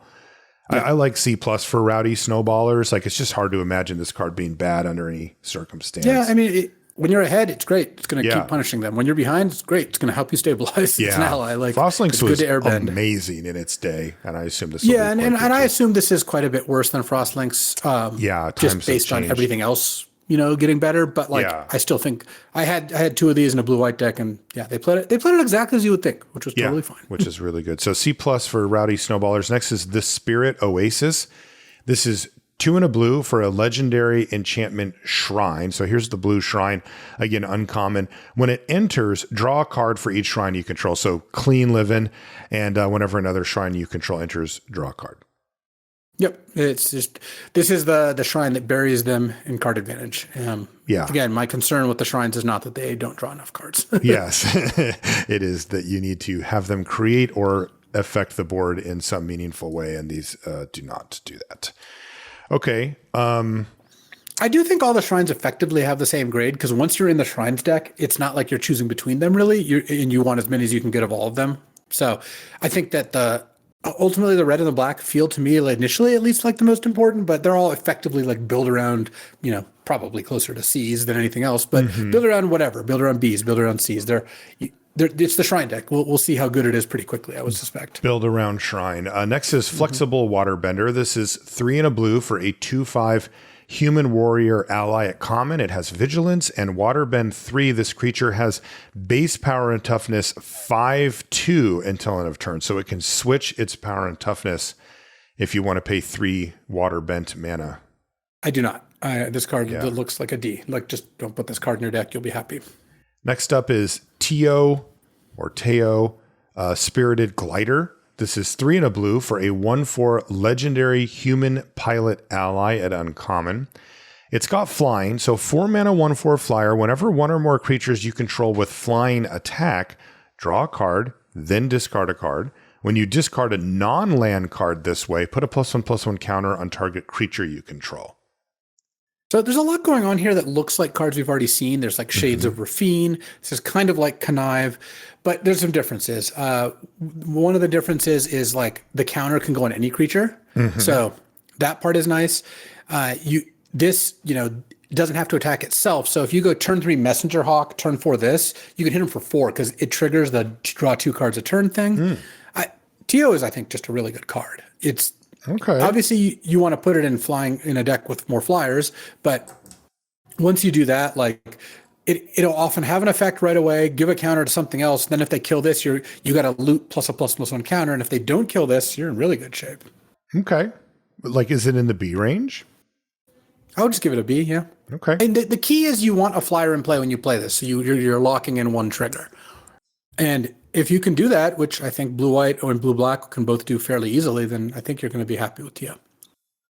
B for Teo. Next is Waterbending Lesson. This is 3 and a blue for a sorcery lesson at common. It says draw 3 cards, then discard a card unless you waterbend 2. Yeah, so it's this is one of those lessons you'd really like to get a discount on by using like the herbalist to cast it, because like it's a little clunky, and especially a little clunky when you're like pay 4 to draw 3 cards. All right, I'm going to pay 2 more. I'm going to tap 2 creatures to not discard a card, but clearly sometimes you'll just tap some clues or you'll tap a creature you don't care about blocking with and How get does that the extra timing card. work on it? Like you get the cards. You'll draw and the then, 3 and then look at them and decide whether you want to pay the 2, which is nice. That's cool. That is the way you would want it to go. Looks like a D+ to me. A card that sometimes makes the cut, but I wouldn't be surprised if it's fairly common for it to just not. Yeah, I'd probably give Waterbending like a C-, but we're equivalent here. It's a card that you're not always going to have room to use. That's for sure. Ember Island Production is next. It's 3 blue for a sorcery at uncommon. You can choose one of 2 options. You can create a token that's a copy of target creature you control, except it's not legendary, and it's a 4/4 hero in addition to its other types. Or you can create a token that's a copy of target creature an opponent controls, except for it's not legendary, and it's a 2/2 coward in addition to its other types. That is really clever. Does that solve that problem? Because it always feels like if it can just copy anything, it's like super strong. And if it can only copy your stuff, it's actually like kind of on the bad side of the deal. This is a creative approach to design. The episodes, I think it's multiple, where the Ember Island Production is really funny. It's the squad, Aang, Katara, Sokka and Toph are going to, I think she was there, are going to see a play about them. And they're in the audience, though. Of course, the actors don't know that. So those are all parodies of them, like they're telling their story. Oh, I see. That's funny. It's pretty neat. But yeah, this card is okay. My main problem with it is tokens just get airbent. Totally. They just get completely demolished by that. Jeff, producer brutal. Jeff and I were talking about that a little bit ago. That's rough. That might be a deal breaker on Ember Island Production. That's ultimately why I drafted it in the first draft and then cut it, because I was like, yeah, I don't think that's going to work out well. So I love this design, but otherwise, I think on merit, it's like probably like a B-, something along those lines. But I think it's probably still like a C+. It just gets worse because some amount of people are just going to kill it for free. 3 mana airbend a permanent draw card. Well, and they really did nerf the other side. I mean, making it into a 2/2, it will defeat the purpose for a lot of creatures that you want to copy. Yeah. Any combat-y based thing is just like so much smaller. Copying ETBs though remains ETBs are good, and there's a few other things, but this is regular limited. Like we're not in cube here, Yeah. So I would probably give this like a C+. Okay. C+ for Ember Island Production. Next is Geyser Leaper. This is 4 and a blue for a 4/3 human warrior ally at common. It's got flying and water bend 4, draw a card, then discard a card.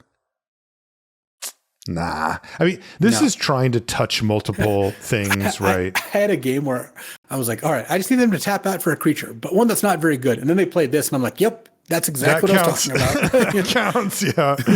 Yeah. It is. This feels like a liability to me. Too clunky on all aspects. I'd give it a D. Yeah. Next is Lost Days. This is 4 and a blue for an instant lesson at common. The owner of target creature or enchantment puts it into their library second from the top or on the bottom. You create a clue. So this is some slow, clunky lessoning here, but it does get rid of a thing at instant speed, and it is a 2-for-1. You get the clue back. Yeah, I think that one of the things that makes this card look a lot better than it might look is firebending. This is the kind of card where if you have some firebenders, like you're getting pretty good discounts on this. So yeah, that makes sense. I like Lost Days. It looks good to me. It's not like you can play a ton of copies of it, but having 1 or 2 of those sounds pretty reasonable to me. Yeah, I was going to say the first copy of Lost Days definitely sounds good. I would give it a C. Yeah, I like C. C for the first one, at least. Next is Sokka's Haiku. This is 3 blue for an instant lesson at uncommon, and this better be a haiku, and it is. It is. Yeah. Counter target spell, draw a card, then mill 3 cards, untap target land. The untapped target land is like, okay. They had to make it a haiku. That is really funny, though. I mean, but that's what I'm saying. Doesn't it feel like so much Totally, more dude. care Totally, and man. love has gotten put into these? I'm not saying that like the people working on Spider-Man didn't care about it, but it was also, and again, not to diverge too much, Spider-Man went through development hell where it's like, this is going to be an 80 card set. No, it's going to be a 200 card set. And oh, you can't put the cards online. You have to do the Omen Pass thing. So like a lot of things outside of the designer's control also contributed. But look at cards like Sokka's Haiku, and it's like, oh, this is perfect. I love this. It is. And fundamentally, it's also Mystic Confluence. it's draw a card. It's counter target spell, draw a card. That's what it primarily does. And that is a 2-for-1, but you do need to get up to 5 mana. And, I do wonder, Luis, about the play around nature of Sokka's Haiku. Like, man, it's kind of suspicious, right? If they're just like land 5, your move, it's maybe the waterbend activated abilities help make it so that your opponent can't really do that. It can't really afford to play around it. I mean, how good is it real? I mean, 5 mana counter target spell, draw a card. Is that good? Sounds okay. I think it's good if you can land it. The problem is, and the reason that, Mystic Confluence is such a good card is you don't have to, if they don't do anything with Mystic Confluence, you end up turning, you draw 3 cards. Right. Or you bounce some things. So I think that this is the card. It pairs really nicely, like you said, with Lost Days, where you're like, all right, pass with 5 mana.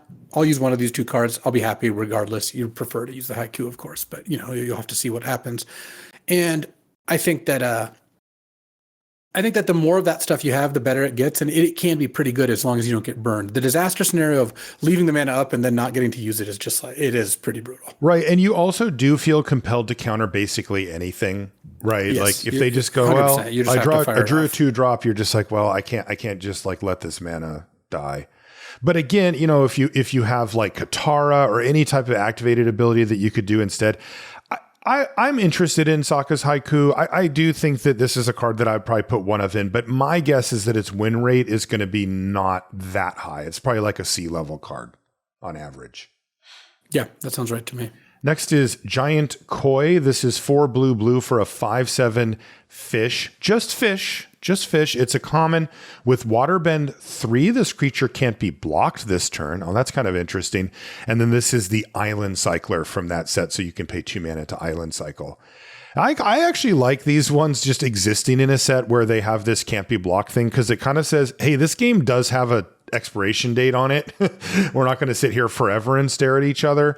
That being said, this is a fairly clunky version. It probably still hits that C range that we've given to the others, but it's like barely there.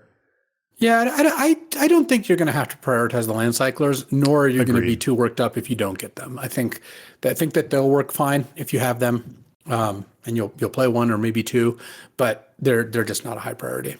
Serpent of the Pass is our last blue card. It's 5 blue for a 6/5 Serpent at uncommon. If there are 3 or more lesson cards in your graveyard, you may cast this spell as though it had flash. Okay. And it costs 1 less to cast for each non-creature, non-land card in your graveyard. Interesting. So this is one of the payoffs for like filling your graveyard full of lessons, basically. Right, because the lessons will check both boxes. Make it cheaper, there. make it give it flash. How good is this card? This card feels like it could be pretty good if their support is there, but I don't. This is one of the cards that maybe does point to like a red blue, like Master Paku, mill myself, a lot of like discard a card, draw 2 cards, try to play some of these on the cheap sort of deal. It's just a mediocre creature is the problem. I mean, if it does have flash and you can flash it in and block something, awesome. That's business. But if it's just like, haha, I have a 6/5, I mean, it does something. But I mean, like, would you pay 5 for a 6/5 flash? Yeah. Would it be an A? No. Would it be decent? Yeah, it would be decent. Decent. I mean, it can eat something a good enough percent of the time. Yeah, I mean, I think I would start at like D+ for Serpent of the Pass. It has setup cost and the payoff isn't exactly astounding, but it's not bad. Like you don't look at it and say like that's garbage. I would just consider it a build around. It just looks like a build around like C to me. Where a build around C for lessons. Yeah, some is well. I don't even know if it's specifically lessons as much as just like, do you have enough non-creature spells, which mostly will be lessons. That's what I think the deck it's going to most commonly show up in. Yeah. But I think more than giving it flash, you just want it to cost 3 mana. Like that. That's the payoff. Right. And then that is kind of cool. Okay, that is it for blue, but we've got black up next. First card is called Callous Inspector. It's black for a 1/1 human soldier at common. It has menace, and when this creature dies, it deals 1 damage to you, but you get a clue token. Is this for the sacrifice deck or something? Yeah, I mean, I think it's good in the sacrifice deck. Both you can sacrifice this and also gives you a clue that you then get to sacrifice as well. Yeah. So you chip in for a couple of damage if you get it down on turn 1, and then at some point throw it in the fire and get your card back out of it. Getting some damage in isn't bad either. These cards just tend to play pretty well. When I played against this, it was like annoying. It was like, am I happy my opponent played this? No, I'm not really that happy. And late in the game, when you draw a 1-drop and it's normally like kind of bad, this can at least just chump and then let you draw more cards. Yeah, chump or even just send itself. Yeah, okay. Is it a C? Is it just a C? It's a C, yeah. Next is Deadly Precision. This is black for a sorcery at common. As an additional cost to cast this spell, pay 4 mana or sacrifice an artifact or a creature, and it destroys target creature. So this is the one you had like 4 copies of or whatever it was? Yeah, because I had 5 Hawks and Callous Inspector and all that. Obviously, you're not normally playing quite that many of that card. Did it feel well supported in general? Yeah, because there's like the Pretending Poxbearers, right? The 2/1 that dies into a 1/1. You have Callous Inspector. That's two black commons already. One's hybrid, but a black deck can play both of them. That's good. And then you have like Messenger Hawk. You have the cards that make clues. Like that, there is actually kind of a lot.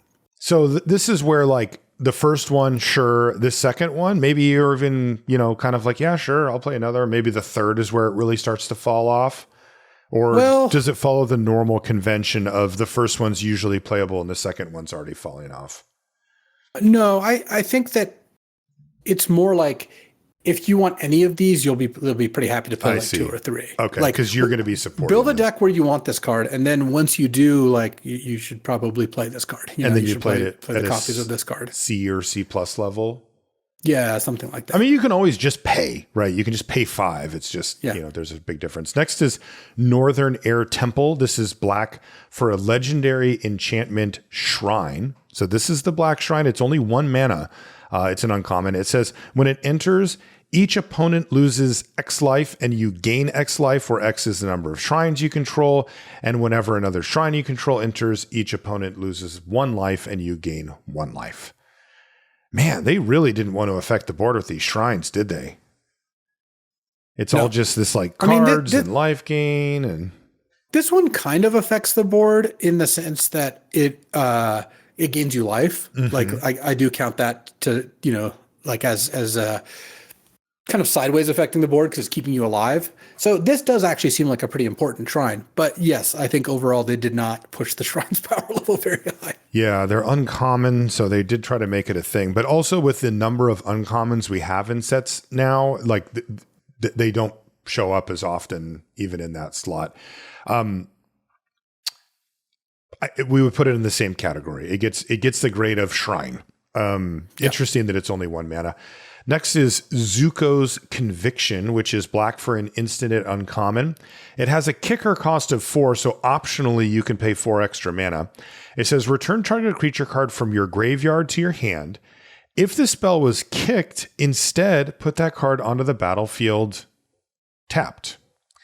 It is an instant, but that tapped nature kind of takes the blowout potential out of it, but still gives you options, on when to cast it and that stuff.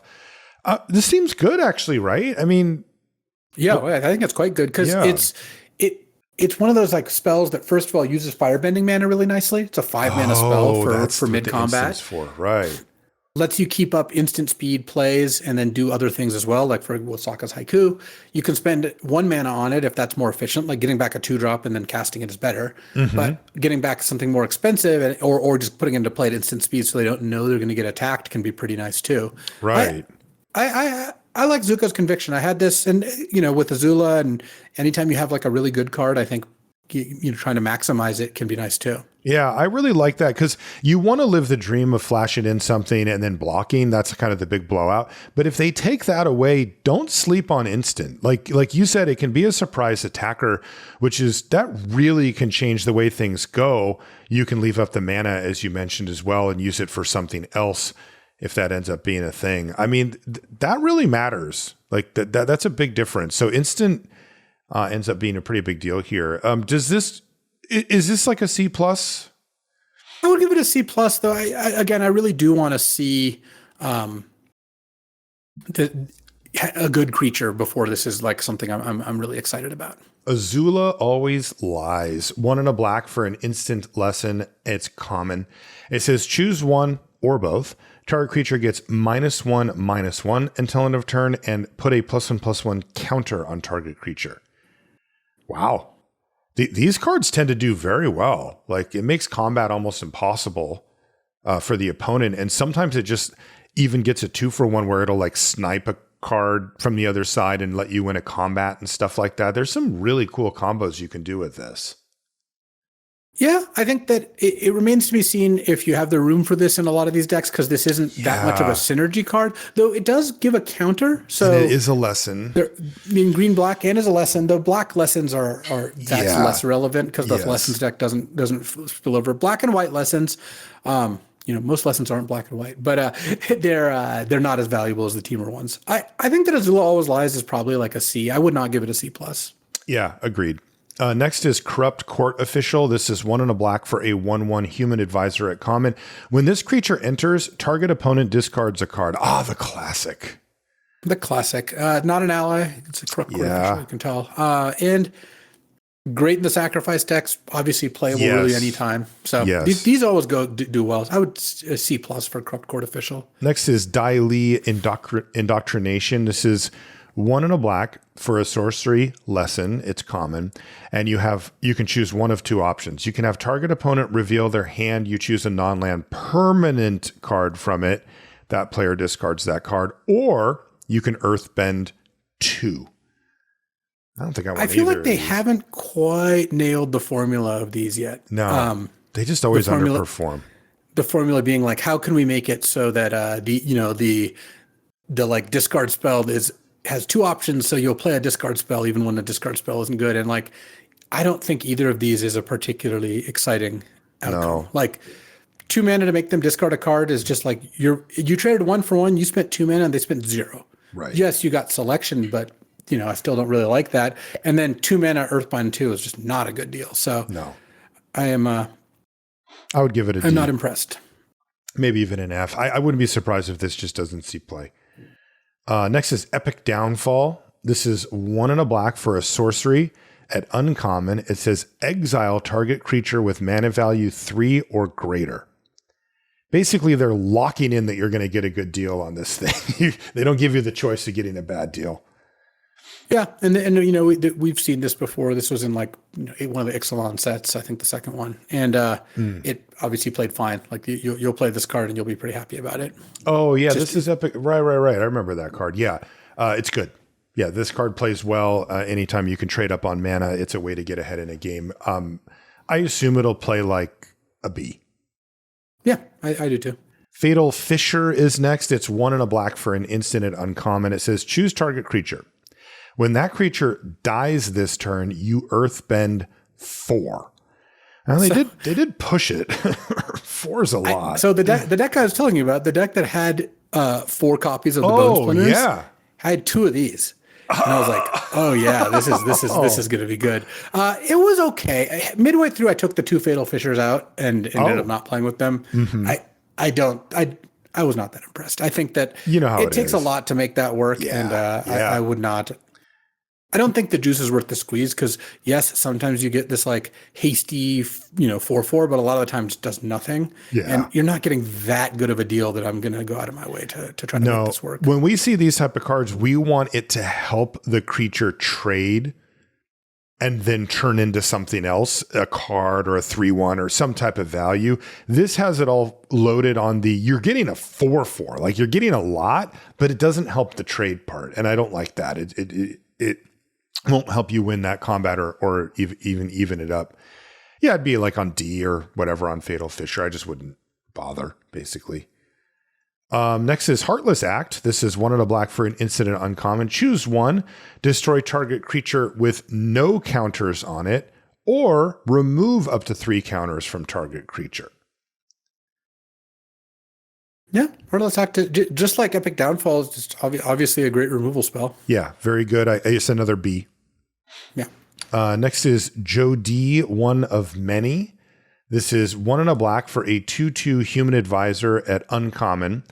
Activated ability, black, tap. You can surveil 1 and create a token that's a copy of this creature, then sacrifice an artifact or creature, and you can only activate that at sorcery speed. This card plays really weird. It's a cool card. First of all, you can just activate it with nothing else in play. So what would happen then is you'll surveil 1, you'll get a copy of this, and then you have to sack one of those 2 creatures. So you can sack the tapped one. Now you have an untapped token instead of the real one. Oh, okay. It doesn't have haste, so you won't be able to like keep going. Right. But then you basically by itself, it's just black tap surveil every turn. Obviously, it can do quite a bit more than that. You can use this to sack clues or sack other like small creatures. And once you get multiple of these out, because it's not legendary, you're surveilling a bunch, and you can just like use it. Like every black mana you spend gets you a surveil. Plus, if you have a bunch of fodder, you end up with a bunch of these in play. It's a cool card. Judy is a very neat design. So Judy, I would give it a B-. Okay.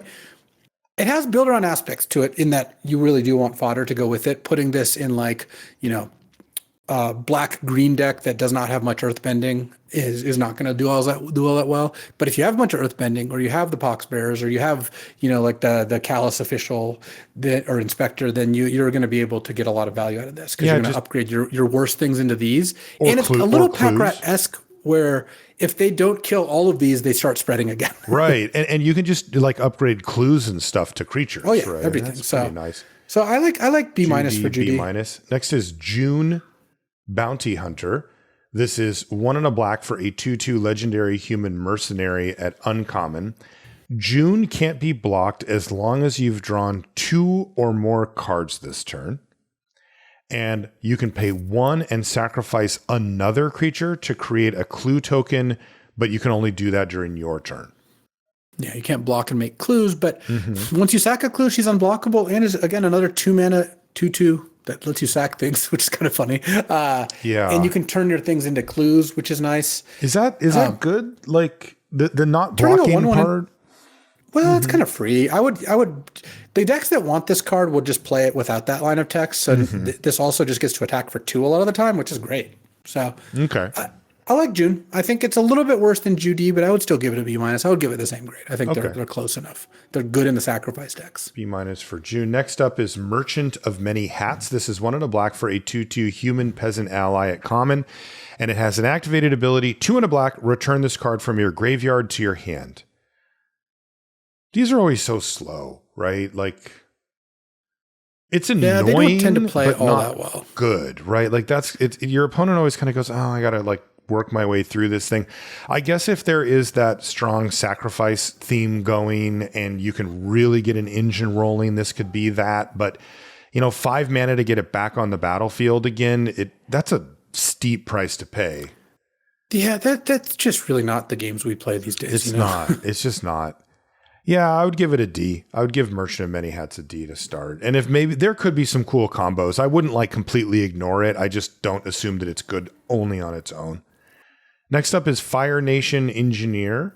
This is 2 and a black for a 2/3 human artificer at uncommon, and it has raid. At the beginning of your end step, if you attack this turn, put a +1/+1 counter on another target creature or vehicle you control. Well, you get a +1/+1 counter just off of any raid? Yeah. Wow. I mean, 2-drop into 3-drop, and if your opponent doesn't keep up, this thing's going to run away with the game real quick. Oh, yeah. And you can wait till second main to cast it, right? Like you can just attack with your 2, and they don't know that if they don't trade, or even if they do, they're kind of damned if they do, damned if they don't. Man, that's nice. Yeah, I like the Fire Nation Engineer. I think it looks like a good. You really need to prioritize 1 and 2 drops. Like, oh man, starting with a Callous Inspector into that sounds great. Oh, you start stacking up counters on the menace creature. Totally.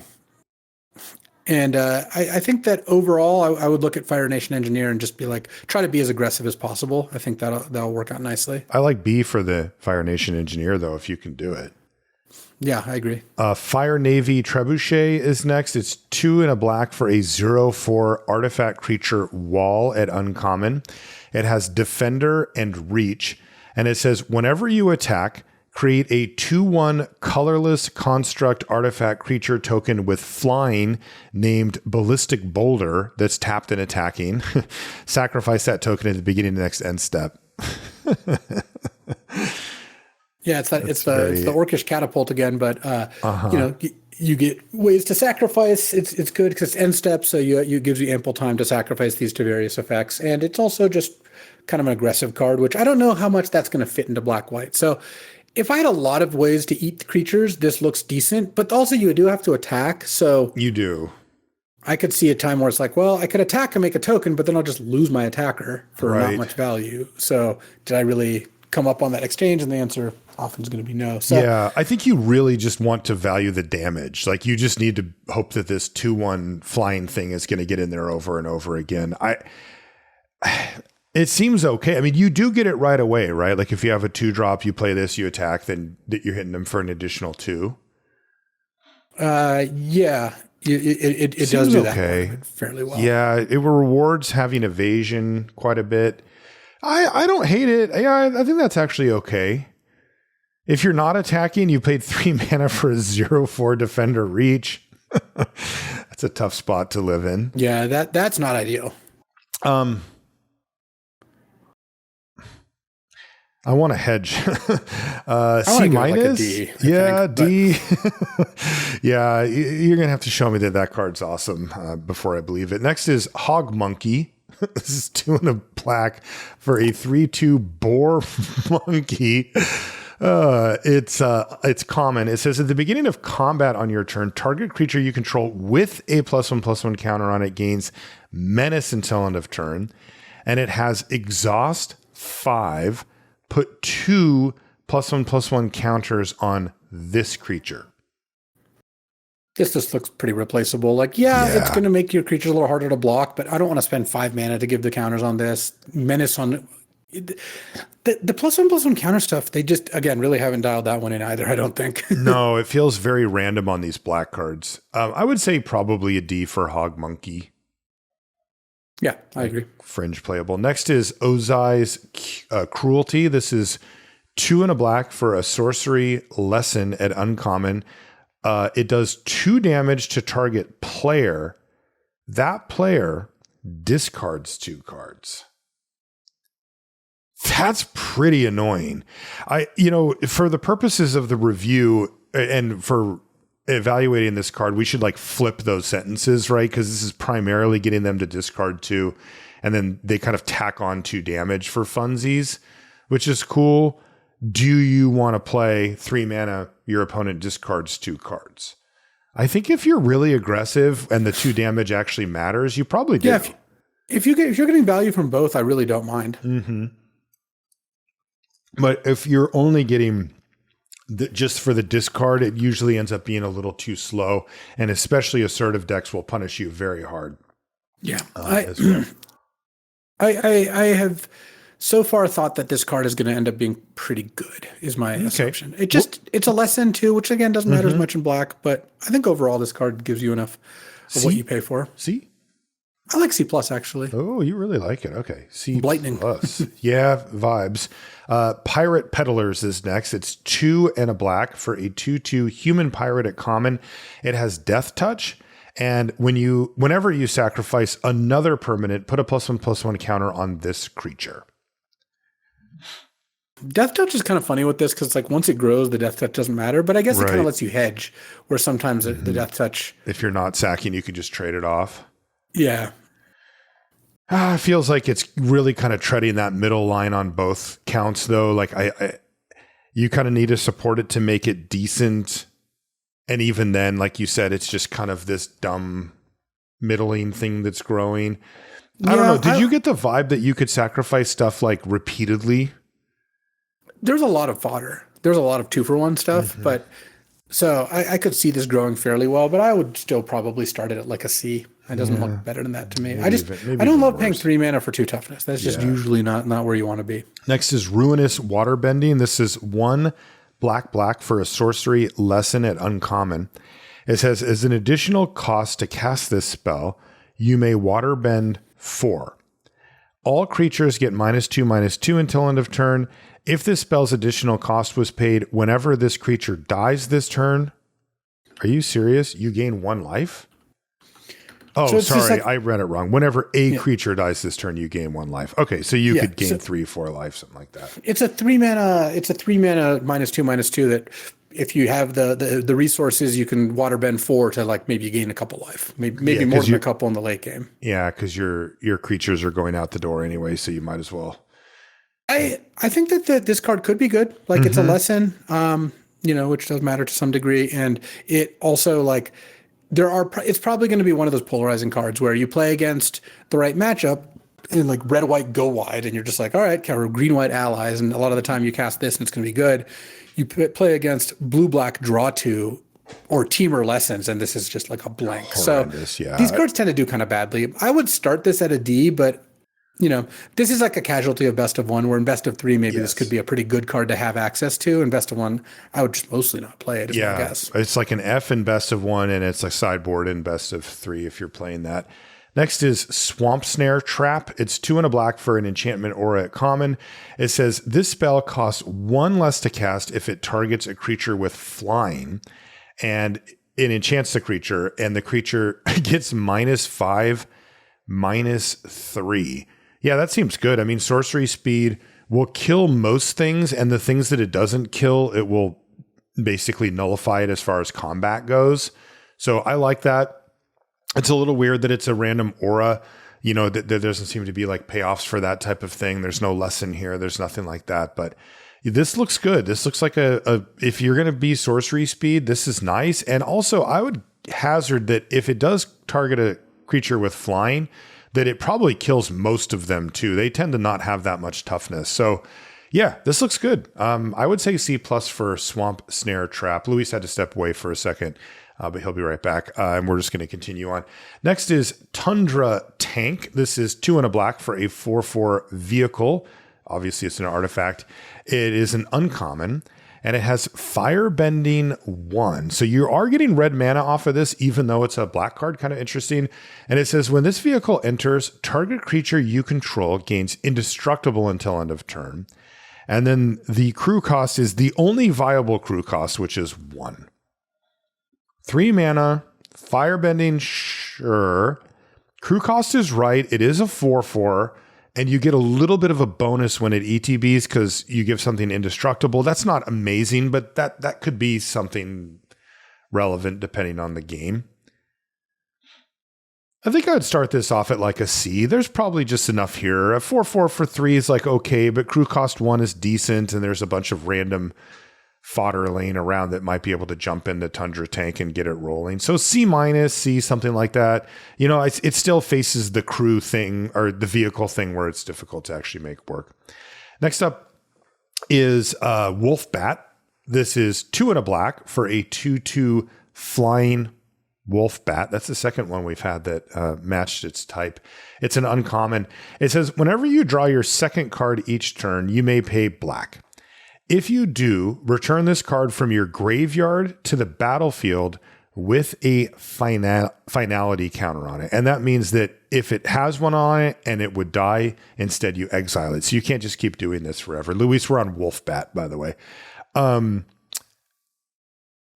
don't know. It even if it can come back again, I guess maybe this is something for the sacrifice deck, but a 3-mana 2/2 flyer is still not that exciting, even if you can get it back. Oh, you're muted still, Luis. I think Wolfbat is great. It's basically Lingering Souls. Lingering Souls.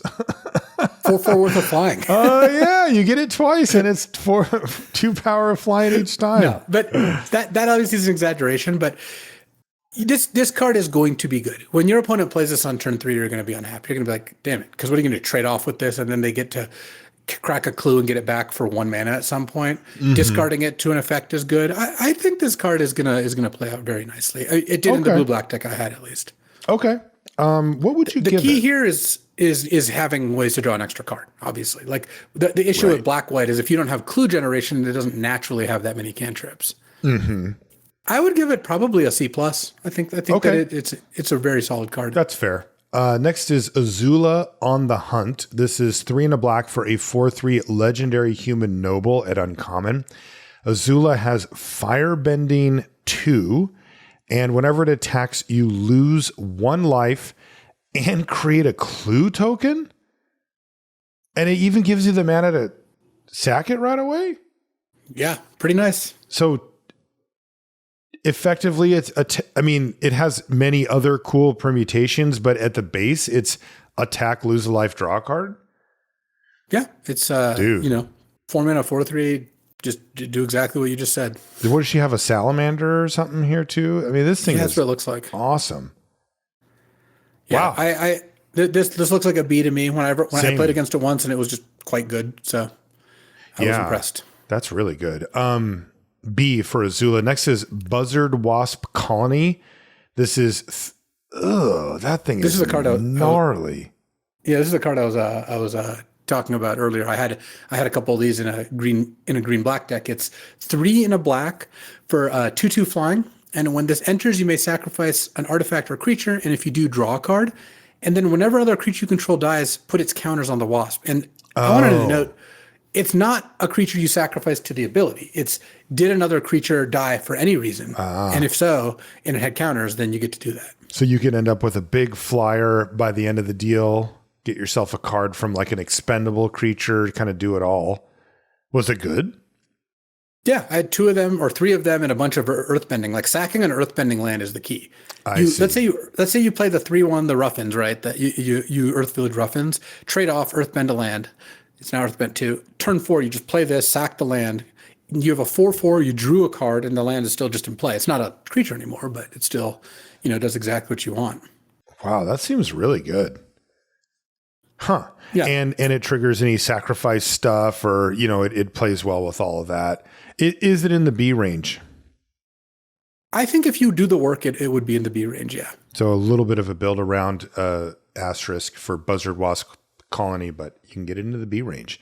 Next up is Foggy Swamp Hunters.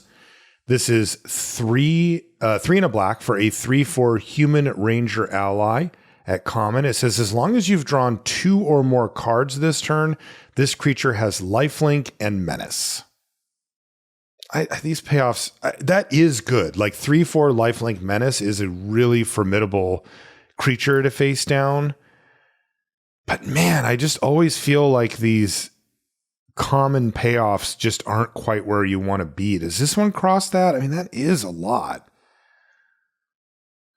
3/4 lifelink menace on your just crack a clue, get in there. Like that's pretty good.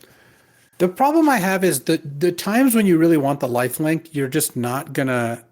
I don't know if you want to fiddle around with the clues. Like it matters. It all adds up, right? Gaining life early means you don't need to gain it late or whatever. But I think overall, I look at this and I think I think this looks like filler, and maybe I'm wrong. Yeah, but that's kind of where I would start. It looks like filler. I agree. I would give Foggy Swamp Hunters a D to start with. They tried. Just don't think it would get over the line quite. Next up is Sold Out. This is 3 and a black for an instant at common. It says exile target creature. If it was dealt damage this turn, create a clue token. Oh, weird. Yeah, so it's basically a 4-mana exile, but can you? But then you get to if you got to like block it with a 1/1 or anything like that, you get a clue. So there isn't a easy way though to have it get dealt damage without it costing you like a card or something, right? Like some onboard material. Not really, no. Okay. So that's kind of a maybe thing, but it is just 3 and a black instant exile target creature at its base. So it's kind of, I mean, you're not really going to cut that there too often. No, this seems like a solid removal spell. It's just under that threshold too. When you get up to the 5 range, it starts to get like a bad deal most of the time. 4 is like, you can still deal with it. And if you get a clue every once in a while, sure. Looks like a C. Looks C plus for sold out. Yeah. I'm more leaning towards we're in the world where 4-mana instant kill a creature is like closer to a C than a C plus, but I will still say C plus for this for now. Okay. Next is Beetle-Headed Merchants. This is 4 and a black for a 5/4 human citizen at common. Whenever this creature attacks you, may sacrifice another creature or artifact. If you do, draw a card and put a +1/+1 counter on this creature. Yeah, it's similar to the other ones. Like I want to like it, but it's just 5 mana.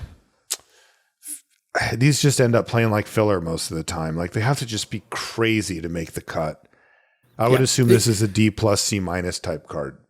And then the other thing that we, are pretty consistent about talking about is you basically can't end up with too many or too few 5s. Like it's just, if you don't have any, you just have a bunch of cheaper cards. That works too. Yeah. So I don't think that you really need to prioritize anything that costs this much mana. Next up is Lo and Lee Twin Tutors.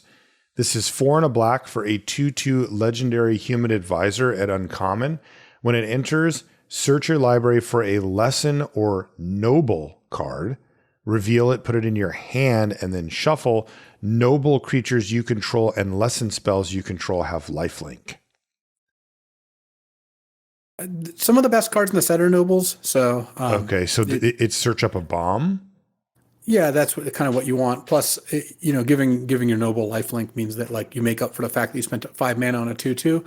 I'm a little skeptical of this card still. Like, I think even if you have some of the better ones, it's like you're just paying a lot for this for the privilege of getting those cards. Paying 5 mana for a 2/2. Yeah, that is a lot. You would not want to do this just to get something solid. I mean, even getting like the 5 mana Azula, the one that exiles one of their creatures and you get to recast it, same with their graveyard or card from their graveyard. Like that's near the top. Like that card's, I think, like one of the best cards in the set. Okay, well then you would do it, right? Yeah, but spending 5 mana to get that is still pretty tough. It is tough, yeah. So if that's a question, that means you should mostly not play this card. Okay. Yeah, I feel like, it's just so dependent on what you have in your deck. Like if you have really great stuff or not. What grade would you give Lo and Lee Twin Tutors? Build around B, where if you hit the threshold, then I think it's good enough. The other thing is it does get lessons.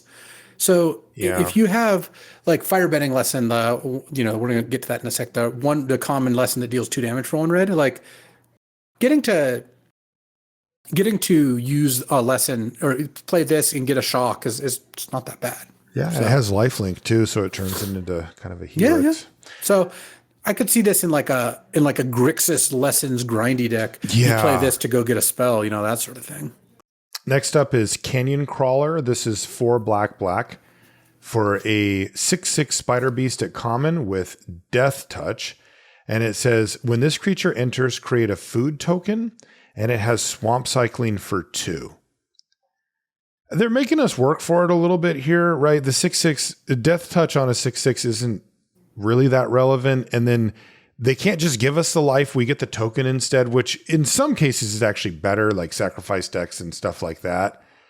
But it does mean if you're behind and you play this, they can bounce and kill you. Honey Mammoth, effect isn't there. It's funny because 6/6 Death Touch on a 6/6 is just redundant. Yeah. It helps against double blocks. That's about it. But of course, the swamp cycling is kind of the main reason to play this. It is. Yeah, this seems fine. It's similar to the other ones. Same spot. they've made these like a little better than some of the cycles. Like, like the March of the Machine cycle is really bad, but like it's still not really good enough to be a card I'm excited about. I would give Canyon Crawler a C. The next card though, I like this one. This is Cat Gator. It's a 6 and a black for a 3/2 lifelink. And on ETB, it deals damage equal to the number of swamps you control to any target. So 3 swamps, you get a 3/2 and kill one of their creatures and gain 3 life. 7 swamps, nug your opponent and just finish the game. I mean, this is the mono black payoff, but because it costs 7, by the time you play this, you should have 3 swamps a lot of the time, maybe 4, even if you're like a relatively close to even split. So I'm a pretty big fan of the Cat Gator if you can kind of construct a deck that meets those conditions. Yeah. So again, though, if you have 10 swamps, are you Cat Gatoring it up? Oh yeah. It's funny. If this card always said deals 3, you would play it in some decks, and if it says deal 4, you'd almost always play it. It is hard to lose after you cast a Cat Gator almost regardless, right? Yeah, so, I mean, think about it this way. If this was just 6 and a black, 3/2 lifelink, ETB, deal 4 to any target, like, aren't you, like, obviously you'd be splashing it at that point, that's a whole different thing. Ignore that part. But, like, in your 2-color decks, like, you would play that pretty much all the time unless you were like a really low curve deck that didn't think it was going to get to 7 mana. Yeah, it's a little shocking to see 7 mana and a 3/2, but I think you're right. So this has the build around stuff attached to it. But if you are in that 10 swamp deck, yeah, I think you'd play it. That's kind of funny. I like B for Cat Gator. This looks like a good one. That's a nice. This is the card where I want to live the dream where I have a deck where I have like 2 of these and I'm able to just get some raised deads and just play all swamps and just nug them with Cat Gators. It seems totally legit. Okay, well that's going to do it for black, and that'll move us to red, where our first card is Firebending Lesson. This is red for an instant lesson at common. It's got kicker of 4, and it says you may pay which is, of course, you can pay an additional 4, and it does 2 damage to target creature, but if you kicked it, it does 5.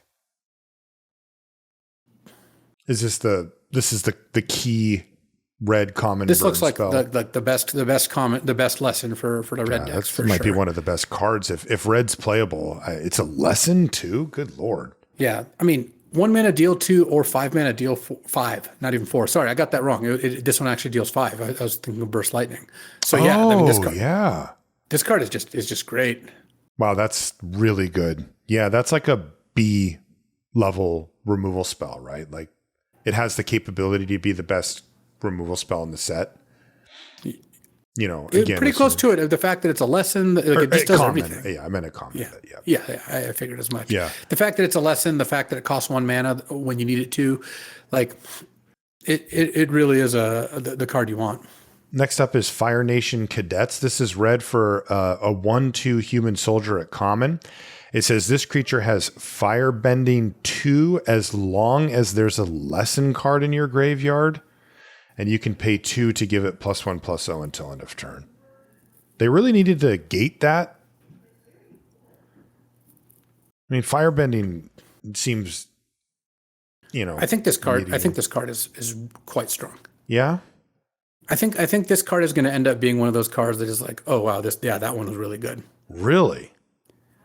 You like have to build one of the it. 1-drops that we fear. Yes, basically. Okay. Like you have to build around it, but I think once you do, like this card just looks like it totally delivers. It could do a lot of damage. Yes. I wouldn't look at it as the pump spell. I don't think that like the paying 2 mana to give this +1/+0, that's not what I'm talking about at all. That is a very, very small part of this whole thing. Okay. What the part that I'm talking about is getting a lesson into your graveyard and having cheap instants to play with this. Like there are just ways to do that work out really, really nicely. And this is only 1 mana and common. This also feels like the type of card that has that extra toughness, and at some point we're going to complain about that. Why did they give it 2 toughness? What do you think? Like C+ for Fire Nation Cadets? I would probably give it a C+, but I think that this card, it's going to feel like a B level card when your opponent opens on 2 of these, and then it has a fast lesson and is casting 5 mana instants on turn 3. Like that actually seems like pretty real. Next up is Jet's Brainwashing. It's red for a sorcery at uncommon. It has kicker of 3, and it says target creature can't block this turn. If this spell is kicked, gain control of that creature until end of turn, untap it, and it gains haste until end of turn. And either way, you create a clue token. So you can just pay red, that thing can't block, I get a clue. Yeah, which doesn't sound like completely unreasonable to me. Yeah, I mean, it really does need this kicker thing where it turns into a threaten to make it viable, I think, but you get both. No, you steal that creature instead. Okay. Yeah, it's instead. Yeah. Yeah, I'm skeptical. I guess I would say it's hard to find, like, I can't look at this and say, yeah, I'm not going to play this, because like it gives you the card back, it gives you fodder, it steals something, it's cheap if you need it to be, you know, it does require a target. You can't just turn one, fire this off to get a clue if there's no target. So that's like a little bit of a knock, but yeah, I don't know, man. I'm skeptical. I'm just always skeptical of conditional cards like this, you know. Yeah, I agree. Yeah, I think I would just start out at D for Jet's Brainwashing, and every time it beats the crap out of me, I'll curse myself for giving it such a low grade. Yeah, I think that you can clearly see when these cards like really pop off, but a lot of the time, like it's just not going to be quite enough. Though I am intrigued. 1 mana, they can't block, get a clue. I know. That's a pretty nice buy. There's something there. Maybe this is good. It might be. Because look, the downside of threatens is not that they're good in the right spot. The downside is the right spot doesn't come that often. Right. A threaten with effectively cycling, that is not nothing. Cycling with a little upside built in too. Yeah, that might be a sleeper. Next is Combustion Technique. This is 1 and a red for an instant lesson at uncommon, and Combustion Technique deals damage equal to 2 plus the number of lesson cards in your graveyard to target creature. If that creature would die this turn, exile it instead. So you get spotted the 2, and then you can add extra per lesson. And it's a lesson. Yeah, this looks great. This is how the Teamer Lessons deck is going to kill 6/6s. Yeah, for sure. It's just going to completely demolish them. Do you like how, you know, if it's 2 mana for 2 damage at instant speed, that's not great. You'd probably play it though. I think that you're not going to leave this card on your sideboard very often. I think so too. Also, lessons feel free. Yes. Like C plus, B minus. How many lessons are you going to have in your average non-lesson deck, excluding black and white because they have a lot fewer? Like, aren't you going to have like 4 if you're like trying 3, out? Like 3 to 4 without trying, like literally not trying. Right. And if you actually care, you can probably have 6 or 7 or something. Have 12. Like it wouldn't even be that hard. Yeah, you kind of run out of room for other stuff at some point. Yeah, well then you're just that's when you're the lesson deck. But like my point is that it's just not going to be hard to have lessons. C plus for Combustion Technique. I would give it a B. I think B? like it's a B in the lesson deck. Have a huge upside. It's a 2 mana deal 2, sometimes deal 3 in like a normal deck.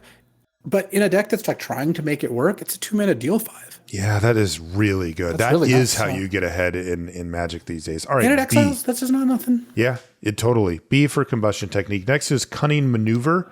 This is 1 and a red for an instant at common. It says target creature gets +3/+1 until end of turn, and you get a clue token.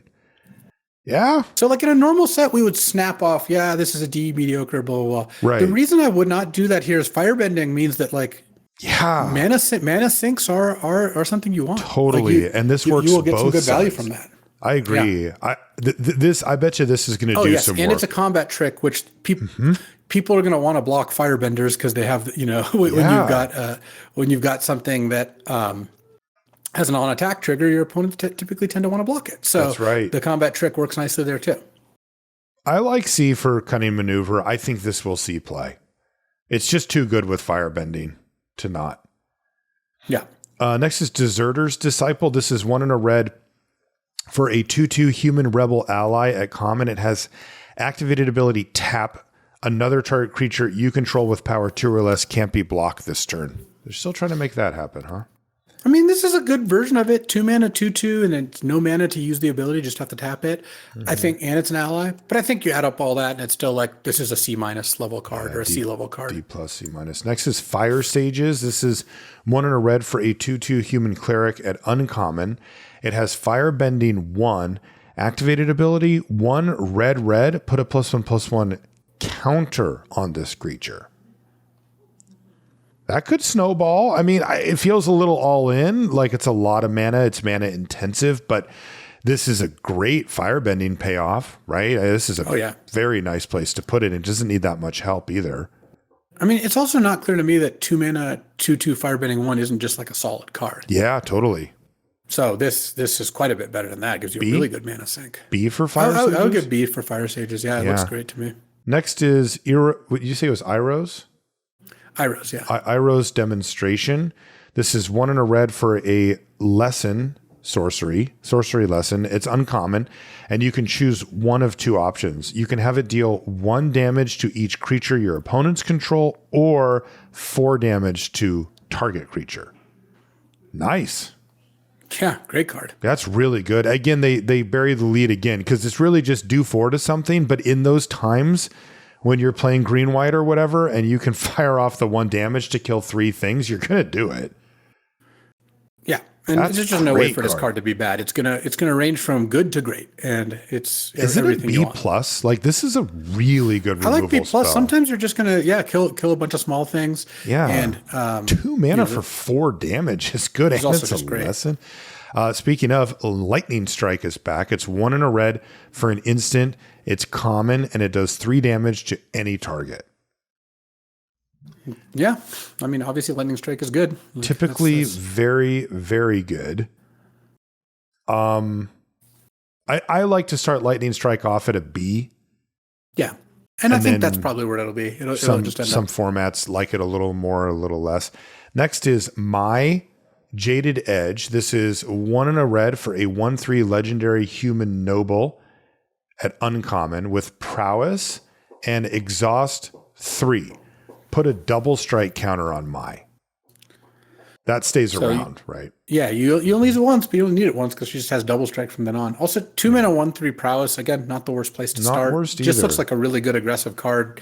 And the exhaust is also not sorcery speed. So yeah, it's very annoying for and they're just like, okay, what am I supposed to do about this? Right. And it's good. I like B. I do too. I like B for My. I think that she's just going to end up with the caveat that you want to be aggressive. I think in a controlling or defensive deck, this isn't really where you want to be. No, but I mean, this is great with firebending for that exhaust too, right? Mm-hmm.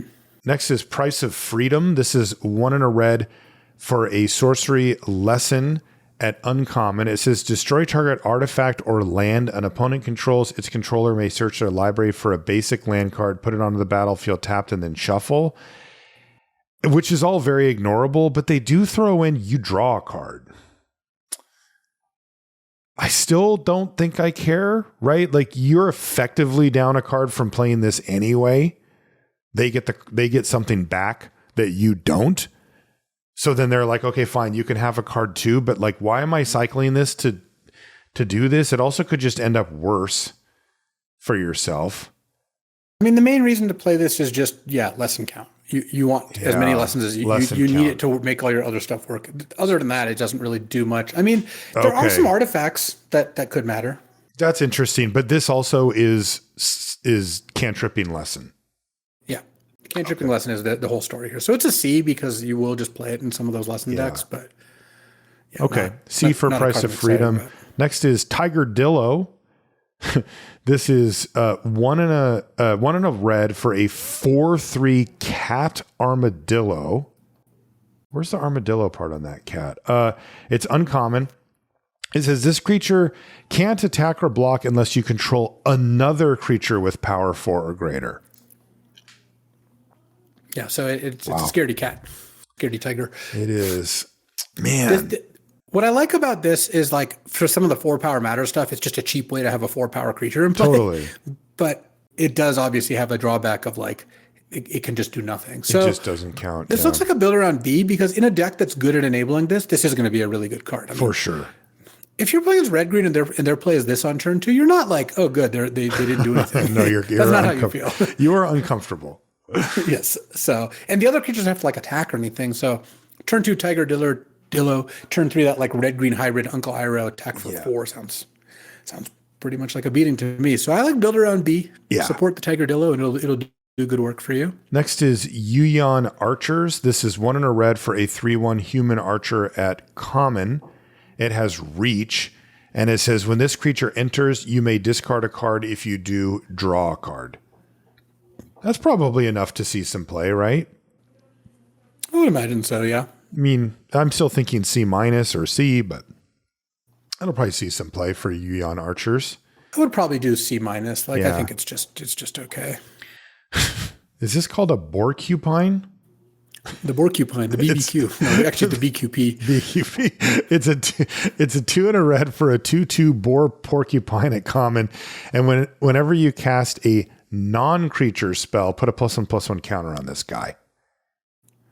Yeah. Yeah. So, the Lessons deck again, maybe. Again, the thresholds are the first counter, you kind of feel like you're even money. Any counters after that, you're like kind of ahead. It's a common. Yeah. It's easy to cast. Like, it doesn't ask that much. You know what's good against this? Airbending. Oh, God, forget it. I'm out. Yeah. I don't think that we should dismiss every card that's bad against airbending. It's not like there's like tons and tons. But I think when you play against white, there's some good airbending commons. You're going to face it fairly often. Yeah. Yeah. I didn't need much of an excuse to kind of jump off the train here, but Borcupine, I think it ends up being probably like in the D range. It has a slight build around component to it too, but not the payoff you want most likely. No. Next is How to Start a Riot. This is 2 and a red for an instant lesson at common. It says target creature gains menace until end of turn, and creatures target player controls get +2/+0 until end of turn. No?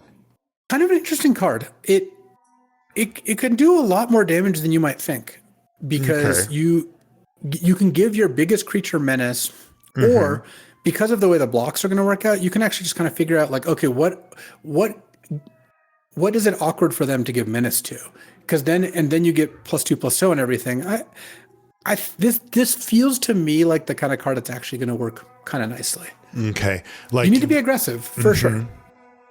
Going wide aggression, but it could end the game in kind of a unceremonious fashion, couldn't it? Yeah. What do you want to give it? I mean, I would give it like a D, but maybe in the right deck, it's like a build around like C, maybe even C+. Like if you're going really wide, I actually do think the card is legit. It is a lot of damage coming across. It's a lesson. Yeah, I like D though for How to Start a Riot. Next up is Zhang the Deserter.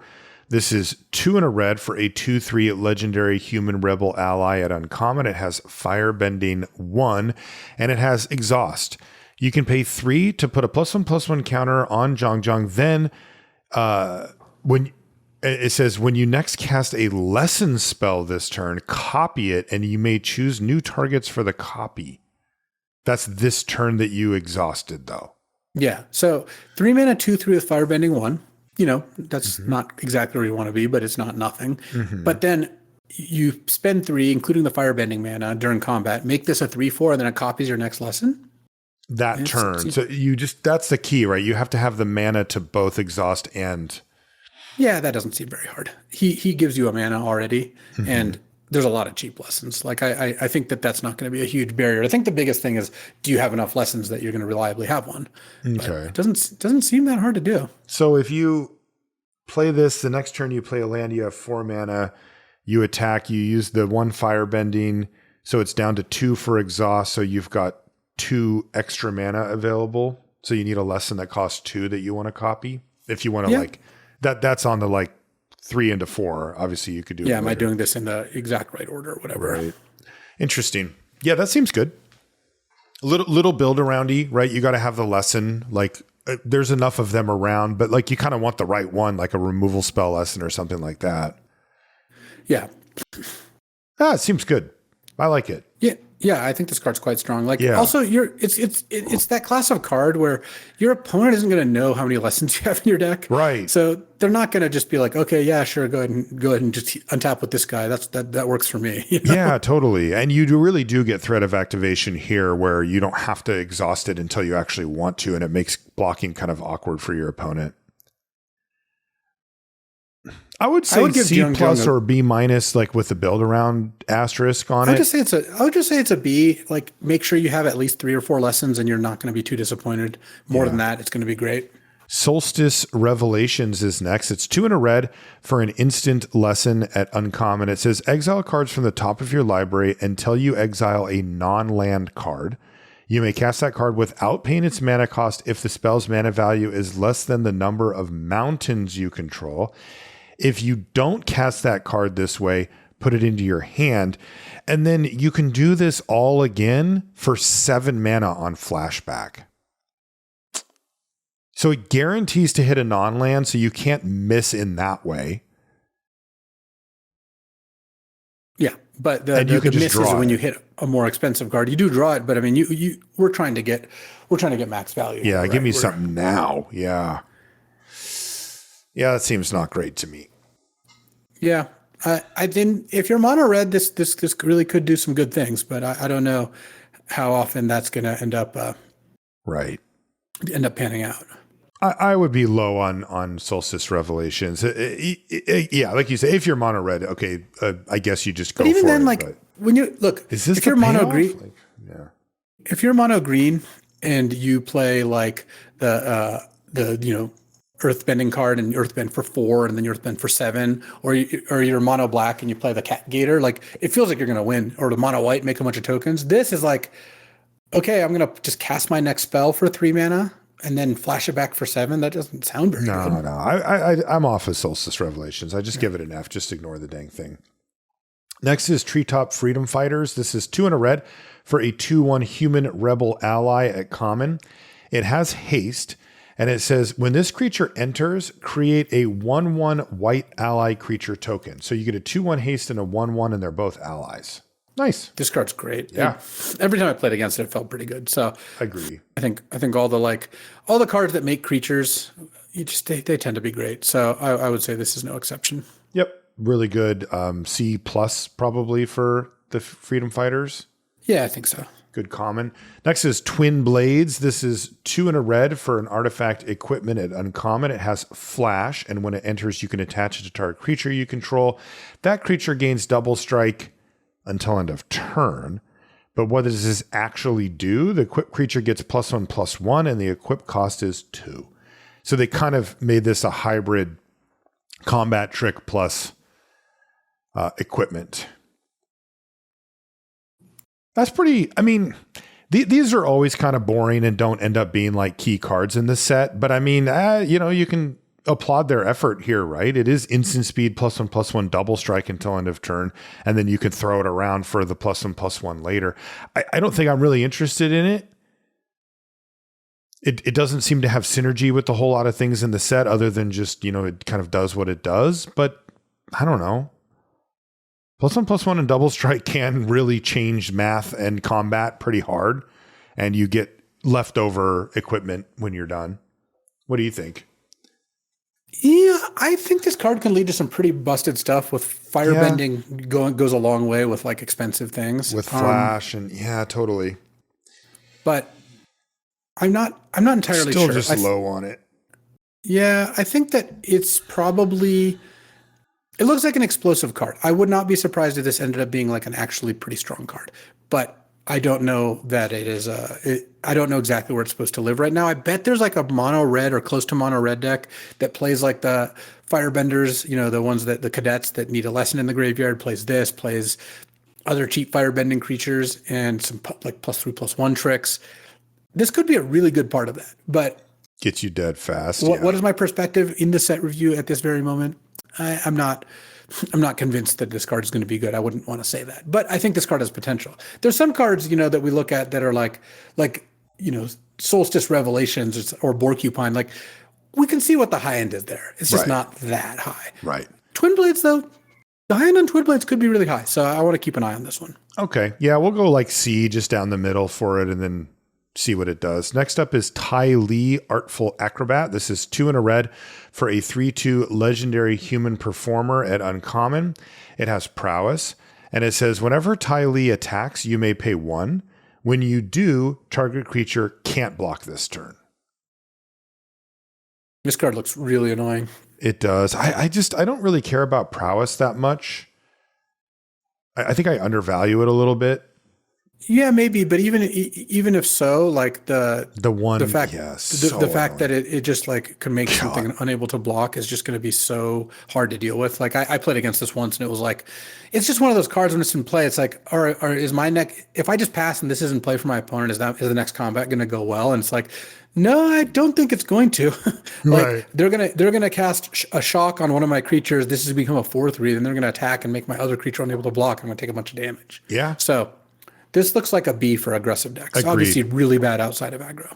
B, and it does have that must kill vibe. Next is War Balloon. This is 2 and a red for a 4/3 vehicle. It's an artifact. It's uncommon.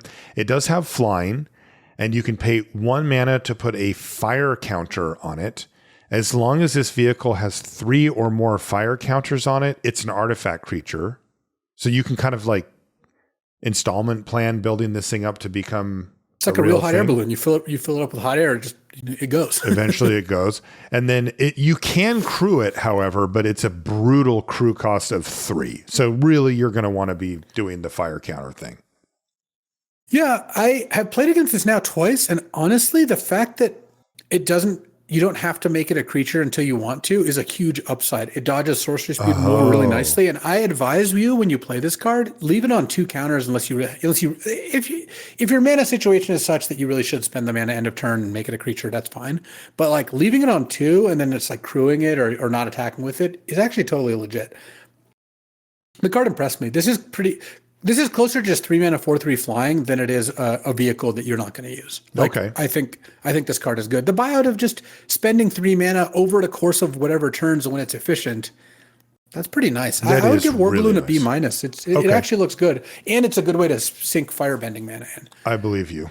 Yeah, definitely. Next is Boomy Bash. This is 3 and a red for a sorcery. It's common. You can choose 1.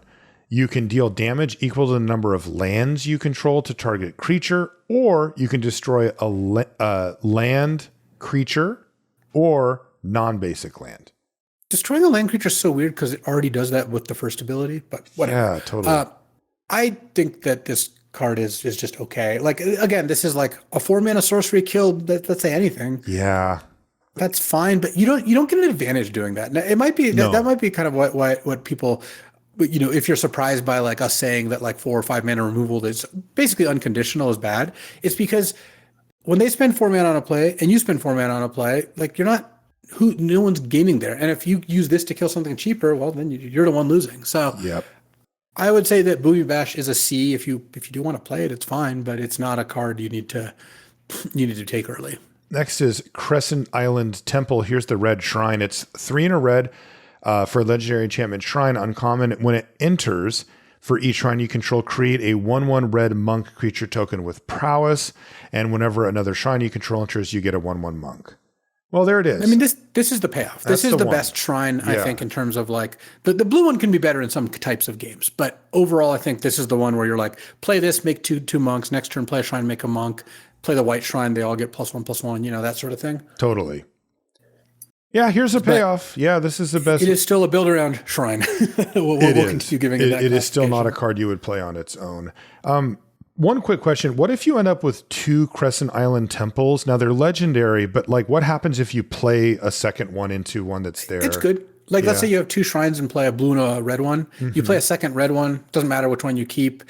You'll get 3 more because you'll trigger the new one and get 2 because you have 2 in play, and then the old one will see a new shrine enter and trigger that way. Okay, cool. Yeah, so that's at least a little bit of an out there.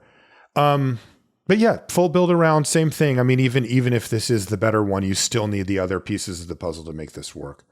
Next is Fire Nation Raider. This is 3 and a red for a 4/2 human soldier at common. It has raid. When this creature enters, if you attack this turn, create a clue token. It's 4 power, so it's trying to cover that base. Gives you something to sacrifice. Not that hard to get raid. Typically, it's usually like if you want it, you can get it. Yeah, I mean, the biggest downside to this is that it trades for 2-drops pretty routinely, but Yes. it gives you a good sink for firebending mana. Clues are really nice in the firebending deck, and the red decks are going to want to play aggressive raid creatures, so this fits in kind of nicely. I would say overall that the Fire Nation Raider is a C. It's not a card I'm going to go out of my way to play, but I think it's a totally fine card. Okay. Yeah, next is the Cave of Two Lovers. This is 3 in a red for an enchantment saga at uncommon. It has 3 chapters. The first is create 2 1/1 white ally creature tokens. The second is search your library for a mountain or cave card. I don't think there's any caves. No, there's a cave. But this literally is a cave, so is a cave. Know, that plays. Reveal it, put it into your hand, and then shuffle. And then 3 is Earthbend 3. See, in this set, they put the cave part in because it makes this this card much more flavorful and cool. In Spider-Man, they templated their cards wrong, so you have to give your opponent's creatures +1/+1 counters. Right. So slight difference in attention to The detail. level of care given to both of them. Yeah. So at the end of this, though, you do get 2 1/1s, a land, and an Earthbend 3 out of the deal. That's a lot of board presence. Great card. Yeah. 4 mana for 5/5 worth of stats plus a land. Yeah. I mean, it's broken up over turns. You got to wait, whatever. But like, this is a B. You're just going to always play this card. Yeah, I like that card. Next is Zuko Exiled Prince. This is 3 and a red for a 4/3 legendary human noble. It's got Firebending 3. Like, you're adding triple red when this thing attacks. Like, that's a lot of mana. And by the way, it has an activated ability that also happens to cost 3. You can exile the top card of your library. You may play that card this turn. Whew. This is funny. We have fixed versions of all these cube cards. We had Adeline, and now we have Lelia. Yeah, it's like, I mean, he does attack, exile the top card, and you can play it this turn. That is very much what the card does. Yeah, Zuko looks awesome. I mean, looks really good. It's like the 4 mana Azula, where if your opponent kills it, you're not up anything, but if it attacks, you're kind of essentially drawing a card. So I would give a B- to Zuko. I would too. And also it's 4 power. It gets a little overlap. Next is Combustion Man. This is 3 Shoots red lasers from his forehead. This is 3 red for a 4/6 legendary human assassin at uncommon. Whenever it attacks, destroy target permanent unless its controller has Combustion Man deal damage to them equal to his power. So he kind of points at something on the other side, and then they have to decide to either lose that or take at least 4. Yeah, and while yes, it is a Punisher card, which we all know what that those are bad because giving your opponent choices is generally not where you want to be. This is a pretty straightforward one. It's not like you're giving them 2 weird choices and they can always choose the one that benefits them. This basically just hits your opponent for 4 when it attacks. Yes. And if you valued it like that, the card's not bad. No. 5 mana, 4/6 attack, deal 4 to your opponent, and if you pump the power here, it's even more. So I think that Combustion Man is still an expensive card that is vulnerable to bounce and removal and all that. So it's like a C+, but I would play this in aggressive red decks. Yeah, I would too. I like 10 power and toughness, for 5 mana either way. What grade? C+. C+? B-? It's not a B-level card, I don't think. Okay. Just when your opponent plays this, you just have so many ways to deal with it. And if you don't, it's not like you lose the game. Right. Obviously, if you're at low life total, then it start eating your permanents. But, yeah. It earns its role. It earns its keep on the battlefield, but it's not like a dominator. I do like 6 toughness. Next is Fire Nation Attacks. This is 4 and a red for an instant at uncommon. It says create 2 2/2 red soldier creature tokens with Firebending 1. And then, is this an instant? Yeah. Okay. So flashback for 9. It's 8 and a red.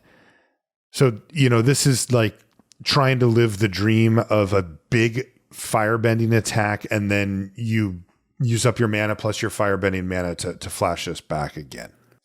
This card is awesome. I think this card is really good. I think that you will happily play this in basically every red deck. because it also just does so much of the thing itself. Your opponent, you pass the turn, and then they go end of turn, Fire Nation attacks in an untap attack with both of them, flash it back. Like that's just not a hard sequence to have them do, and it's just works really well nicely with all the other firebending cards in both directions, where those cards enable this, and this enables other mana sinks that you might have because it makes firebenders. I think this card plays out super cleanly. I'm impressed by it. I am too. I think the flashback is kind of ignorable, not fully, but like I'm not focused on it. But turn 4 or turn 5, you play this off of some firebending, this is why I was have talking mana about how the to cadets were do good. other Turn stuff. 1 cadets, turn 2 firebending lessen your 2-drop, turn 3 attack Fire Nation attacks. Yeah, that's like nuts. Isn't the game just over? That is nuts. Yeah, that is an absurd start. I mean, not over, but like that's really good. Yeah. And I think Fire Nation attacks is like a B. Okay. Like this card, I played against it twice, and both times I was like, oh man, this card is good. Yeah, like, that does seem like a really good way to curve out. Really hit the sweet spot, at least in the games I played with and against, where it's like, it's not free that you have to find ways to use the mana, this mana during combat, but they did seed it with plenty of ways, and it's very satisfying when you do find a way to use it. So yeah, this makes me really want cheap removal, and it really makes me want to discount the ones that let your opponent attack first. You know, the ones that are like destroy attacking a creature. It's like, I don't want you to get that's 3 mana. That's a really good point. You know, the Razor Grass or whatever, 2 mana deal 4 to an attacker. Like, how much worse is that than just pacifism their firebender so they don't get to use the mana? Right. Huge difference there. All right. B for Fire Nation attacks. Next is Rough Rhino Cavalry. This is 4 and a red for a 5/5 human mercenary at common. It has firebending 2, and it has exhaust 8. Put 2+1/+1 counters on this creature. It gains trample until end of turn. It is funny because, I mean, these are big hints about how potent firebending can be when they put exhaust 8 on something like this. And you know that will happen from time to time. The question, of course, is, does this get over the threshold that we keep talking about of being like a 5 mana, you know, kind of commonly replaceable situation? And my guess is not quite, but it's probably a D+ for Rough Rhino Cavalry, the type of card that if you do have to put in your deck, you shrug and say, sure, but that you're not running to or picking highly. Yeah, I like D+ for that. Like, I don't think that the bottleneck for firebenders is going to be ways to spend the mana. It has seemed like there's plenty. So I'm not looking to invest 5 mana in this. I want to play 1 to 3 mana cost firebenders and use those to play expensive cards. I don't want an expensive firebender. So I'm generally not going to want to play this card. Next is Mongoose Lizard. It's 4 red for a 5/6 Mongoose Lizard. It is common. It has menace. When it enters, it deals 1 damage to any target, which is kind of underrated. That usually does pretty well. And this is, of course, the Mountain Cycler. So the red version. I mean, Mountain Cycling does get a little better in the firebending color. Yeah. But I largely have these are fine. They're like C minuses, I think, most likely. That's like what the they green feel one I like. like a little bit more, but in the black one maybe, but the red one I'm not a huge fan of. Yeah, they used to be really great. Okay, we have actually precious few cards left to do. We've got a few colorless and a few artifact cards and then a couple of lands, but this set is very crowded for those, and this is not a heavy artifact theme set, so there's really only a few here. So the first is called Barrels of Blasting Jelly. This is 1 mana for an artifact at common. It has 2 activated abilities. One of them is you can pay 1 to add 1 mana of any color once each turn. And the other is 5 tap sack it to do 5 damage to a creature. You said there may be a 5-color deck? Yeah, I mean, from looking at early access, there's a lot of people like, I played the 4-color Aang and stuff like that. So, and there's like, common dual lands. So this is not typically how I would want to approach that, but maybe it's a thing. Yeah. This is not a card I want to put in my deck, but I can imagine a world where you do play this card, 1 out of every 3 5-color decks you draft are just a little short on fixing. Yeah. So if the 5-color rewards are good enough, this is not unreasonable. Because the other thing is, when you play this card, like you do get to sack it to kill something later, which is pretty nice. So, and you can firebend, although I don't think they want this card. Next is Trusty Boomerang. This is 1 mana for an artifact equipment. It's uncommon. It has an equip cost of just 1. What does it do? Equipped creature has 1 tap target creature, return trusty boomerang to its owner's hand. Yeah. Nope. There's a blue-red Sokka. It's actually his boomerang. He's the guy throwing it. That gets a +1/+1 counter whenever you play an artifact, and that's like kind of a neat little combo. Oh, okay, yeah. See, that's what I'm looking for is like cast my second spell each turn, or cast an artifact, or when an artifact ETBs, or something that's beyond just what this card says on it. Yeah, which that does exist, but Yeah. I would say you would need that. It's like a build around C because it's not that good by itself. Yeah. Next is the problem is it's 2 mana Yes. every cycle to do the thing, and that's you're tough. tapping one of your creatures, and it can't have so many signatures. Like there's just a lot to pay there. Next is Aang's Journey, which is 2 mana for a sorcery lesson at common. It has kicker of 2. It says search your library for a basic land card. If this spell was kicked, instead search your library for a basic land card and a shrine card. Reveal those cards, put them in your hand, and then shuffle. And matters a lot. You gain 2 life too. I mean, God, go get a shrine and a land. Environmental Sciences, right, from Strixhaven was pretty good. It was very good.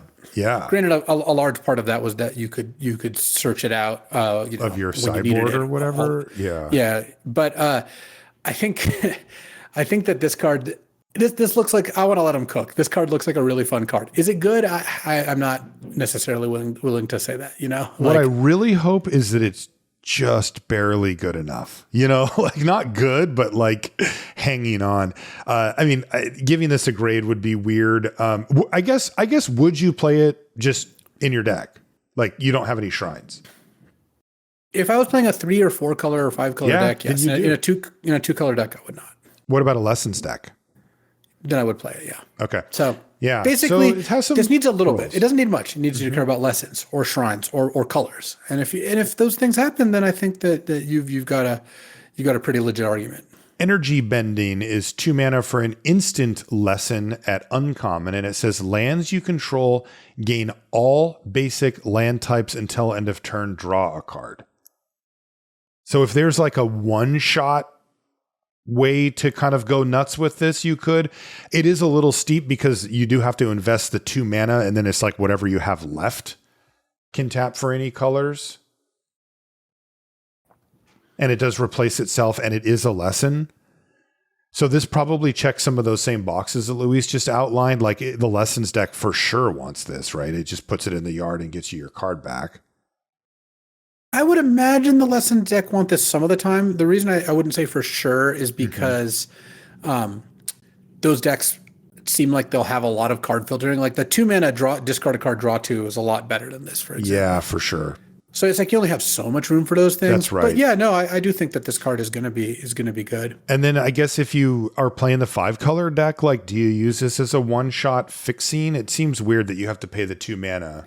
No, if you're using this as fixing, you're going to lose. That's not going to be an effective way to do things. It's just not. Yeah, like Aang's Journey is where you want to be. Yeah, but there is some possibility, and I don't know how likely it is, that you can like use this plus the monocolor payoffs, and do that thing. Okay, You're like cast. That's kind of cool. Yeah. And then cast the 3/2, although that's like 9 mana. Anyway, what would you give Energy Bending? Tough. Yeah. It looks like a D to me. It looks like if you want this, you're probably the only one at the table. And sometimes you will want it, but it's just not going to be a priority. Next is Kyoshi Battle Fan. This is 2 mana for an artifact equipment at common. When this equipment enters, create a 1/1 white ally creature token, then attach this equipment to it. The equipped creature gets +1/+0, and the equip cost is 2. So you get a 2/1 for 2 mana, and you can move it around for 2. Yeah, I wouldn't do that. And there's no other like ancillary payoffs. It just is what it is, right? So yeah, no, pretty much. I would not do that. I would give that a D or an F for Kyoshi Battle Fan. I'm assuming it's something from the show that they wanted to get in there. Next is Bender's Water Skin. This is 3 mana for an artifact at common. Untap this artifact during each other player's untap step, and it taps to add 1 mana of any color. That's kind of fun. For the most part, it's just a mana rock, right? It's a mana rock that you can use on their turn as well as instant for instance or water bending or well, it just taps for mana, so it doesn't need water bending. But this looks bad to me. I would just not play this card. I don't think. Yeah, I mean maybe unless the you're 5 playing color, 5 colors. Yeah, So it's like wants a build around D. Where like if you're a 5 color deck and you didn't get enough lands, you can play this card. There you but go. It's pretty bad. Next is Fire Nation Warship. This is 3 mana for a 4/4 vehicle. It is uncommon. It somehow has reach. It's in the water with reach, and it has, when this vehicle dies, create a clue token, and its crew cost is 2. I mean, is this like a sacrifice thing? Like, are you supposed to sack? It's pretty good value. I mean, if you, I don't know, if you play a 2-drop into this, like you can crew 2 is not bad. It's a 4/4 reach. They're not just going to take a bunch of damage. You can use it as blocks, and then it dies into a clue. Just feel like I've been burned so many times on the, maybe this vehicle stats are okay, you know, and it's just like, if it's not crew 1, it just seems to never quite work out. And I do like that if it does die. Okay. If you have enough creatures in your deck, this feels like a fine card. Just as a kind of a filler level playable. Like a C+ level card, maybe. Okay. I mean, it's pretty big. I just wish it did some other, like, I like that you can sack it into another thing, like the sacrifice deck might be interested. Next is Zuko's Exile. This is 5 mana for an instant lesson at common. Exile target artifact, creature, or enchantment. Here's the bad news. Its controller creates a clue token. Oh, that hurts. Yeah. So this is one of those like painful removal spells where it's like, am I really reduced to using this? And the answer might be yes. Yeah. And if you are, though, you just should recognize that you have been reduced. This is not the first option for any removal. This has 2 major problems. One, it's really expensive, so you're probably going to be behind on mana or at best break even. And 2, it literally gives them the card back. So that is, those are more or less disastrous as far as removal goes. So you need to have reasons to have Zuko's Exile in your deck, I think. The one good thing is that it's flexible. You can do artifact, creature, or enchantment. That's pretty good. Last colorless card is Meteor Sword. 7 mana for an artifact, equipment, and uncommon. When this equipment enters, destroy target permanent. The equipped creature gets +3/+3. What's the equip cost? You know, it's 3. That's on the lower end of what I might have predicted here. The question is, you know, are the games going to play out in a manner where you can actually play Meteor Sword, get it down, blow something up, use it to take over the game? It has all the pieces. Like that is a powerful combination of abilities. +3/+3 makes literally any creature on the battlefield a big threat. And 7 mana to blow up their most important thing is a great start for you to start taking over the game. And equip 3 is kind of what you would expect for such a big benefit. The question is, can you get to 7 mana, and is it worth it to play this card if you do? What do you think, Luis? 7 mana, like, is that threshold attainable? I think that Meteor Sword is really good in the right deck because it kills their best thing, and then after that, the equip 3 part is actually really legit. Because if you've gotten to the point where you're spending 7 mana on this and killing their best thing, you're going to have time to do the re-equipping. Mm-hmm. Yeah, buy you the time. I'm kind of interested in the Meteor Sword. It feels like a deck. I lost badly to it once. Did you really? Okay, yeah. Interesting. And it destroys anything too. So like that matters a lot when you get to that stage where like you really need it to just solve the problem that you have. This does do that. Maybe in a ramp deck. Like, is this a ramp payoff? Is that the best way to view it? Seems like a fine ramp payoff. Okay, I'd give it like I want to lean it towards build around. You know, I'm not just throwing this in some red-white deck or whatever, but yeah, I'm kind of on board. I would give it like a C+, B-, I think. Yeah, I would give it a B-, and I would just try to, again, build into a ramp strategy. That's going to be, I think, the best way to go about it. Okay, we've got a full 10, I believe. Yeah, the whole cycle of these sacrifice lands. We're going to use North Pole Gates as our example. It's a land at common. It enters tapped. It taps for blue or white mana, and you can pay 4 mana, tap it, sacrifice it to draw a card, and there's one for each color pair with all the same template. That's nice. I don't know how this format's going to play out, but I love having these lands that you can sack later in the game to turn into a card. To me, these are just so critical to a good functional limited environment. Like, I don't know how often you're actually going to use that ability of the lands, but like, I'm playing tap lands that tap for both my colors anyways. Totally. So like, what you're telling me that I get an extra bonus of sacking it to draw a card? Yeah, I will take it. Yeah. So I would take these cards at like the C level, maybe even the C plus level if you don't have any other fixing. They do go a very long way. Even just having one of these in your 2-color deck can really help out, smooth your mana out a lot. The games just play out different when you start off with one of these on turn 1 versus when you're trying to scrap together your mana otherwise. There's 2 more lands. There's a common and an uncommon. The first one is called Rumble Arena. It is a land at common with vigilance. It says when this land enters scry 1, it taps for colorless mana, and you can pay 1 and tap it to add 1 mana of any color. Having vigilance is hilarious, right? It wants to be earthbend, but it's like funny that it just doesn't. Like, does my land not tap when I tap it for mana? Like, what does this do? You have to kind of see it in context before it makes sense. So it's a filter land that scries 1 on ETB and has vigilance. They're really trying to sweeten the pot for the filter land, Luis. Does this get over the line for you in like a 2-color deck? Yeah, I would say that this looks to me like a card that if you have some earthbending, especially there's like some amount of value you're getting out of there. I think that if your spells are cheap enough, like you don't have like a lot of double color spells, then I don't mind this because I played the Scry 1 lands a pretty good amount of the time, I feel like. Yeah, I think it's close. I still think ultimately I would end up not doing this. They didn't quite get me there, but it's close. Next one's also in the same vein. It's called White Lotus Hideout. It's an uncommon land. This one taps for colorless. It also has 1 tap, add 1 mana of any color, so the same filtering effect. But it also has tap, add 1 mana of any color, but you can only spend the mana to cast a lesson or shrine. I don't think this is that good in the lessons deck, maybe. Well, it depends. I don't know. If you have a lot of each of these types, then you could try this. I'm usually skeptical of the lands that are like, hey, I'm colorless, but for the right thing, you can play me or whatever. I am too. I will say, though, that if you are in, let's say we fast forward 2 months and we're just like trying to make the shrine deck a thing, like I would definitely play a White Lotus Hideout just to try to get the shrines down,